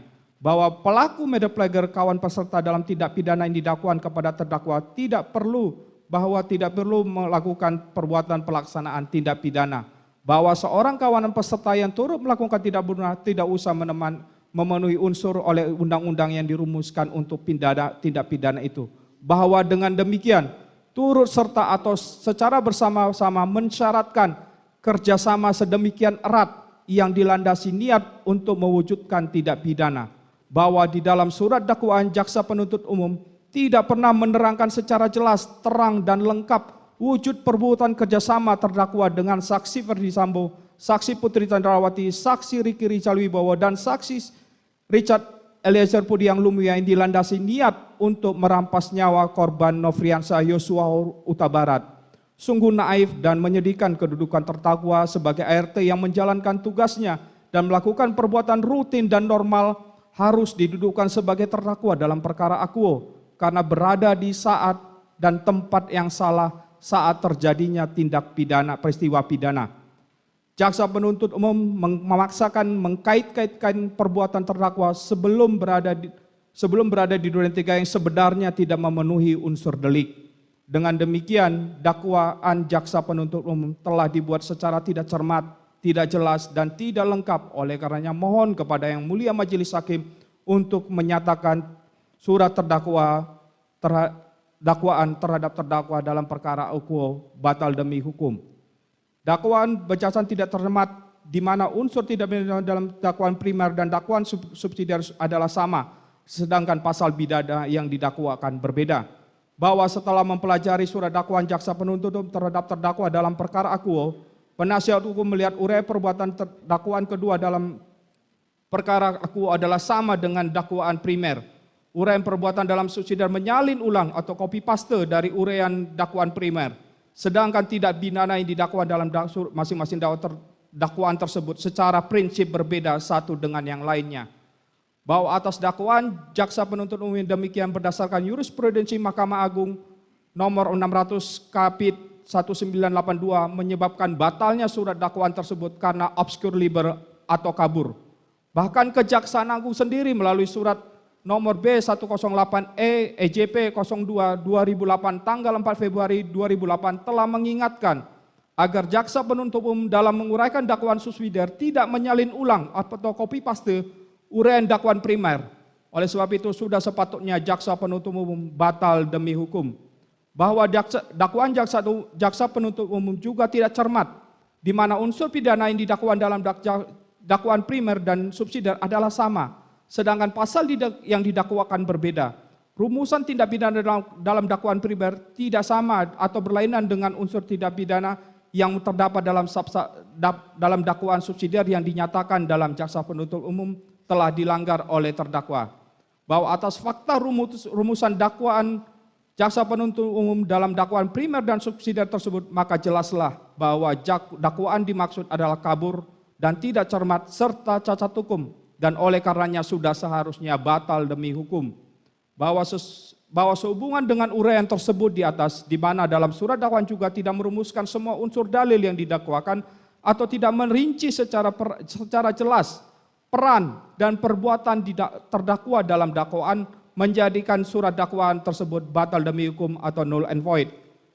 Izinkan kami mengutip pendapat dari ramalan mantan Jaksa Agung Muda Tindak Pidana Khusus dalam bukunya Hukum Acara Pidana pada halaman 162, yaitu dengan memperhatikan ketentuan-ketentuan undang-undang mengenai syarat-syarat surat dakwaan maupun pengalaman praktek, dapat dikatakan bahwa surat dakwaan adalah suatu surat atau akta yang memuat uraian perbuatan atau fakta-fakta yang terjadi, uraian mana yang akan menggambarkan atau menjelaskan unsur-unsur yuridis dari pasal-pasal tindak pidana yang dilanggar. Kami lanjutkan oleh rekan-rekan. Dilanjutkan yang mulia. Penutup. Berdasarkan pada pokok-pokok eksepsi yang kami uraikan di atas, maka kami selaku penasihat hukum terdakwa Kuat Ma'ruf memohon kepada Yang Mulia Majelis Hakim untuk menjatuhkan putusan selah dengan amar putusan pada pokoknya menyatakan sebagai berikut. 1. Menerima eksepsi dari penasihat hukum terdakwa untuk seluruhnya. 2. Menyatakan surat dakwaan jaksa penuntut umum dengan nomor registrasi perkara PDM 244 JKSL 10/2022 tanggal 5 Oktober 2022 batal demi hukum. 3. Menetapkan pemeriksaan perkara terhadap terdakwa tidak dilanjutkan.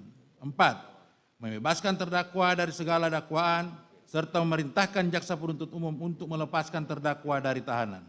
5. Memulihkan hak terdakwa dalam hal kemampuan, kedudukan, harkat, dan martabatnya. 6. Membebankan biaya perkara kepada negara. Atau apabila Yang Mulia Majelis Hakim berpendapat lain, maka mohon putusan yang seadil-adilnya. Di akhir dari nota keberatan ini, perkenankanlah kami mengutip pesan Profesor Mr. Wijono Projodikoro, seorang ahli hukum sebagai berikut. Sebelum memutuskan perkara, supaya berwawancara dahulu dengan hati nuraninya.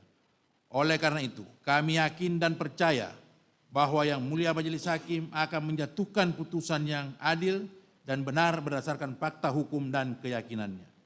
Akhirnya kami serahkan nasib dan masa depan terdakwa Kuat Ma'ruf kepada Yang Mulia Majelis Hakim, karena hanya hakimlah yang dapat menentukan. Dengan bunyi ketukan palu, mudah-mudahan ketukan palu tersebut memberikan pertanggungjawaban yang benar demi keadilan berdasarkan ketuhanan yang Maha Esa. Demikian eksepsi atas nama terdakwa Kuat Ma'ruf kami bacakan dan kami sampaikan kepada Hakim yang mulia dalam persidangan ini. Hormat kami kuasa hukum Kuat Ma'ruf. Demikian eksepsi yang saya sampaikan. Terima kasih. Baik, terima kasih Saudara Penasihat Hukum. Baik, kita berikan kesempatan kepada Saudara Jaksa Penuntut Umum untuk menanggapi eksepsi ini adalah pada besok hari Senin. Pada tanggal mohon izin 23 Oktober.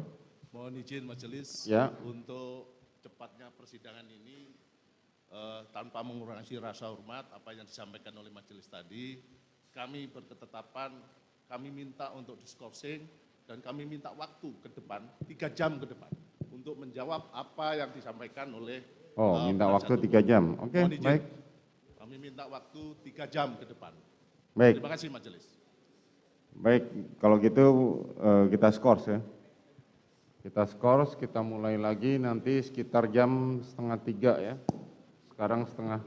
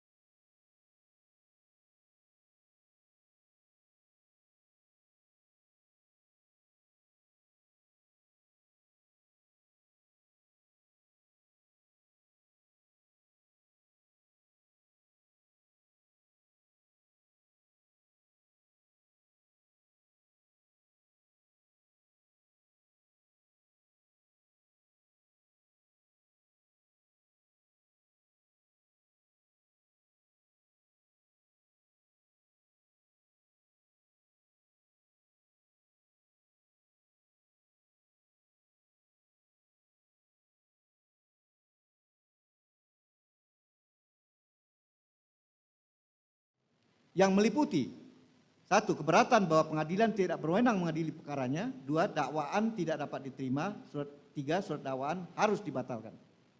Bahwa makna dari pasal 156 ayat 1 Undang-Undang Nomor 8 KUHP tersebut adalah memberikan kesempatan kepada terdakwa atau penasihat hukumnya untuk mempergunakan haknya mengajukan keberatan atau eksepsi terhadap surat dakwaan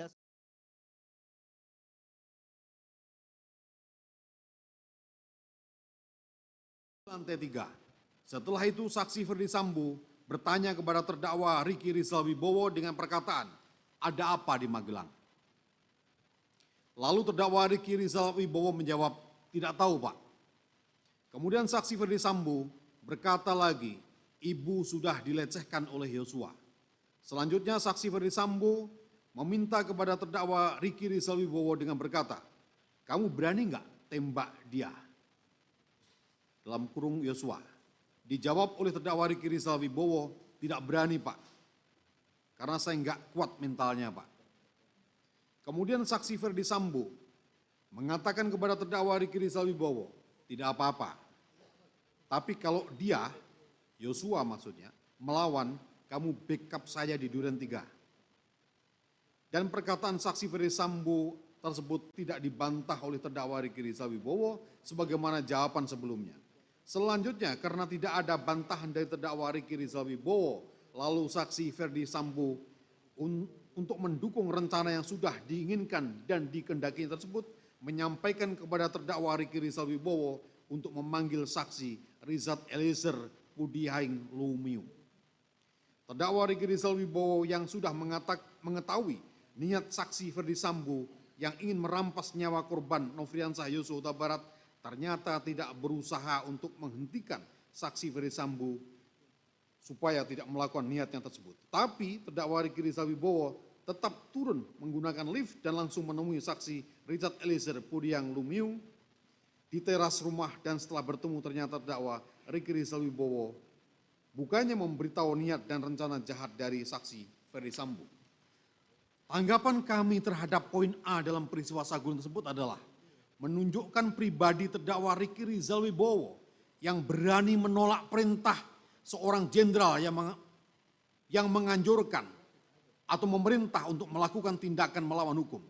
Selanjutnya, terkait poin asumsi jaksa penuntut umum yang menyimpulkan sendiri bahwa dengan tidak mengkonfirmasi atau membantah pernyataan saksi Ferdi Sambo yang mengatakan tidak apa-apa, tapi kalau dia Yosua melawan, kamu backup saya di Duren 3 adalah suatu persetujuan, maka kami berpandangan jaksa penuntut umum tidak bijak dan tidak cermat dengan keterangan BAP saksi Ferdi Sambo yang bahkan tidak menyebutkan lokasi Duren 3, dan jaksa penuntut umum menyimpulkan sendiri tanpa mempertimbangkan terdakwa Ricky Rizal Wibowo yang sudah berani menolak perintah seorang jenderal yang menganjurkan atau memerintahkan untuk melakukan tindakan melawan hukum. Selain itu, di dalam BAP saksi Richard Eliezer Pudihaing Lumiu menyatakan bahwa ketika terdakwa Ricky Rizal Wibowo memanggil saksi Richard Eliezer Pudihaing Lumiu untuk naik ke lantai 3 atas permintaan saksi Ferdi Sambo, nampak wajah terdakwa Ricky Rizal Wibowo yang pucat dan panik. Selanjutnya, dalam poin surat dakwaan yang menyatakan bahwa terdakwa Ricky Rizal Wibowo tidak menyampaikan apa yang diketahuinya kepada saksi Richard Eliezer Pudihaing Lumiu. Hal ini dikarenakan terdakwa Ricky Rizal Wibowo memanggil saksi Richard Eliezer Pudihaing Lumiu dengan perasaan bingung atas apa yang barusan didengarnya atau mengenai pertanyaan saksi Ferdi Sambo yang bertanya apakah terdakwa berani menembak korban Nofriansah Yosua Huta Barat. Hal ini sesuai dengan berita acara konfrontasi yang dibuat pada Rabu tanggal 31 Agustus 2022 yang menyatakan, sesampainya saya di bawah menghampiri Richard Eliezer Pudihaing Lumiu, kemudian saya dengan perasaan bingung kemudian menyampaikan kepada Richard Eliezer Pudihaing Lumiu dengan berkata, Richard dipanggil Bapak di lantai 3. Kemudian Richard Eliezer Pudihaing Lumiu bertanya kepada saya, ada apa Bang? Kemudian saya menjawab, enggak tahu. Setelah itu Richard Eliezer Pudihaing Lumiu masuk ke dalam rumah, sedangkan saya selanjutnya duduk-duduk di kursi kayu seberang rumah Saguling di depan kediaman bersama-sama Kuat, Yosua, Daden, Prayogi, Romer. Bahwa pada halaman 8 paragraf 3 surat dakwaan menyebutkan, begitupun juga terdakwa Ricky Rizal Wibowo, saksi Richard Eliezer Pudihaing Lumiu, dan saksi kuat ma'ruf tidak satupun dari ketiganya yang berupaya mencegah rencana jahat saksi Ferdi Sambo SHSIK MH dan justru mengikuti skenario melakukan isolasi mandiri atau isoman. Padahal terhadap terdakwa Riki Rizal Wibowo dan saksi kuat ma'ruf jelas tidak melakukan tes PCR karena akan kembali ke Magelang. Akan tetapi turut mendukung kehendak bersama saksi Ferdi Sambo untuk merampas nyawa korban Nofriansah Yosua Huta Barat. Tanggapan kami terhadap poin B peristiwa Saguling tersebut adalah asumtif dan mengada-ada. Di dalam halaman 8 paragraf 3 surat dakwaan disebutkan bahwa saksi Putri Cendrawati yang secara aktif mengajak terdakwa Riki Rizal Wibowo ke rumah dinas Duren 3 dengan alasan untuk melakukan isolasi mandiri. Bahwa terdakwa Riki Rizal Wibowo mendapatkan arahan untuk menuju rumah dinas Duren 3 adalah setelah berada di dalam mobil. Hal ini termaktub dalam berita acara konfrontasi yang dibuat pada hari Rabu tanggal 31 Agustus 2002, poin 18, di mana terdakwa Rizky Rizal Wibowo dan saksi Richard Eliezer Budiang Lumiu menyatakan bahwa saksi Putri Cendrawati baru memberitahu tujuan perjalanan adalah menuju rumah dinas Duren 3 setelah terdakwa Rizky Rizal Wibowo, saksi Richard Eliezer Budiang Lumiu dan saksi Kuat Ma'ruf masuk ke dalam mobil.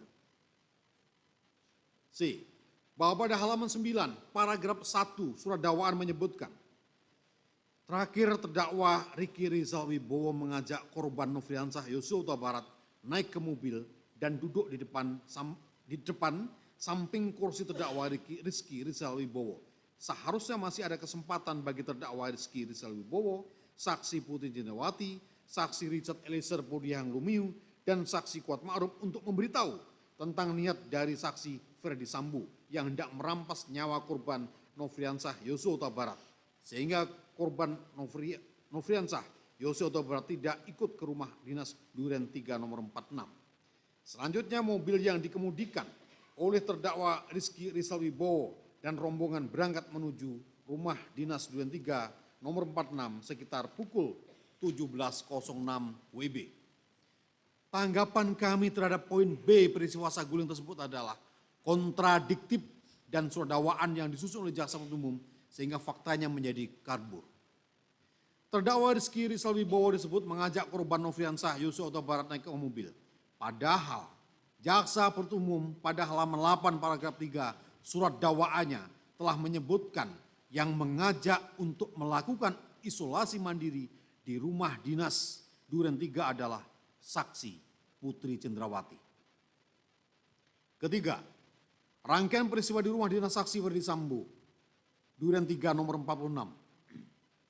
Bahwa pada halaman 9 sampai dengan halaman 10, surat dakwaan rekan jaksa penuntut umum menyebutkan, sedangkan terdakwa Rizky Rizal Wibowo yang sudah mengetahui rencana jahat tersebut tidak ikut masuk ke dalam rumah dinas Duren 3 nomor 46, tetapi berdiri di garasi rumah untuk mengawasi keberadaan korban Nofriansah Yosua Huta Barat yang sedang berdiri di taman halaman rumah dinas tersebut guna memastikan korban Nofriansah Yosua Huta Barat tidak kemana-mana.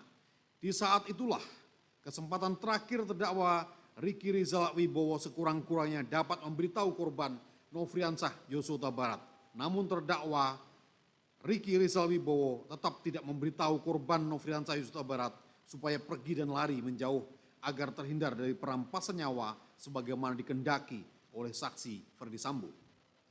Tanggapan kami terhadap poin B peristiwa rumah dinas Duren 3 tersebut adalah menunjukkan bahwa terdakwa Riki Rizal Wibowo tidak berperan aktif dalam peristiwa perampasan nyawa korban Nofriansah Yosua Huta Barat. Bahkan tidak ikut masuk ke dalam rumah Duren 3 sebelum dipanggil oleh saksi Kuat Ma'ruf. Bahwa penuntut umum mendakwa Riki Rizal Wibowo dengan dakwaan primer sebagaimana diatur dan diancam pidana dalam pasal 340 KUHP, junto pasal 55 ayat 1 ke 1 KUHP, dan dakwaan subsidiar sebagaimana diatur dan diancam pidana dalam pasal 338 KUHP, junto pasal 55 ayat 1 ke 1 KUHP dengan melandaskan uraian dalam surat dakwaan pada asumsi-asumsi yang liar dan tidak berdasar. bahwa dalam pasal 340 junto pasal 551 ke 1 yang didakwakan oleh jaksa penuntut umum pada pasal 340 adalah pasal pembunuhan berencana di mana terdakwa dalam uraian dakwaan tidak pernah dijelaskan adanya perbuatan untuk membuat rencana bersama. Bahkan terdakwa tidak mengetahui rencana dugaan pembunuhan berencana. Begitu juga dengan pasal 55 ayat 1 ke 1, di mana dinyatakan adanya ikut serta, deal naming. Padahal sesungguhnya terdakwa tidak pernah diikutsertakan dalam kejadian dugaan pembunuhan atas korban Nofriansah Yosua Huta Barat. Justru terdakwa Riki Rizal Wibowo dengan tegas menolak perintah saksi Ferdi Sambo untuk menembak korban Nofriansah Yosua Huta Barat. Oleh karena itu, berdasarkan hal-hal sebagaimana telah dikemukakan di atas, terdapat cukup alasan bagi majelis hakim yang mulia untuk membatalkan demi hukum surat dakwaan jaksa penuntut umum sebagaimana dimaksud dalam ketentuan pasal 143 ayat 3 Undang-Undang Nomor 8 Tahun 1981 tentang hukum acara pidana atau KUHAP. Surat dakwaan yang tidak memenuhi ketentuan sebagaimana dimaksud dalam ayat 2 huruf B batal demi hukum.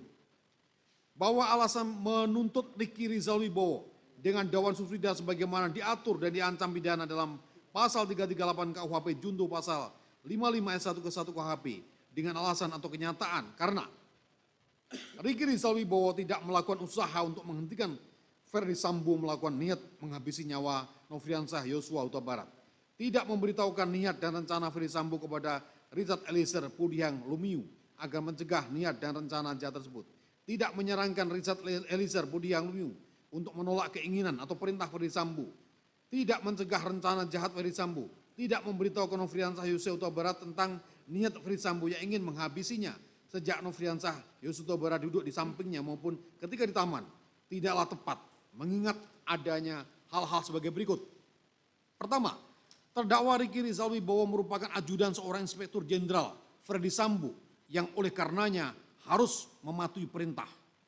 Kedua, sejak awal hingga diperintahkan menghadap saksi Ferdi Sambo, terdakwa Riki Rizal Wibowo sama sekali tidak mengetahui peristiwa apa yang terjadi di kediaman saksi Ferdi Sambo yang berlokasi di Magelang.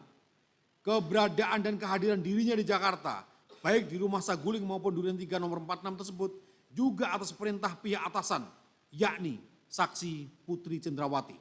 Ketiga, terdakwa Riki Rizal Wibowo tidak mengetahui mengenai persiapan atau perencanaan skenario pembunuhan terhadap korban Nofriansah Yosua Huta Barat. Hal tersebut hanya diketahui saksi Ferdi Sambo, saksi Putri Cendrawati, dan saksi Richard Eliezer. Halaman 6, paragraf 2 dan 3 surat dakwaan. R. Susilo dalam bukunya yang berjudul Kitab Undang-Undang Hukum Pidana serta komentar-komentarnya lengkap pasal demi pasal menjelaskan mengenai apa yang dimaksud dengan orang yang turut melakukan atau medipleker. Dalam pasal 55 KUHP, menurut R. Susilo, turut melakukan dalam arti kata bersama-sama melakukan, sedikit-dikitnya harus ada dua orang. Ialah orang yang melakukan, pleger, dan orang yang turut melakukan, medipleker, peristiwa pidana. Di sini diminta bahwa kedua orang itu semuanya melakukan perbuatan pelaksanaan. Jadi melakukan anasir atau elemen dari peristiwa tindak pidana itu. Tidak boleh misalnya hanya melakukan perbuatan persiapan saja atau perbuatan yang sifatnya hanya menolong. Sebab jika demikian, maka orang yang menolong itu tidak masuk medipleker, akan tapi dihukum sebagai membantu melakukan medipletik dalam pasal 56 KUHP. Bunyi pasal 56 KUHP adalah sebagai berikut. Dipidana sebagai kejahatan mereka yang sengaja memberikan kesempatan, sarana atau keterangan untuk melakukan kejahatan. Mengenai pasal 56 KUHP, R. Susilo menjelaskan bahwa orang yang membantu melakukan jika ia sengaja memberikan bantuan tersebut pada waktu atau sebelum, jadi tidak sesudahnya kejahatan itu dilakukan.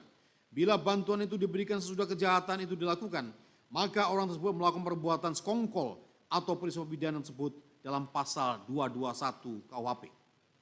Dalam penjelasan pasal 56 KUHP ini dikatakan bahwa elemen sengaja harus ada sehingga orang yang secara kebetulan dengan tidak mengetahui telah memberikan kesempatan, daya upaya atau keterangan untuk melakukan kejahatan itu tidak dihukum. Niat untuk melakukan kejahatan itu harus timbul dari orang yang diberi bantuan, kesempatan, daya upaya atau keterangan itu. Jika niatnya itu timbul dari orang yang memberi bantuan sendiri, maka orang itu bersalah berbuat membujuk, melakukan, atau outlooking.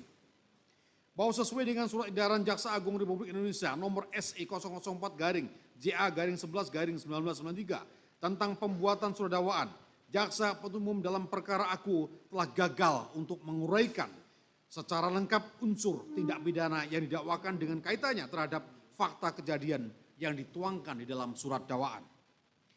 Maka berdasarkan hal-hal sebagaimana telah dikemukakan di atas, terdapat cukup alasan bagi Yang Mulia Majelis Hakim untuk membatalkan demi hukum surat dakwaan Jaksa Penuntut Umum sebagaimana dimaksud dalam ketentuan pasal 143 ayat 3 Undang-Undang Nomor 8 Tahun 1981 tentang KUHP. Surat dakwaan yang tidak memenuhi ketentuan sebagaimana dimaksud dalam ayat 2 huruf B adalah dinyatakan batal demi hukum. Yang Mulia izin dilanjutkan rekan saya. Terima kasih. Mohon izin Yang Mulia untuk melanjutkan. 2. Pemisahan perkara atau sebitsing yang dilakukan oleh Jaksa Penuntut Umum dalam perkara aku tidak tepat. Berdasarkan pengkajian dari surat edaran Jaksa Agung dan aturan yang ada dalam KUHP tersebut di atas, dihubungkan dengan surat dakwaan Jaksa Penuntut Umum dalam perkara aku, maka dapat terlihat dengan jelas tentang hal-hal sebagai berikut. Bahwa Jaksa Penuntut Umum dalam surat dakwaannya, halaman pertama, pada alinea pertama, menyatakan bahwa terdakwa Ricky Rizal bersama-sama Ferdi Sambo, Putri Chandrawati dan Kuat Ma'ruf dalam kurung dalam perkara penuntutan terpisah dan seterusnya. Bahwa dari kutipan surat dakwaan Jaksa Penuntut Umum tersebut di atas membuat dakwaan menjadi tidak cermat, tidak jelas, dan tidak lengkap. Hal ini dapat dilihat bahwa terdakwa dikatakan bersama-sama. Maksud dari dakwaan Jaksa Penuntut Umum tidak cermat, tidak jelas, tidak lengkap, yaitu bersama-sama yang seharusnya dapat digabungkan perkara ini. Sedangkan dalam surat dakwaan ini Jaksa Penuntut Umum membuatnya secara terpisah. Hal tersebut mengakibatkan materi dalam perkara aku menjadi kabur dan tidak jelas. Adapun pasal 141 KUHP yang berbunyi sebagai berikut. Penuntut umum dapat melakukan penggabungan perkara, membuatnya dalam satu surat dakwaan apabila dalam waktu yang sama atau hampir bersamaan ia menerima beberapa berkas perkara dalam hal a. Beberapa tindak pidana yang dilakukan oleh seorang yang sama dan kepentingan pemeriksaan tidak menjadikan halangan terhadap penggabungannya. B. Beberapa tindak pidana yang bersangkut paut satu dengan yang lainnya. C. Beberapa tindak pidana yang tidak bersangkut paut satu dengan lainnya, akan tetapi yang satu dengan yang lain itu ada hubungannya, yang dalam hal ini penggabungan tersebut perlu bagi kepentingan pemeriksaan. Sehingga berdasarkan hal tersebut dapat dikatakan surat dakwaan Jaksa Penuntut Umum tidak cermat, tidak jelas, dan tidak lengkap terhadap tindak pidana didakwakan bersama-sama.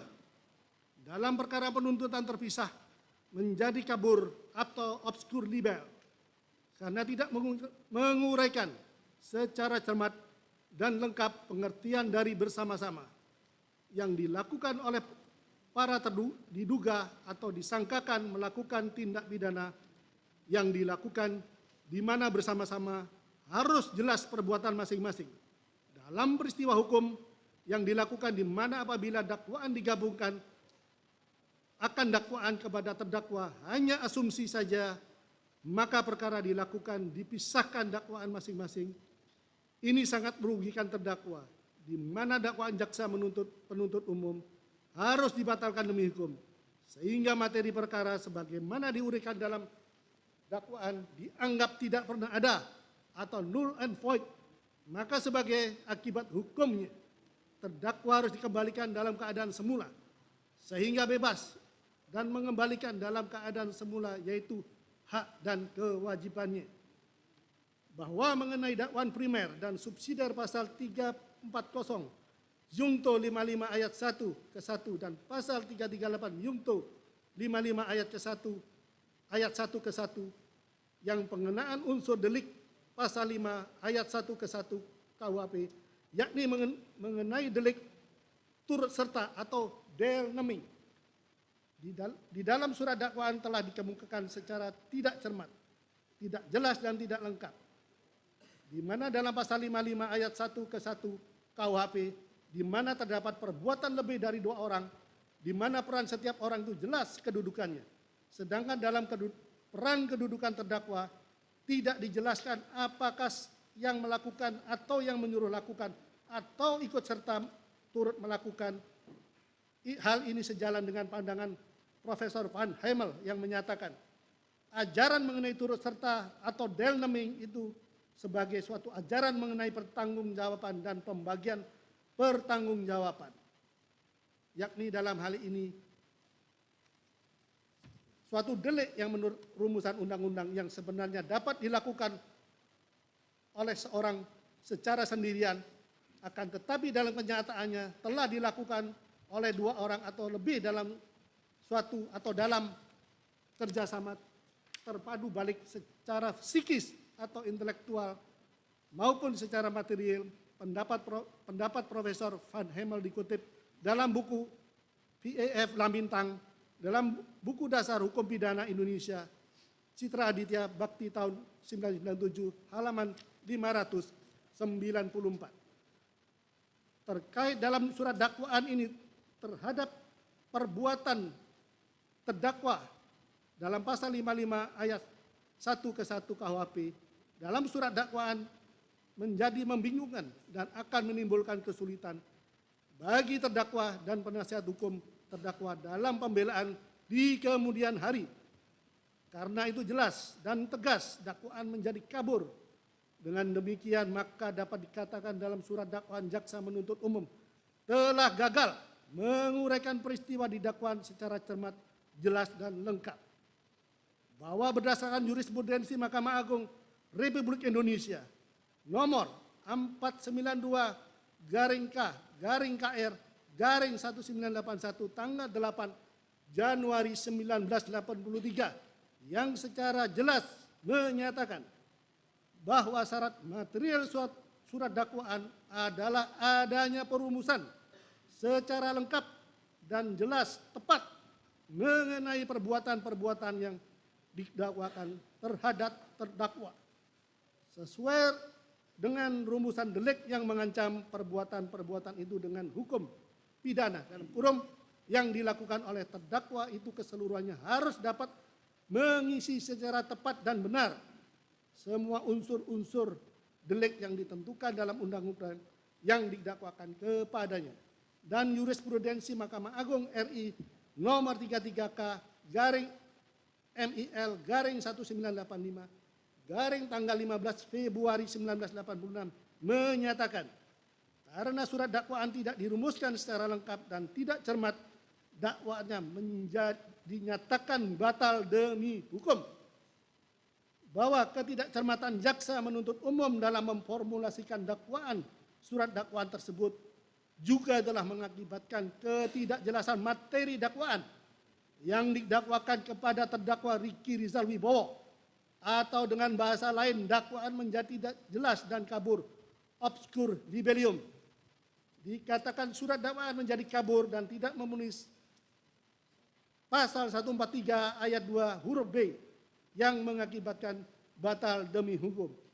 Sehingga kejadian materi sebagaimana diuraian dalam surat dakwaan dianggap tidak pernah ada atau null and void, maka sebagai akibat hukumnya terdakwa harus dikembalikan dalam keadaan semula sehingga menjadi orang bebas dan mengembalikan dalam keadaan semula hak dan kewajibannya. 4. Petitum Majelis Hakim yang terhormat, jaksa penuntut umum yang kami hormati, pengunjung sidang dan masyarakat yang kami hormati. Bahwa berdasarkan uraian-uraian keberatan atas surat dakwaan jaksa penuntut umum sebagaimana telah dikemukakan di atas, Maka dengan ini kami mengajukan permohonan ke hadapan majelis hakim yang mulia agar kiranya dapat mengabulkan dan memutuskan permohonan kami sebagai berikut. Mengadili. 1. Menerima dan mengabulkan keberatan atau eksepsi penasihat hukum terdakwa Ricky Rizal Wibowo. 2. Menyatakan dakwaan jaksa penuntut umum dengan surat dakwaan nomor PDM 245 JKTSL 10/2022 tanggal 5 Oktober 2022 yang dibacakan tanggal 17 Oktober 2022 batal demi hukum atau setidak-tidaknya menyatakan bahwa dakwaan tidak dapat diterima. 3. Menyatakan perkara terdakwa Ricky Rizal Wibowo tidak diperiksa lebih lanjut. 4. Memerintahkan membebaskan terdakwa Ricky Rizal Wibowo dari tahanan. 5. Memulihkan hak-hak terdakwa dalam kemampuan, kedudukan, harkat, martabat sebagaimana yang tidak bersalah. 6. Membebankan biaya perkara kepada negara. 6. Penutup. Demikianlah nota keberatan eksepsi ini disampaikan di hadapan sidang pengadilan negeri dengan harapan bahwa yang mulia majelis hakim dapat mengambil keputusan secara adil, benar dan objektif berdasarkan ketentuan hukum yang berlaku. Terima kasih atas perhatiannya dan mohon maaf apabila terdapat kata-kata yang kurang patut dalam naskah nota keberatan ini. Semoga Tuhan yang Maha Bijaksana senantiasa melimpahkan bimbingan, tuntunan, perlindungan dan segenap pengabdian kita semua. Amin ya Rabbil Alamin. Hormat kami, kuasa hukum terdakwa Ricky Rizal Wibowo. Terima kasih. Terima kasih.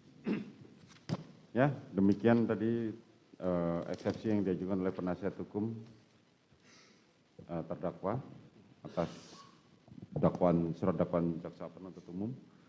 Baik, saya berikan kesempatan kepada saudara jaksa penuntut umum apakah akan memberikan tanggapan terhadap eksepsi tersebut.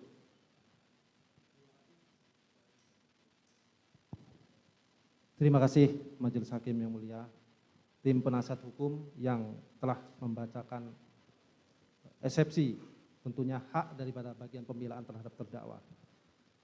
Mohon izin yang mulia, oleh karena penanganan perkara ini pada prinsipnya dilakukan secara splitsing, baik antara terdakwa Ricky Rizal Wibowo dengan terdakwa-terdakwa yang lain, dan pada prinsipnya alat bukti keterangan saksi-saksi yang akan dihadirkan itu adalah sama satu sama lain dengan berkas yang lain.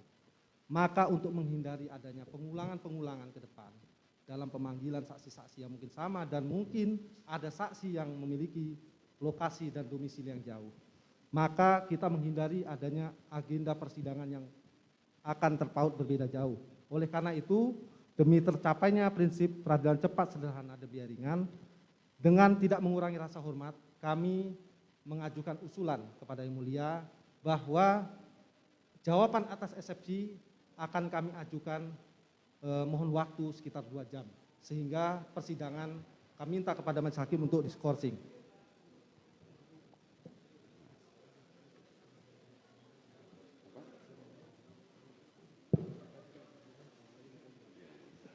Jadi begini, saudara jaksa penuntut umum, ini kami ini tidak hanya menyidangkan perkara ini saja, masih menyidangkan perkara lain. Artinya seperti yang tadi saya sampaikan di perkara sebelumnya bahwa seluruh putusan selah akan kami putus pada hari Rabu. Siap.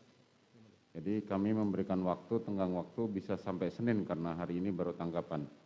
Apakah saudara mau ajukan hari Senin karena ini masih ada sidang yang lain yang harus diperiksa? Mohon izin Yang Mulia. Tentunya kami di sini samakan juga dengan sebagaimana yang disampaikan oleh tim penuntut umum dari terdakwa Kuat Ma'ruf tadi Yang Mulia. Adapun kami tetap berkeinginan mengajukan pada Yang Mulia bahwa jawaban eksepsi tentunya tetap akan kami bacakan pada hari ini ya, pada persidangan yang sama Yang Mulia. Mohon izin untuk dipertimbangkan permohonan kami. Ini juga untuk kepentingan supaya nanti ke depannya dalam hal mengambil putusan selah Yang Mulia, ini dapat diseragamkan dan ke depannya lagi untuk efektivitas dan efisiensi waktu juga Yang Mulia, untuk menyamakan dalam hal pemanggilan saksi-saksi ke depan. Itu pertimbangan kami yang mulia.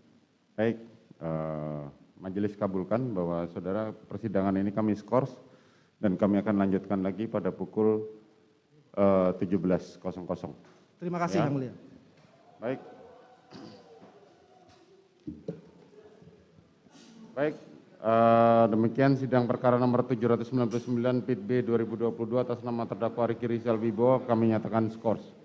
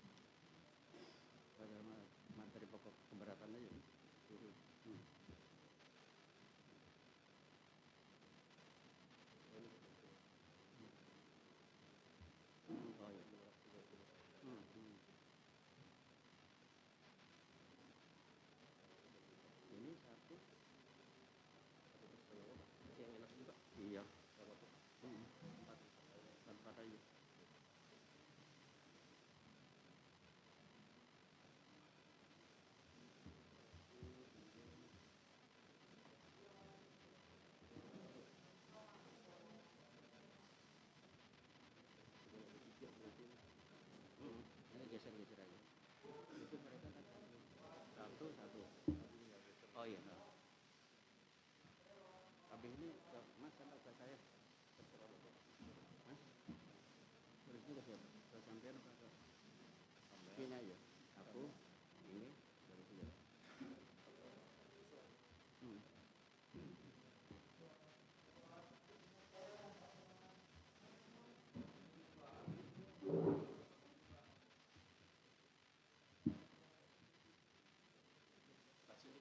Mau dikasihkan? Ini geser.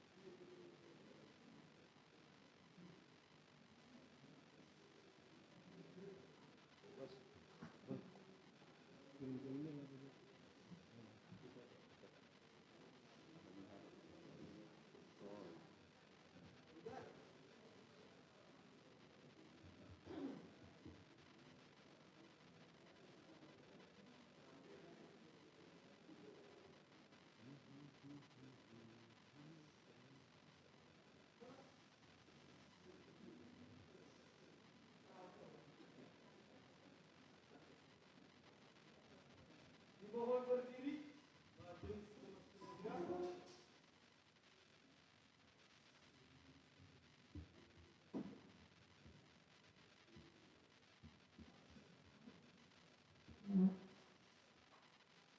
Silakan duduk kembali.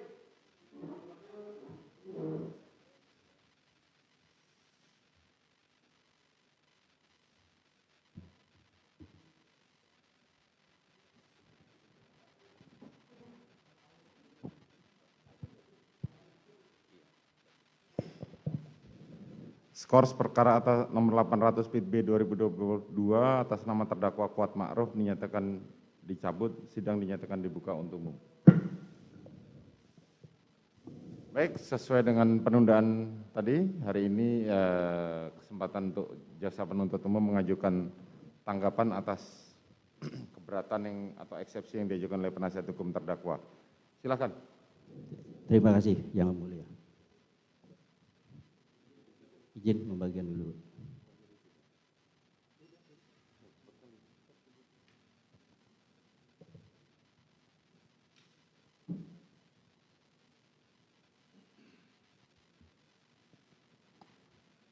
Izin membacakan Yang Mulia. Kejaksaan Republik Indonesia, Kejaksaan Tinggi DKI Jakarta, Kejaksaan Negeri Jakarta Selatan. demi keadilan dan kebenaran berdasarkan ketuhanan yang Maha Esa. Pendapat penuntut umum atas keberatan yang diajukan terdakwa Kuat Ma'ruf yang didakwa dalam dakwaan primer pasal 340 KUHP jungto pasal 55 ayat 1 ke 1 KUHP. Dakwaan subsidiar pasal 338 KUHP jungto pasal 55 ayat 1 ke 1 KUHP melalui penasihat hukumnya dalam perkara pidana nomor PDM 244 JKTSL 10 2022 selanjutnya disebut perkara Akwo. Bismillahirrahmanirrahim. Assalamualaikum warahmatullahi wabarakatuh. Salam, Namo Buddhaya, Om Swastiastu. Majelis Hakim yang mulia, penasihat hukum yang kami hormati, sidang pengadilan yang kami muliakan. Pertama-tama, perkenankanlah kami mengucapkan terima kasih kepada majelis hakim yang telah berkenan memberikan kesempatan kepada kami untuk menanggapi keberatan yang diajukan oleh terdakwa Kuat Ma'ruf, selanjutnya disebut terdakwa. Melalui penasihat hukumnya pada kesempatan ini pula, sesuai dengan ketentuan yang diatur dalam pasal 156 ayat 1 Undang-Undang Republik Indonesia nomor 8 tahun 1981, makan lain selain dari apa yang tertulis dengan jelas, maka ketentuan pasal 156 ayat 1 KUHP telah mengatur secara limitatif dan imperatif mengenai 3 alasan untuk mengajukan keberatan terhadap surat dakwaan penuntut umum, yaitu 1. Pengadilan tidak berwenang mengadili perkaranya. Mengenai hal ini, KUHP dengan jelas mengaturnya dalam pasal 84, pasal 147, sampai pasal 151 KUHP, yang pada prinsipnya alasan keberatan ini dapat diajukan bila mana terhadap hal-hal yang menyangkut masalah kewenangan pengadilan untuk mengadili perkara baik secara relatif maupun kompetensi relatif secara absolut. Dakwaan tidak dapat diterima. Bahwa terhadap alasan ini hanya dapat diajukan terhadap hal-hal atau keadaan yang merupakan vervoeging listing gronden atau dasar-dasar yang meniadakan penuntutan. Misalnya, apakah terdapat pengaduan untuk delik aduan? Pasal 75 KUH pidana, nebis in idem, pasal 76 KUH pidana, terdakwa meninggal dunia, pasal 77 KUH pidana, serta perkara daluarsa, pasal 78 KUH pidana. 3. Surat dakwaan harus dibatalkan. Bahwa terhadap alasan ini hanya dapat diajukan jika surat dakwaan tidak memenuhi syarat formil maupun material dari surat dakwaan, yaitu A. Syarat formil. Surat edaran Jaksa Agung Republik Indonesia nomor SE 004/C.A/11/1993 tentang pembuatan surat dakwaan tanggal 16 November 1993 menyebutkan pasal 143 ayat 2 KUHP telah menetapkan syarat-syarat formil yang harus dipenuhi dalam pembuatan surat dakwaan sebagai berikut. 1. Surat dakwaan harus dibubuhi tanggal dan tanda tangan penuntut umum pembuat surat dakwaan. 2. Surat dakwaan harus memuat secara lengkap identitas terdakwa yang meliputi nama lengkap, tempat lahir, umur, tanggal lahir, jenis kelamin, kebangsaan, tempat tinggal, agama, dan pekerjaan. B. Syarat material. Pasal 143 ayat 2 KUHP, ulangi, pasal 143 ayat 2 huruf B KUHP telah menentukan syarat material dan dari suatu surat dakwaan yang menyatakan surat dakwaan harus memuat uraian secara cermat, jelas, dan lengkap mengenai tindak pidana yang didakwakan dengan menyebutkan waktu dan tempat tindak pidana itu dilakukan. KUHP tidak menjelaskan secara rinci apa yang dimaksud dengan uraian cermat, jelas, dan lengkap dalam suatu surat dakwaan. Oleh karena itu, untuk memperjelas maksud pasal tersebut, hendaknya merujuk pada sumber-sumber hukum, baik itu pendapat hukum, doktrin, maupun putusan hakim, jurisprudensi. A. Sutomo dalam bukunya Pedoman Dasar Pembuatan Surat Dakwaan dan Suplemen cetakan kedua PT Pratnya Paramita Jakarta halaman 10 dan halaman 11 menyatakan yang dimaksud dengan uraian cermat, jelas dan lengkap adalah sebagai berikut. A. Cermat berarti kecermatan dalam menguraikan unsur-unsur tindak pidana yang ditentukan oleh undang-undang atau pasal-pasal yang bersangkutan. B.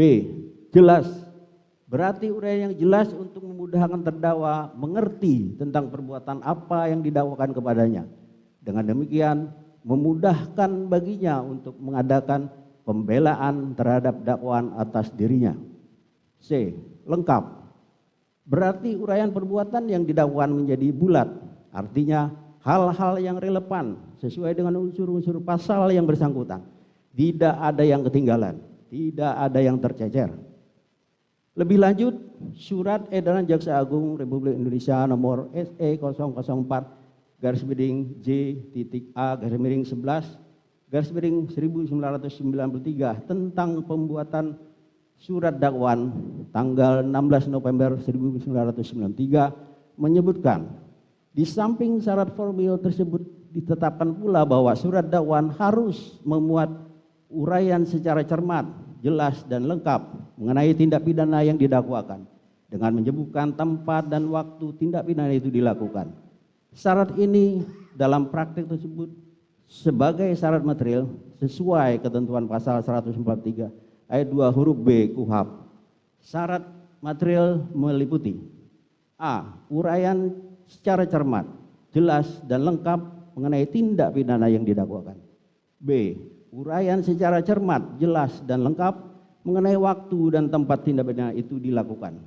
Uraian secara cermat berarti menuntut ketelitian jaksa penuntut umum dalam mempersiapkan surat dakwaan yang akan diterapkan kepada terdakwa. Dengan menempatkan kata cermat paling depan dari rumusan pasal 143 ayat 2 huruf B KUHP, pembuat undang-undang menghendaki agar jaksa penuntut umum dalam membuat surat dakwaan selalu bersikap korek dan teliti. Uraian secara jelas berarti uraian kejadian atau fakta kejadian yang jelas dalam surat dakwaan sehingga terdakwa dengan mudah memahami apa yang didakwakan terhadap dirinya dan dapat mempersiapkan pembelaan dengan sebaik-baiknya. Uraian secara lengkap berarti surat dakwaan itu memuat semua unsur, elemen, tindak pidana yang didakwakan. Unsur-unsur tersebut harus terlukis di dalam uraian fakta kejadian yang dituangkan dalam surat dakwaan. Secara material, suatu surat dakwaan dipandang telah memenuhi syarat apabila surat dakwaan tersebut telah memberi gambaran secara bulat dan utuh tentang 1. Tindak pidana yang dilakukan. 2. Siapa yang melakukan tindak pidana tersebut. 3. Di mana tindak pidana dilakukan. 4. Bila mana, kapan tindak pidana dilakukan. 5. Bagaimana tindak pidana tersebut dilakukan. 6. Akibat apa yang ditimbulkan tindak pidana tersebut. Delik material. 7. Apakah yang mendorong terdakwa melakukan tindak pidana tersebut? Delik-delik tertentu. 8. Ketentuan-ketentuan pidana yang diterapkan. Komponen-komponen tersebut secara kasuistik harus disesuaikan dengan jenis tindak pidana yang didakwakan. Apakah tindak pidana tersebut termasuk delik formil atau delik material. Dengan demikian dapat diformulasikan bahwa syarat formil adalah syarat yang berkenaan dengan formalitas pembuatan surat dakwaan. Sedang syarat material adalah syarat yang berkenaan dengan materi, substansi surat dakwaan. Untuk keabsahan surat dakwaan, kedua syarat tersebut harus dipenuhi. Tidak terpenuhi syarat formil menyebabkan surat dakwaan dapat dibatalkan. Sedangkan tidak terpenuhi syarat material menyebabkan dakwaan batal demi hukum. Selain daripada itu, dalam buku Pedoman Pembuatan Surat Dakwaan terbitan Kejaksaan Agung Republik Indonesia tahun 1985 halaman 16 menyebutkan pencantuman waktu dilakukan tindak pidana di samping bermaksud memperjelas tindak pidana dilakukan, namun yang lebih urgen erat kaitannya dengan pasal 1 ayat 2 KUHP tentang perubahan perundang-undangan usia pelaku dewasa atau belum berdasarkan pasal 45 KUHP, kadaluarsa berdasarkan pasal 78 KUHP. Persyaratan yang ditentukan dalam suatu tindak pidana pada waktu malam, pasal 363 KUHP. Menurut Hukrat 18 Juni 1928 W.11861 N.I.1928 nomor 1438 berbunyi, penyebutan dalam surat tuduhan bahwa terdakwa telah melakukan perbuatan tersebut dalam atau kira-kira tahun 1920 sampai dengan 1926 adalah cukup menyatakan waktu. Lebih lanjut, dalam buku pedoman pembuatan surat dakwaan terbitan Kejaksaan Agung tahun 1985 halaman 16 menyebutkan pencantuman tempat dilakukannya tindak pidana di samping bermaksud memperjelas perumusan tindak pidana yang didakwakan, namun lebih urgen erat kaitannya dengan kompetensi relatif dari pengadilan pasal 84 sampai dengan 86 KUHP, berlakunya hukum pidana Indonesia pasal 2 sampai dengan 8 KUHP, di muka umum pasal 160 dan 170 KUHP, kewenangan menuntut oleh penuntut umum pasal 137 KUHP, teori-teori locus delicti tempat terjadinya tindak pidana. Sehubungan dengan hal ini, Andi Hamzah terbitan tahun 1985 halaman 173 menyatakan, menurut Menkenhofhograt tidak banyak menuntut syarat-syarat penguraian tentang tempat dan waktu. Suatu lukisan yang luas seperti di Rotterdam atau salah satu tempat di Nederland atau di Antwerpen atau salah satu tempat di Belgia dan di dalam atau di sekitar tahun-tahun 1920 sampai dengan 1926 dipandang cukup memadai asal ternyata terdakwa tidak dirugikan dalam pembelaannya. Hasil dapat Kerja Nasional Mahkamah Agung Republik Indonesia tahun 1986 membahas sehubungan dengan ketentuan pasal 143 ayat 2 KUHP yang mana Mahkamah Agung memberikan petunjuk bahwa maksud pasal 143 ayat 2 KUHP dengan kalimat uraian secara cermat, jelas dan lengkap mengenai tindak pidana yang didakwakan adalah bahwa dalam surat dakwaan itu harus disebut apa yang sesungguhnya dilakukan oleh terdakwa yang memenuhi unsur delik yang didakwakan, sehingga tidak cukup hanya menyebut unsur deliknya saja. Ide Himpunan Tanya Jawab Hukum Pidana KUHP nomor 152. Dan dilanjutkan rekan kami. Kami lanjutkan majelis. Bahwa dari uraian-uraian normatif doktrinal tersebut di atas, maka apabila keberatan terdakwa maupun penasihat hukumnya di luar ketentuan pasal 156 ayat 1 KUHP, sebagaimana tersebut di atas, harus dinyatakan tidak dapat diterima. Majelis Hakim yang mulia, bahwa pada pokoknya penuntut umum menolak semua isi nota keberatan penasihat hukum terdakwa, kecuali apa yang diakui dan dinyatakan secara tegas oleh penuntut umum dalam pendapat penuntut umum atas keberatan yang diajukan oleh terdakwa. Tujuan pendapat penuntut umum ini merupakan perwujudan dari asas fair trial guna meluruskan dalil-dalil yang tertuang dalam keberatan terdakwa melalui penasihat hukumnya yang mayoritas berisi dalil-dalil penyesatan.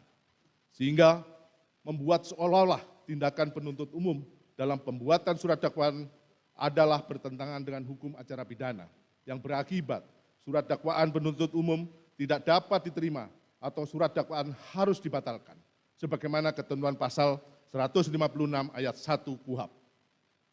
Melalui kesempatan ini, penuntut umum yang melakukan penuntutan dan membuat surat dakwaan akan meluruskan maksud penuntutan secara akhul dilakukan dan maksud surat dakwaan tersebut sehingga tidak menimbulkan kesesatan berpikir, misleading, atau menghindarkan dalil-dalil penyesatan ke depannya sebagai upaya untuk mencari kebenaran material warheads dalam persidangan yang mulia ini. Bagaimanapun implikasi berlanjut dari dalil penyesatan dalam praktek hukum yang tidak segera diluruskan adalah terciptanya kesesatan hukum, res waldings. Romawi 2, materi pokok keberatan, Majelis Hakim yang mulia. Setelah kami mempelajari dengan sesama uraian keberatan dari terdakwa melalui penasihat hukumnya yang pada intinya menyampaikan permohonan kepada Majelis Hakim Pengadilan Negeri Jakarta Selatan yang memeriksa serta mengadili perkara ini dan memberikan putusan Wide nota keberatan tim penasihat hukum Kuat Ma'ruf halaman 22 sebagai berikut. 1. Menerima eksepsi dari penasihat hukum terdakwa untuk seluruhnya. 2. Menyatakan surat dakwaan jaksa penuntut umum dengan nomor register perkara PDM 244-JKTSL-10-2022 tanggal 5 Oktober 2022 batal demi hukum. 3. Menetapkan pemeriksaan perkara terhadap terdakwa tidak dilanjutkan. 4. Membebaskan terdakwa dari segala dakwaan serta memerintahkan jaksa penuntut umum untuk melepaskan terdakwa dari tahanan. 5. Memulihkan hak terdakwa dalam hal kemampuan, kedudukan, harkat serta martabatnya. 6. Membebankan biaya perkara kepada negara. 7. Ex aqua et bono. Permohonan tersebut diajukan oleh terdakwa melalui penasihat hukumnya yang diuraikan dalam beberapa poin yang dianggap krusial sebagai dasar mengajukan keberatan atas kekeliruan surat dakwaan yang diajukan oleh jaksa penuntut umum antara lain Wide nota keberatan tim penasihat hukum Kuat Ma'ruf halaman 11 sampai dengan 21. A. Uraian dakwaan tidak lengkap dan jelas. B. Dakwaan jaksa penuntut umum tidak menjelaskan perbuatan terdakwa yang merupakan tindak pidana atau pendukung terjadinya tindak pidana yang didakwakan. C. Dakwaan penuntut umum tidak cermat, tidak menjelaskan secara jelas dan lengkap perbuatan penyertaan terdakwa. D. Dakwaan jaksa penuntut umum tidak cermat, di mana unsur tindak pidana yang didakwakan dalam dakwaan primer dan dakwaan subsidiar adalah sama, sedangkan pasal pidana yang didakwakan berbeda. Romawi 3. Pendapat penuntut umum. Majelis Hakim yang mulia menyusun konstruksi hukum dalam suatu pendapat hukum di sidang pengadilan haruslah didasarkan pada argumentasi hukum yang jelas, kuat, dan logis. Karena hukum merupakan penalaran tertinggi, sebagaimana adagium, lex ratio summa insita in natura, que juber a, qua facindasun prohibita contraria. Hal terpenting dalam argumentasi hukum adalah penguasaan terhadap hukum itu sendiri, yang tidak terbatas pada ketentuan hukum positif, semata melainkan memandang hukum sebagai suatu sistem, sebagai tatanan atau kesatuan yang utuh, yang terdiri dari bagian-bagian atau unsur-unsur yang berkaitan erat satu dengan yang lainnya. Oleh sebab itu, argumentasi hukum juga menuntut penguasaan hukum dari lapisan filsafat ilmu, dimulai dari dogmatika hukum, asas-asas hukum, serta teori hukum, hingga filsafat hukum, sebagai lapisan tertinggi, serta berbagai metode penemuan hukum yang terdiri dari penafsiran hukum maupun argumentasi. Penguasaan teori maupun asas hukum yang tidak komprehensif mengakibatkan argumentasi hukum yang dikonstruksikan menjadi lemah. Karena menimbulkan berbagai konflik di dalamnya yang tidak sesuai dengan adagium non est certandum de regulis juris, yaitu tidak ada hukum yang bertentangan satu dengan yang lainnya. Konstruksi hukum yang demikian tentunya akan mudah dirapuhkan dan dibantahkan. Setelah membaca dengan sesama surat keberatan terdakwa yang diajukan oleh penasihat hukum terdakwa, adapun pendapat penuntut umum sebagai berikut. 1. Uraian dakwaan tidak lengkap dan jelas. Video keberatan halaman 11 sampai dengan halaman 15. Tanggapan bahwa dalil penasihat hukum yang menyatakan surat dakwaan penuntut umum tidak lengkap dan jelas berkenaan dengan tidak dijelaskannya hubungan peristiwa keributan yang terjadi di rumah Magelang antara korban Nofriansah Yosua Huta Barat dengan terdakwa, justru menunjukkan ketidakmampuan penasihat hukum dalam memaknai apa yang dimaksud dengan uraian jelas dan lengkap. Padahal penasihat hukum dengan membangun argumentasinya menggunakan surat edaran Jaksa Agung Republik Indonesia nomor SE 004-JA-11-1993 tentang pembuatan surat dakwaan yang ditindaklanjuti dengan surat Jaksa Agung Muda Tindak Pidana Umum nomor B 607-E-11-1993 tanggal 22 November 1993 tentang pembuatan surat dakwaan yang mana dua aturan tersebut telah menjelaskan apa yang dimaksud dengan uraian jelas, uraian cermat, jelas, dan lengkap menggunakan bahasa yang sangat mudah dipahami. Oleh karena itu, kami penuntut umum akan menggunakan dasar hukum yang sama seperti yang digunakan oleh penasihat hukum untuk menunjukkan kekeliruan penasihat hukum dalam memaknai apa yang dimaksud dengan uraian cermat, jelas, dan lengkap. Bahwa berdasarkan surat edaran Jaksa Agung RI nomor SI 004-CA-11-1993 tentang pembuatan surat dakwaan yang ditindaklanjuti dengan surat dakwa Jaksa Agung Muda Tindak Pidana Umum nomor B607-E-11-1993 tanggal 22 November 1993 tentang pembuatan surat dakwaan yang menjelaskan perumusan cermat, jelas, dan lengkap adalah sebagai berikut. A. Bahwa yang dimaksud dengan cermat adalah menuntut ketelitian jaksa penuntut umum dalam mempersiapkan surat dakwaan yang akan diterapkan bagi terdakwa dengan menempatkan kata-kata cermat paling depan dari rumusan pasal 143 ayat 2 huruf B KUHP. Pembuat undang-undang menghendaki agar jaksa penuntut umum dalam membuat surat dakwaan selalu bersifat korek dan teliti. B. Bahwa yang dimaksud dengan jelas adalah uraian kejadian atau fakta kejadian yang jelas dalam surat dakwaan, sehingga terdakwa dengan mudah memahami apa yang didakwakan terhadap dirinya dan dapat mempersiapkan pembelaan dengan sebaik-baiknya. C. Bahwa yang dimaksud dengan lengkap adalah surat dakwaan itu memuat semua unsur elemen tindak pidana yang didakwakan. Unsur-unsur tersebut harus terlukis di dalam uraian fakta kejadian yang dituangkan dalam surat dakwaan. Bahwa kewajiban menuangkan fakta yang terkait perumusan unsur tindak pidana yang didakwakan telah termuat dalam dakwaan, yang mana hal tersebut sejalan dengan syarat material dakwaan yaitu lengkap. Bahwa fakta-fakta yang dituangkan dalam dakwaan hanyalah fakta yang relevan atau terkait dengan unsur-unsur dari pasal yang didakwakan. Hal tersebutlah yang melatar belakangi penuntut umum tidak memasukkan secara eksplisit kejadian keributan yang terjadi di rumah Magelang antara korban Nofriansah Yosua Huta Barat dengan terdakwa pada tanggal 7 Juli 2022 karena tidak adanya relevansi dengan materi surat dakwaan penuntut umum terkait dengan dakwaan pembunuhan berencana sebagaimana pasal 340 KUHP. Sehubungan dengan hal itu, penasihat hukum terdakwa perlu memahami bahwa dalam ajaran doktrin dan teori hukum pidana, makna pembunuhan berencana berdasarkan unsur pasal 340 KUHP, yakni barang siapa dengan sengaja dan dengan rencana terlebih dahulu merampas nyawa orang lain, sama sekali tidak mengharuskan dan mensyaratkan adanya penguraian terhadap latar belakang, garing motif dari terdakwa sebagaimana kejadian pada tanggal 7 Juli 2022 yang nantinya akan dibuktikan di persidangan. Penuntut umum berpendapat demikian dengan argumentasi hukum sebagai berikut. Menurut Jan Renmeling dalam buku hukum pidana halaman 170, pengertian dengan rencana terlebih dahulu ini bukanlah bentuk dolus, melainkan hanya memberi nuansa khusus pada dolus tersebut melalui cara pelaksanaan tindak pidana, yaitu pertimbangan yang diambil secara tenang. Namun terminologi ini tidak perlu dianggap terlalu penting di dalam praktek. Istilah ini digunakan sekedar untuk mengeliminasi situasi psikis, seperti bertindak semata-mata karena dorongan emosi seketika. Tetapi jika seorang manusia mempunyai sedikit waktu, tidak menunjukkan emosi ekstrim secara nyata, hakim akan menyatakan terbukti adanya pertimbangan yang dilakukan dengan tenang, sekalipun ketenangan tersebut seringkali bersifat sangat situasional. Sejalan dengan pandangan Jan Renmeling, Profesor Simon berpendapat tentang unsur dengan rencana terlebih dahulu atau berberdatrah.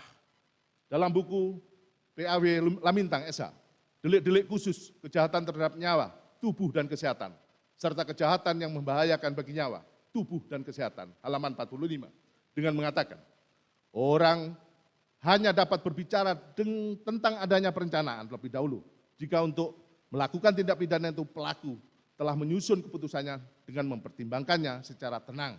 Demikian pula telah mempertimbangkan kemungkinan-kemungkinan dan tentang akibat-akibat dari tindakannya. Antara waktu seorang pelaku menyusun rencananya dengan waktu pelaksanaan dari rencana tersebut.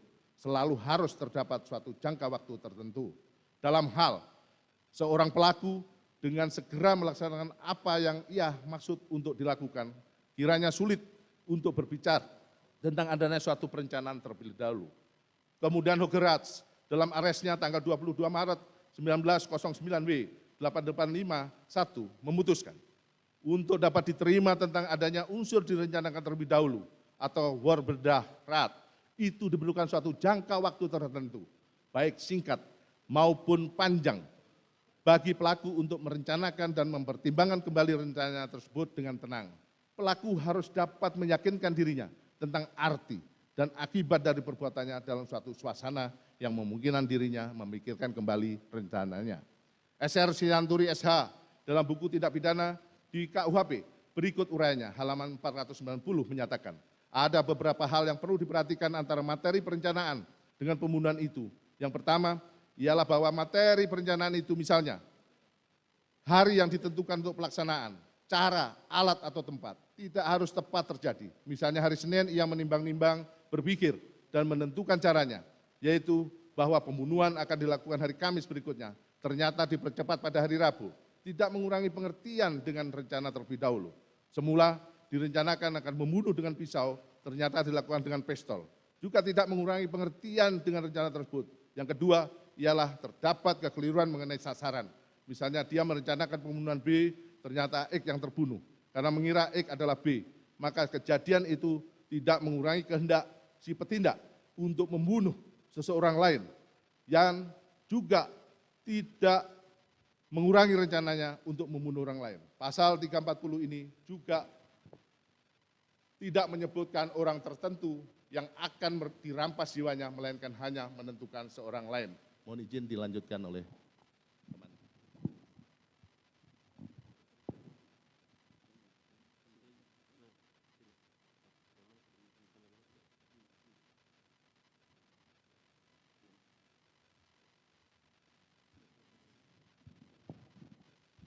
Izin yang mulia.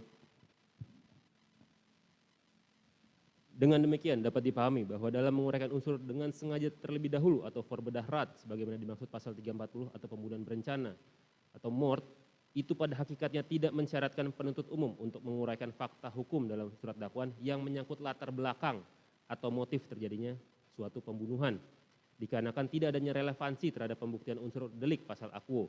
Yang dibutuhkan hanyalah uraian terkait perencanaan terdakwa atau para terdakwa yang dilakukan secara tenang atau sikap kejiwaan untuk merampas nyawa korban Nofriansyah Yosua Huta Barat dari mulai tahap persiapan, tahap permulaan pelaksanaan, sampai dengan tahap pelaksanaan, dan bukan menguraikan mengenai peristiwa keributan yang terjadi pada tanggal 7 Juli 2022 antara korban Nofriansyah Yosua Huta Barat dengan terdakwa sebagaimana yang keliru diinginkan oleh penasihat hukum. Argumentasi ini diperkuat dengan pendapat dari A. Sutomo dalam buku Pedoman Dasar Pembuatan Surat Dakwaan dan Suplemen, cetakan kedua PT Pratnya Pramita Jakarta, menyatakan yang dimaksud dengan uraian lengkap adalah sebagai berikut. Lengkap berarti uraian perbuatan yang didakwakan menjadi bulat, artinya hal-hal yang relevan sesuai dengan unsur-unsur pasal yang bersangkutan, tidak ada yang ketinggalan, tidak ada yang tercecer. Selain itu, perlu menjadi perhatian majelis hakim bahwa nota keberatan penasihat hukum terdakwa yang mengatakan bahwa surat dakwaan penuntut umum tidak jelas sebenarnya telah bertentangan dengan pernyataan dari terdakwa yang notabene-nya adalah klien mereka sendiri. Penuntut umum menyatakan demikian karena terdakwa ternyata sudah memahami dan mengerti materi surat dakwaan penuntut umum sehubungan dengan uraian fakta pembunuhan berencana pasal 340 KUHP. Karena dalam persidangan yang diselenggarakan pada hari Senin tanggal 17 Oktober 2002, sesaat setelah penuntut umum membacakan surat dakwaan, atas pertanyaan ketua majelis hakim yang diajukan kepadanya, terdakwa mengatakan bahwa ia mengerti materi surat dakwaan yang telah dibacakan oleh penuntut umum, yang mengindikasikan bahwa surat dakwaan penuntut umum sudah dibuat secara cermat, jelas, dan lengkap. Argumentasi ini sejalan dengan doktrin hukum Andi Hamzah dalam buku Hukum Acara Pidana halaman 177 yang menyatakan surat dakwaan jelas ataukah tidak jelas adalah relatif dan hendaknya ukurannya didasarkan pada keadaan konkret, yaitu apakah keadaan itu menunjukkan terdakwa dirugikan atau tidak. Jika terdakwa telah mengetahui apa sebab ia didakwa, maka halnya sudah memadai. Oleh sebab itu, keadaan di mana terdakwa mengatakan mengerti atau surat dakwaan yang telah dibacakan kepadanya telah sejalan dengan syarat jelas suatu surat dakwaan berdasarkan surat Jaksa Agung Muda Tindak Pidana Umum nomor B607 tanggal 22 November 1993 tentang pembuatan surat dakwaan yang menyatakan bahwa Yang dimaksud dengan jelas adalah uraian kejadian atau fakta kejadian yang jelas dalam surat dakwaan, sehingga terdakwa dengan mudah memahami apa yang didakwakan terhadap dirinya dan dapat mempersiapkan pembelaan sebaik-baiknya.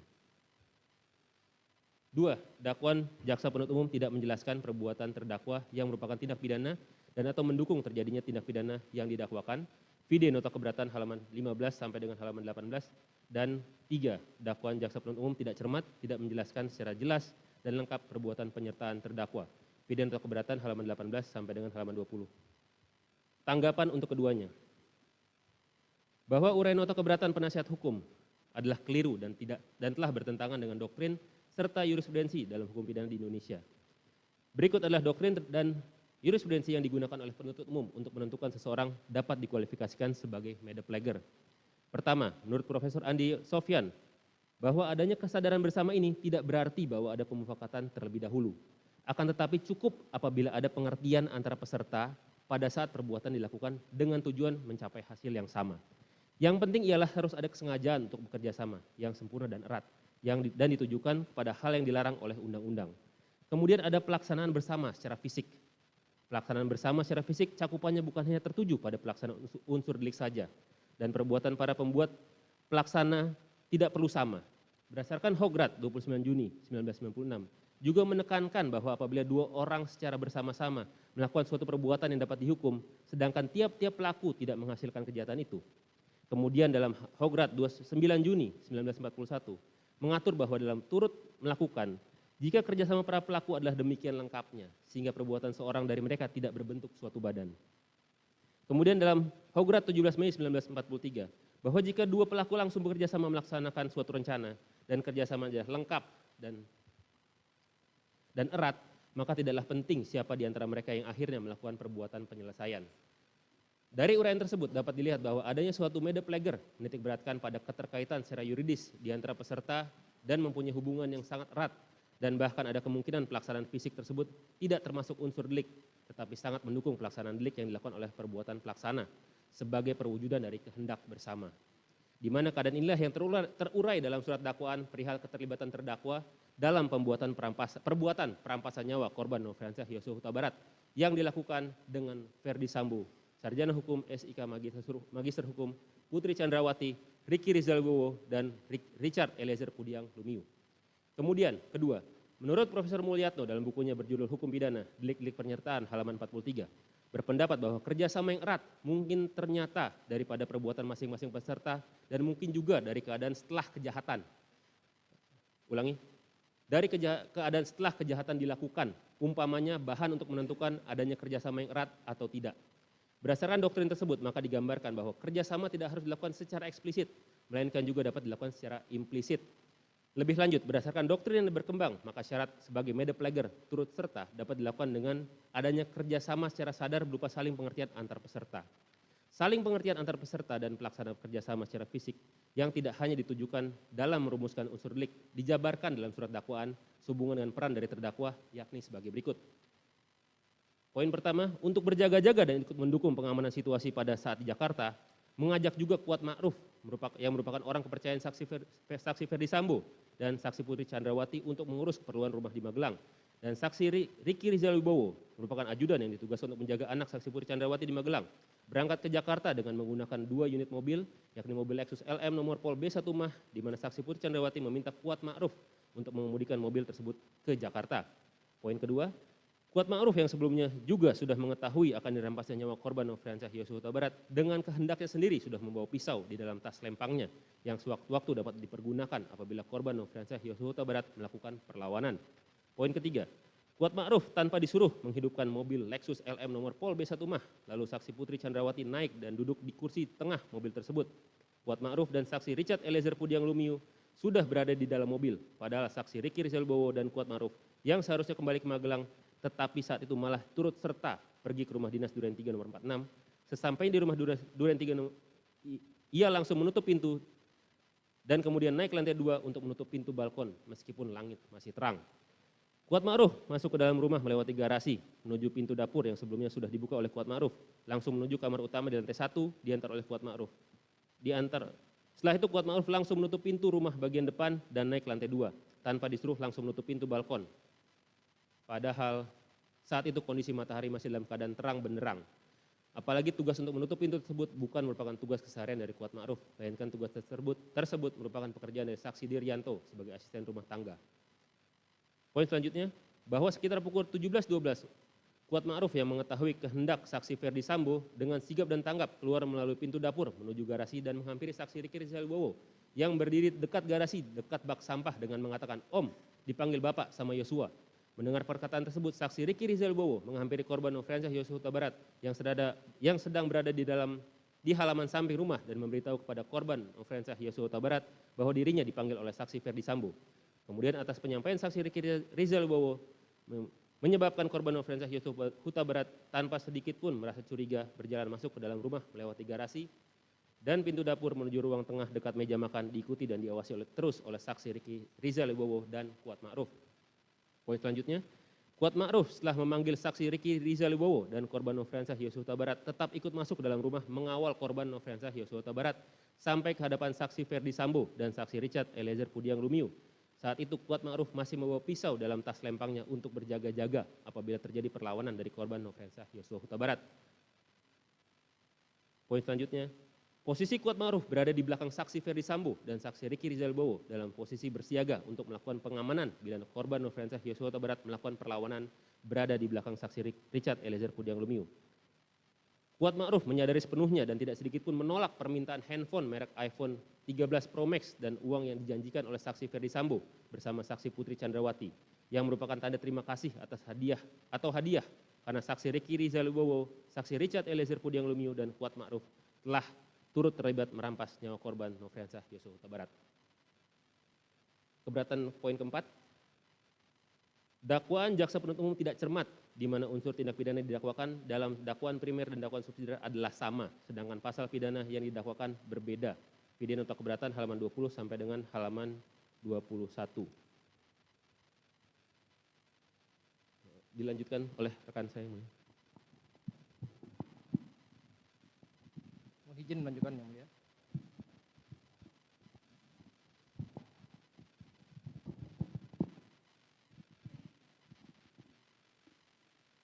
Tanggapan bahwa dalil penasihat hukum yang mengatakan bahwa surat dakwaan jaksa penuntut umum batal demi hukum karena menyalin ulang atau copy paste dakwaan primer ke dalam dakwaan subsidiar dalil yang sesat dan tidak berdasar.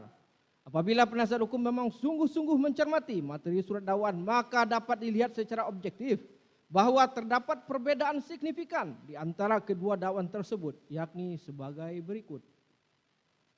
Poin pertama, pada bagian kepala dakwaan terdapat locus delicti dan tempus delicti yang berbeda antara dakwaan primer dengan dakwaan subsidiar, di mana dakwaan primer menguraikan hari Jumat tanggal 8 Juli tahun 2022 sekira pukul 15.08 WIB sampai dengan sekira pukul 18.00 WIB atau dan seterusnya bertempat di Jalan Saguling 3 nomor 29, Kelurahan Duren 3, Kecamatan Pancoran 1, Kota Administrasi Jakarta Selatan, Provinsi DKI Jakarta. Selanjutnya disebut Rumah Saguling 3 nomor 29. Dan bertempat di Rumah Dinas Komplek Polri, Duren 3 nomor 46 RT 5 RW 1, Kelurahan Duren 3, Kecamatan Pancoran 1, Kota Administrasi Jakarta Selatan, Provinsi DKI Jakarta.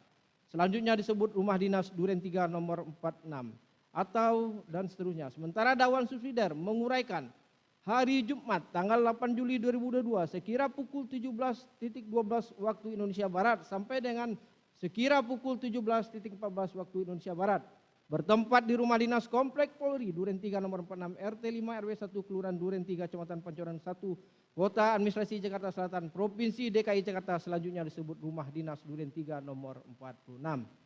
Poin selanjutnya, pada kepala dakwaan terdapat perbedaan penerapan unsur pasar antara dakwaan primer dengan dakwaan subsidiar, di mana dakwaan primer menguraikan mereka yang melakukan, yang menyuruh melakukan, dan turut serta melakukan perbuatan dengan sengaja dan dengan rencana terlebih dahulu merampas nyawa orang lain. Sementara dakwaan subsidiar menguraikan mereka yang melakukan, yang menyuruh melakukan, dan turut serta melakukan perbuatan dengan sengaja merampas nyawa orang lain. Poin selanjutnya, pada uraian kronologis dakwaan primer terdapat perbedaan uraian perial fakta, perbuatan perencanaan yang dilakukan oleh terdakwa dan pelaku turut serta lainnya dalam kurung Ferdi Sambo, Putri Chandrawati, Ricky Rizal Wibowo, dan Richard Eliezer Pudiang Lumiu dengan uraian fakta perbuatan pada dakwaan subsidiar yakni sebagai berikut. Surat dakwaan Kuat Ma'ruf. Primer, bahwa terdakwa Kuat Ma'ruf bersama-sama Ferdi Sambo, Richard Eliezer Pudihang Lumiu, Putri Chandrawati, dan Ricky Rizal Wibowo dituntut dalam perkara terpisah pada hari Jumat tanggal 8 Juli tahun 2022 sekira pukul 15.08 WIB sampai dengan sekira pukul 18.00 WIB atau setidak-tidaknya pada waktu lain dalam bulan Juli tahun 2022 bertempat di Jalan Saguling 3 nomor 29 Kelurahan Duren 3 Kecamatan Pancoran 1 Kota Administrasi Jakarta Selatan Provinsi DKI Jakarta, selanjutnya disebut Rumah Saguling 3 nomor 29 dan bertempat di Rumah Dinas Komplek Polri Duren 3 nomor 46 RT 5 RW 1 Kelurahan Duren 3 Kecamatan Pancoran 1 Kota Administrasi Jakarta Selatan Provinsi DKI Jakarta, selanjutnya disebut Rumah Dinas Duren 3 nomor 46 atau setidak-tidaknya pada suatu tempat yang masih termasuk dalam daerah hukum Pengadilan Negeri Jakarta Selatan yang berwenang mengadili. Mereka yang melakukan, yang menyuruh melakukan dan turut serta melakukan perbuatan dengan sengaja dan dengan rencana terlebih dahulu merampas nyawa orang lain dilakukan dengan cara-cara sebagai berikut.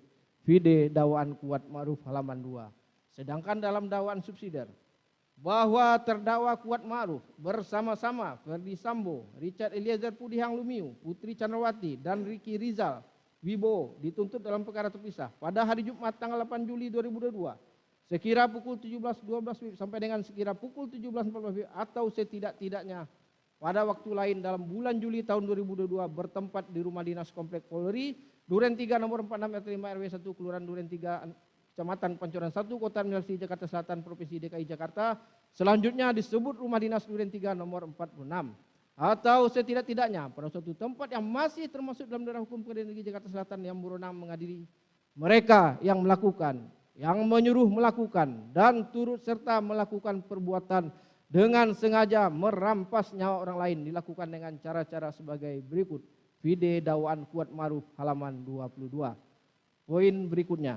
Selanjutnya saksi Ferdi Sambo, SH MH menyampaikan berulang kali perencanaan penembakan terhadap korban Nofriansah Yosua Huta Barat dan menjelaskan alasan saksi Richard Eliezer Pudihang Lumiu untuk menembak korban Nofriansah Yosua Huta Barat dengan skenarionya adalah korban Nofriansah Yosua Huta Barat dianggap telah melecehkan saksi Putri Chandrawati yang kemudian berteriak minta tolong, lalu saksi Richard Eliezer Pudihang Lumiu datang. Selanjutnya korban Nofriansah Yosua Huta Barat menembak saksi Richard Eliezer Pudihang Lumiu dan dibalas tembakan lagi oleh saksi Richard Eliezer Pudihang Lumiu. Vide dakwaan Kuat Ma'ruf halaman 7. Sedangkan dalam dakwaan subsidiar Kuat Ma'ruf tidak ada. Poin selanjutnya. Kemudian saksi Ferdi Sambo SH, SIK MH mempertimbangkan dengan tenang dan matang segala perbuatan dan kemungkinan tentang akibat-akibat dari tindakan yang akan dilakukan oleh saksi Richard Eliezer Pudihang Lumiu untuk menembak korban Nofriansah Yosua Huta Barat yang dapat mengakibatkan dirampasnya nyawa korban Nofriansah Yosua Huta Barat. Vide dakwaan Kuat Ma'ruf halaman 7. Sedangkan dalam dakwaan subsidiar Kuat Ma'ruf itu tidak ada. 4. Romawi kesimpulan. Majelis Hakim yang mulia, penasihat hukum yang kami hormati dan sidang pengadilan yang kami muliakan.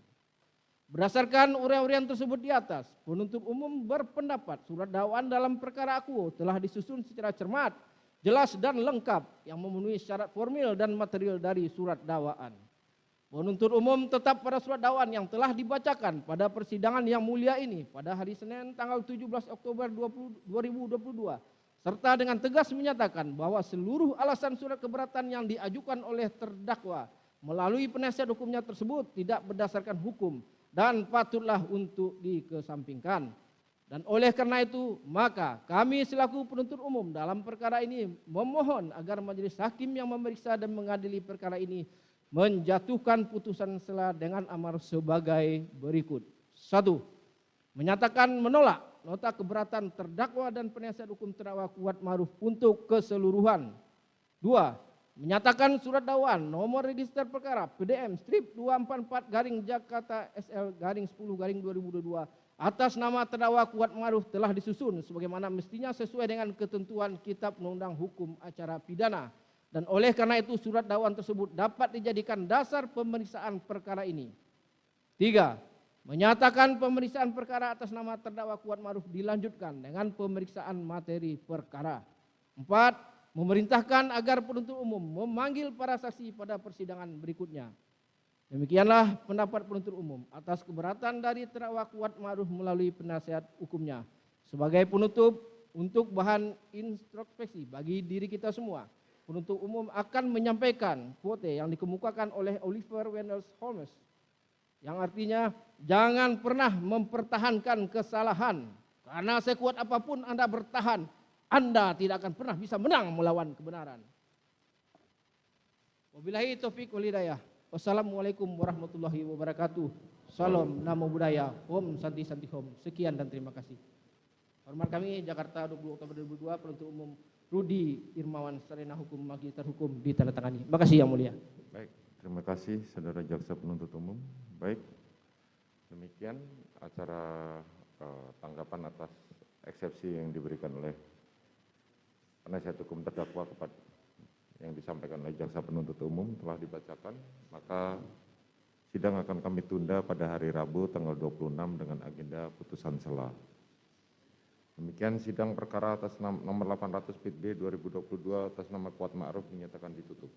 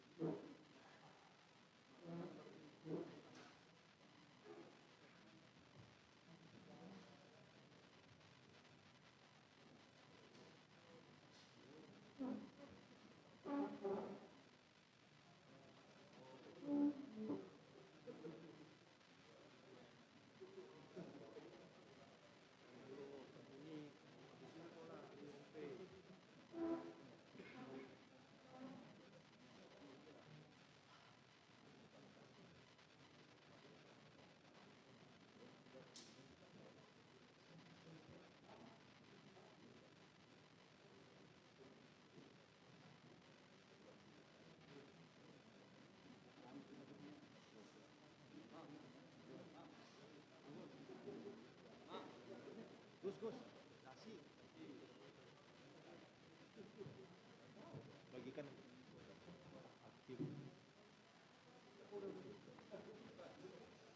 Ada tuh yang pakai ini yang kecil. Itu tuh udah ada tuh, udah ada tuh.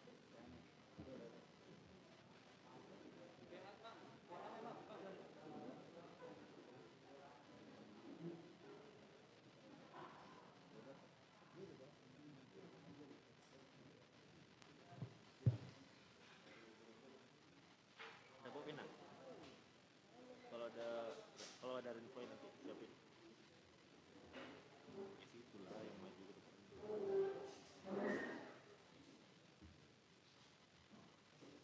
Itu buat hakim sama ini. Hakim sama terdakwa sama apa yang. Iya, itu mau baca pertama. Iya, saya kira gitu.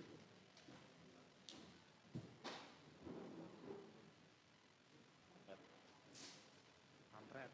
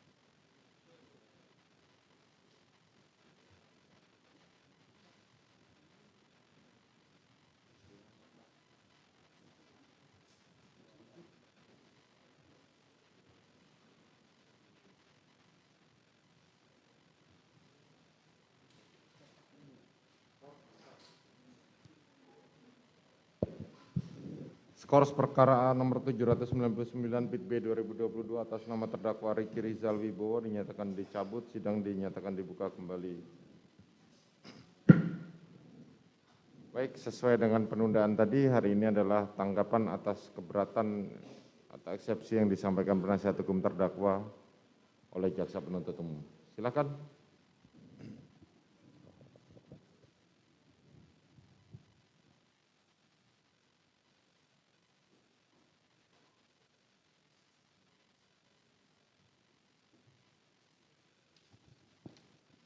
Izin yang mulia. Kejaksaan Republik Indonesia, Kejaksaan Tinggi DKI Jakarta, Kejaksaan Negeri Jakarta Selatan. Demi keadilan dan kebenaran berdasarkan ketuhanan yang Maha Esa. Tanggapan penuntut umum terhadap nota keberatan tim penasihat hukum dalam perkara atas nama terdakwa Ricky Rizal Wibowo. Nomor registrasi perkara PDM 245-JKT-SL-10-2022 tanggal 5 Oktober 2022. Pendahuluan. Majelis Hakim yang mulia, saudara penasihat hukum yang terhormat dan pengunjung sidang yang kami hormati. Pertama-tama, kami panjatkan puji syukur kehadirat Tuhan Yang Maha Esa atas karunia, taufik, hidayah dan rahmatnya kepada kita semua yang hadir di ruang persidangan ini, di mana pada hari ini Majelis Hakim memberikan kesempatan kepada kami selaku penuntut umum untuk menanggapi eksepsi atau nota keberatan dari penasihat hukum terdakwa Ricky Rizal Wibowo. Sebelum kami membacakan tanggapan penuntut umum atas eksepsi atau nota keberatan dari penasihat hukum terdakwa, perkenankanlah kami menyampaikan rasa hormat dan ucapan terima kasih yang setulus-tulusnya kepada Majelis Hakim yang menyidangkan perkara ini dengan tekun dan sungguh-sungguh, di mana Majelis Hakim telah memberikan kesempatan kepada jaksa penuntut umum untuk membacakan surat dakwaan atas diri terdakwa. Kemudian diberi kesempatan kepada terdakwa atau penasihat hukum terdakwa untuk mengajukan eksepsi atau nota keberatan. Selanjutnya, atas eksepsi atau nota keberatan tersebut, penuntut umum diberikan kesempatan untuk mengajukan tanggapan atau eksepsi atau nota keberatan penasihat hukum. Demikian juga kami sampaikan ucapan terima kasih kepada saudara penasihat hukum yang telah menunjukkan semangat, kesungguhan, ketekunan, dan kegigihannya dalam usaha turut serta menegakkan hukum, mencari kebenaran dan keadilan di dalam mendampingi kliennya terdakwa Ricky Rizal Wibowo. Suatu kenyataan bahwa di dalam persidangan ini terjadi perbedaan persepsi dan argumentasi antara penuntut umum dengan penasihat hukum atau terdakwa. Hal tersebut kami nilai masih dalam hal batas-batas kewajaran sebagai manifestasi tanggung jawab masing-masing dalam menggali dan menemukan mutiara-mutiara kebenaran dan keadilan yang didambakan oleh seluruh rakyat Indonesia yang ditegakkan pada peradilan ini. Meskipun terlihat adanya perbedaan pendapat, maka hal itu merupakan kewajaran sebagai insan hukum yang menjunjung tinggi keadilan berdasarkan hati nurani. Bahwa bertitik tolak dari pemikiran itulah tanggapan penuntut umum ini kami susun untuk menanggapi eksepsi atau nota keberatan dari penasihat hukum dari terdakwa Ricky Rizal Wibowo atas eksepsi atau nota keberatan yang telah dibacakan di muka persidangan pada hari Kamis tanggal 20 Oktober 2022 pada pokoknya memohon sebagai berikut. 1. Menerima dan mengabulkan keberatan atau eksepsi penasihat hukum terdakwa Ricky Rizal Wibowo. 2. Menyatakan dakwaan jaksa penuntut umum dengan surat dakwaan nomor PDM 245-JKT-SL-10-2022 tanggal 5 Oktober 2022 yang dibacakan tanggal 17 Oktober 2022 batal demi hukum atau setidaknya menyatakan bahwa dakwaan tidak dapat diterima. 3. Menyatakan perkara terdakwa Ricky Rizal Wibowo tidak diperiksa lebih lanjut. 4. Memerintahkan membebaskan terdakwa Ricky Rizal Wibowo dari tahanan. 5. Memulihkan hak terdakwa dalam kemampuan, kedudukan, harkat dan martabatnya sebagai orang yang tidak bersalah. 6. Membebankan biaya perkara kepada negara. Atas permohonan penasihat hukum terdakwa tersebut berdasarkan alasan keberatan karena terdapat kekeliruan surat dakwaan yang diajukan oleh jaksa penuntut umum antara lain. 1. Uraian peristiwa oleh jaksa penuntut umum di dalam surat dakwaan tidak bersesuaian dengan pasal yang didakwakan. 2. Pemisahan perkara spacing yang dilakukan oleh jaksa penuntut umum dalam perkara akuo tidak tepat. 2. Tanggapan. Majelis Hakim yang mulia, saudara penasihat hukum yang terhormat dan pengunjung sidang yang kami hormati. Eksepsi atau nota keberatan yang dibacakan oleh penasihat hukum terdakwa Ricky Rizal Wibowo tanggal 20 Oktober 2022, kami jaksa penuntut umum setelah mendengar, membaca, dan mempelajari eksepsi atau nota keberatan dari penasihat hukum tersebut, kami menanggapinya sebagai berikut. Dakwaan mempunyai suatu aturan ketentuan yang diatur di dalam pasal 143 ayat 2 KUHP yang berbunyi, penuntut umum membuat surat dakwaan yang diberi tanggal dan ditandatangani serta berisi A. Nama lengkap, tempat lahir, umur, atau tanggal lahir, jenis kelamin, kebangsaan, tempat tinggal, agama, dan pekerjaan tersangka. B. Uraian secara cermat, jelas dan lengkap mengenai tindak pidana yang didakwakan dengan menyebutkan waktu dan tempat tindak pidana itu dilakukan. Meskipun undang-undang menghendaki perumusan secara cermat, jelas, dan lengkap, akan tetapi KUHP sendiri tidak mengatur bagaimana suatu uraian tindak pidana dalam surat dakwaan itu dikatakan telah cermat, telah jelas, dan telah lengkap, atau belum atau tidak cermat, tidak jelas atau kabur, dan tidak lengkap. Dalam prakteknya, syarat-syarat yang berkaitan dengan formalitas identitas lengkap terdakwa disebut syarat formil. Sedangkan syarat yang berkaitan isi materi dakwaan, uraian tentang tindak pidana dakwaan dan waktu serta tempat tindak pidana dilakukan disebut syarat material. Bahwa untuk memahami secara mendalam tindak pidana yang didakwakan itu memenuhi syarat material sebagaimana ditentukan dalam pasal 143 ayat 2 KUHP adalah A. Rumusan tindak pidana, uraian unsur-unsurnya, padanan uraian fakta-fakta perbuatan terdakwa. B. Uraian tindak pidana secara sistematis kronologis. Siapakah yang dihadapkan sebagai terdakwa dalam perkara itu? Tindak pidana apa yang telah dilakukan terdakwa? Kapan dan di mana tindak pidana itu dilakukan terdakwa? Bagaimana terdakwa melakukan tindak pidana itu atau modus operandinya? Izin melanjutkan. Apa yang dipergunakan, yang menjadi sasaran, dan yang dihasilkan tindak pidana itu? Motivasi apa yang telah mendorong terdakwa untuk melakukan tindak pidana itu? Benar hak terdakwa dirugikan untuk melakukan pembelaan diri. Surat dakwaan tidak jelas dan tidak lengkap, memuat elemen atau unsur-unsur tindak pidana yang didakwakan, atau isi rumusan surat dakwaan antara yang satu dengan yang lain saling bertentangan, atau surat dakwaan tidak merinci secara jelas bagaimana tindak pidana dilakukan terdakwa, atau surat dakwaan tidak mencantumkan secara jelas waktu dan tempat tindak pidana dilakukan. Berdasarkan uraian di atas, maka dapat disimpulkan bahwa tujuan utama surat dakwaan itu adalah untuk menetapkan secara konkret, nyata tentang orang tertentu yang telah melakukan perbuatan tertentu pada waktu dan tempat yang tertentu pula. Sehingga kalau sudah terpenuhi tujuan utama surat dakwaan, maka dakwaan tersebut tidak dapat dikatakan batal demi hukum. Bahwa sebelum menanggapi eksepsi atau nota keberatan penasihat hukum terdakwa, terlebih dahulu penuntut umum menguraikan hal-hal sebagai berikut. Menurut pasal 156 ayat 1 KUHP, jenis keberatan ada 3 macam, diantaranya adalah sebagai berikut. 1. Pengadilan tidak berwenang mengadili perkara. Keberatan tentang wewenang pengadilan tersebut adalah berkenaan dengan kompetensi dari pengadilan tersebut, yaitu kompetensi absolut dan kompetensi relatif. 2. Surat dakwaan tidak dapat diterima, pada umumnya didasarkan atas kewenangan menuntut dari penuntut umum. Apabila wewenang penuntut umum dalam menuntut suatu tindak pidana sudah hapus sebagaimana pasal 75 KUHP, orang yang mengadukan pengaduan berhak menarik kembali dalam waktu 3 bulan setelah pengaduan diajukan. Menurut pasal tersebut, apabila suatu tindak pidana aduan di mana pengadu telah menarik kembali aduannya, namun tindak pidana tersebut dilimpahkan ke pengadilan oleh penuntut umum untuk disidangkan. Dalam hal tersebut, terdakwa atau penasihat hukumnya dapat mengajukan keberatan bahwa surat dakwaan tidak dapat diterima dengan alasan bahwa aduan telah ditarik kembali dan menurut pasal 75 KUHP, kewenangan penuntut umum telah hapus. Pasal 76 KUHP yang biasa disebut dengan nebis in idem.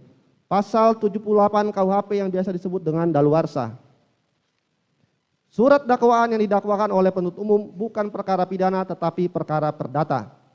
Surat dakwaan harus dibatalkan sebagaimana pasal 143 ayat 2 dan 3 KUHP apabila surat dakwaan yang dibuat oleh penuntut umum tidak memenuhi syarat material yang dimuat dalam pasal 143 ayat 2 huruf B KUHP adalah batal demi hukum. Sedangkan surat dakwaan yang tidak memenuhi syarat formil sebagaimana diatur dalam pasal 143 ayat 2 huruf A KUHP dapat dibatalkan karena mengakibatkan error in persona. Batas ruang lingkup materi eksepsi tersebut ialah eksepsi hanya dapat diajukan terhadap dakwaan atau kewenangan pengadilan, kompetensi mengadili. Jadi dengan demikian eksepsi hanya boleh diajukan terhadap hal-hal yang bersifat prosesual eksepsi dan tidak diperkenankan menyentuh materi pokok perkara yang akan diperiksa di sidang pengadilan yang bersangkutan. Dengan perkataan lain, eksepsi hanya ditujukan kepada aspek formil yang berkaitan dengan penuntutan atau pemeriksaan perkara tersebut oleh pengadilan, sedangkan aspek material perkara tersebut tidak berada dalam lingkup eksepsi. Dalam materi eksepsi atau nota keberatan terdapat dalil-dalil lain yang dikemukakan oleh penasihat hukum terdakwa, maka penuntut umum akan menanggapi keberatan penasihat hukum atas nama terdakwa Riki Rizal Wibowo sebagai berikut. 1.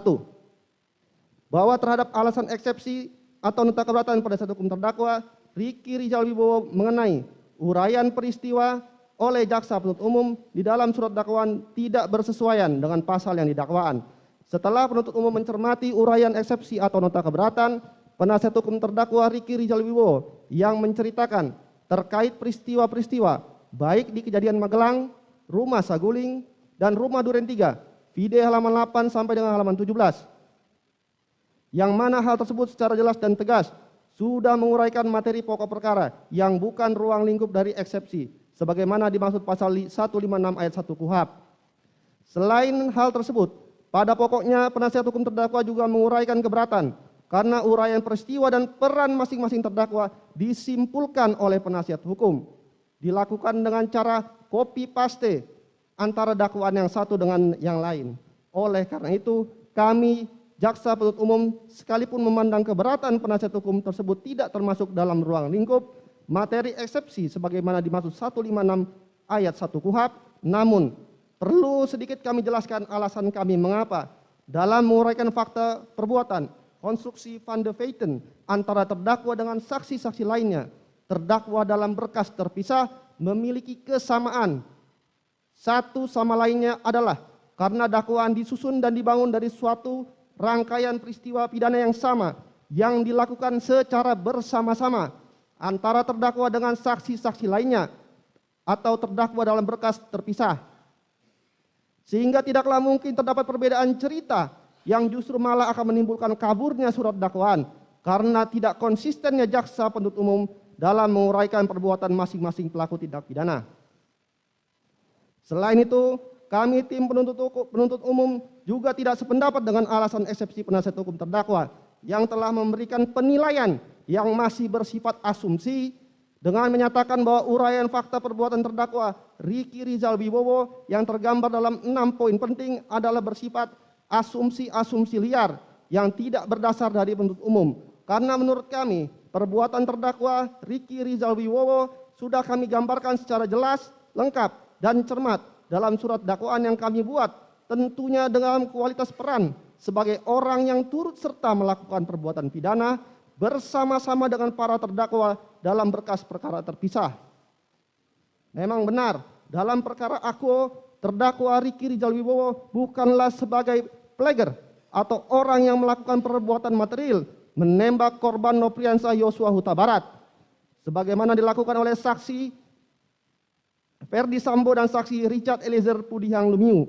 Namun, justru dengan 6 poin penting, perbuatan yang telah dikemukakan oleh penasihat hukum tersebut telah menggambarkan adanya perbuatan terdakwa dalam kualitas sebagai orang yang turut serta medapleger dalam mewujudkan bagaimana tindak pidana merampas nyawa korban Nopriansah Yosua Huta Barat bisa terjadi dan dapat dilaksanakan dengan sempurna, full tight, sesuai dengan yang telah direncanakan.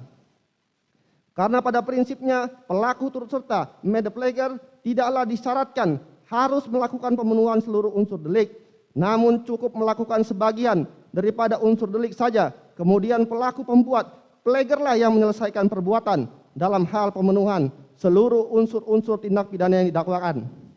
Hal ini ditegaskan dalam Ares Hojrak tanggal 1 Desember 1902 dan 29 Oktober 1934 yang sejalan dengan pendapat Pompi yang menyatakan bahwa turut serta melakukan pelaku peserta dapat terjadi dalam berbagai bentuk, yaitu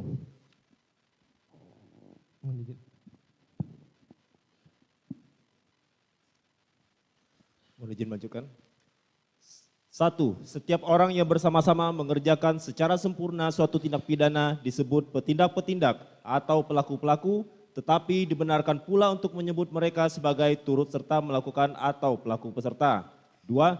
Jika A mengerjakan secara sempurna suatu tindak pidana sebagaimana dirumuskan dalam undang-undang, sedangkan peserta-peserta lainnya hanya mengerjakan sebagian saja, maka dilihat dari sudut A itu sendiri, ia adalah pelaku. Tetapi karena A bekerja sama dengan orang lain, maka ia dapat juga dikualifikasikan sebagai pelaku peserta. 3. Tindakan pelaksanaan dari seorang peserta yang walaupun tidak memenuhi semua unsur tindak pidana disebut juga sebagai pelaku peserta. Dengan demikian keberatan tersebut harus dikesampingkan. 2. bahwa terhadap alasan eksepsi atau nota keberatan penasihat hukum terdakwa Riki Rizal Wibowo mengenai salah satu keberatan kami atas surat dakwaan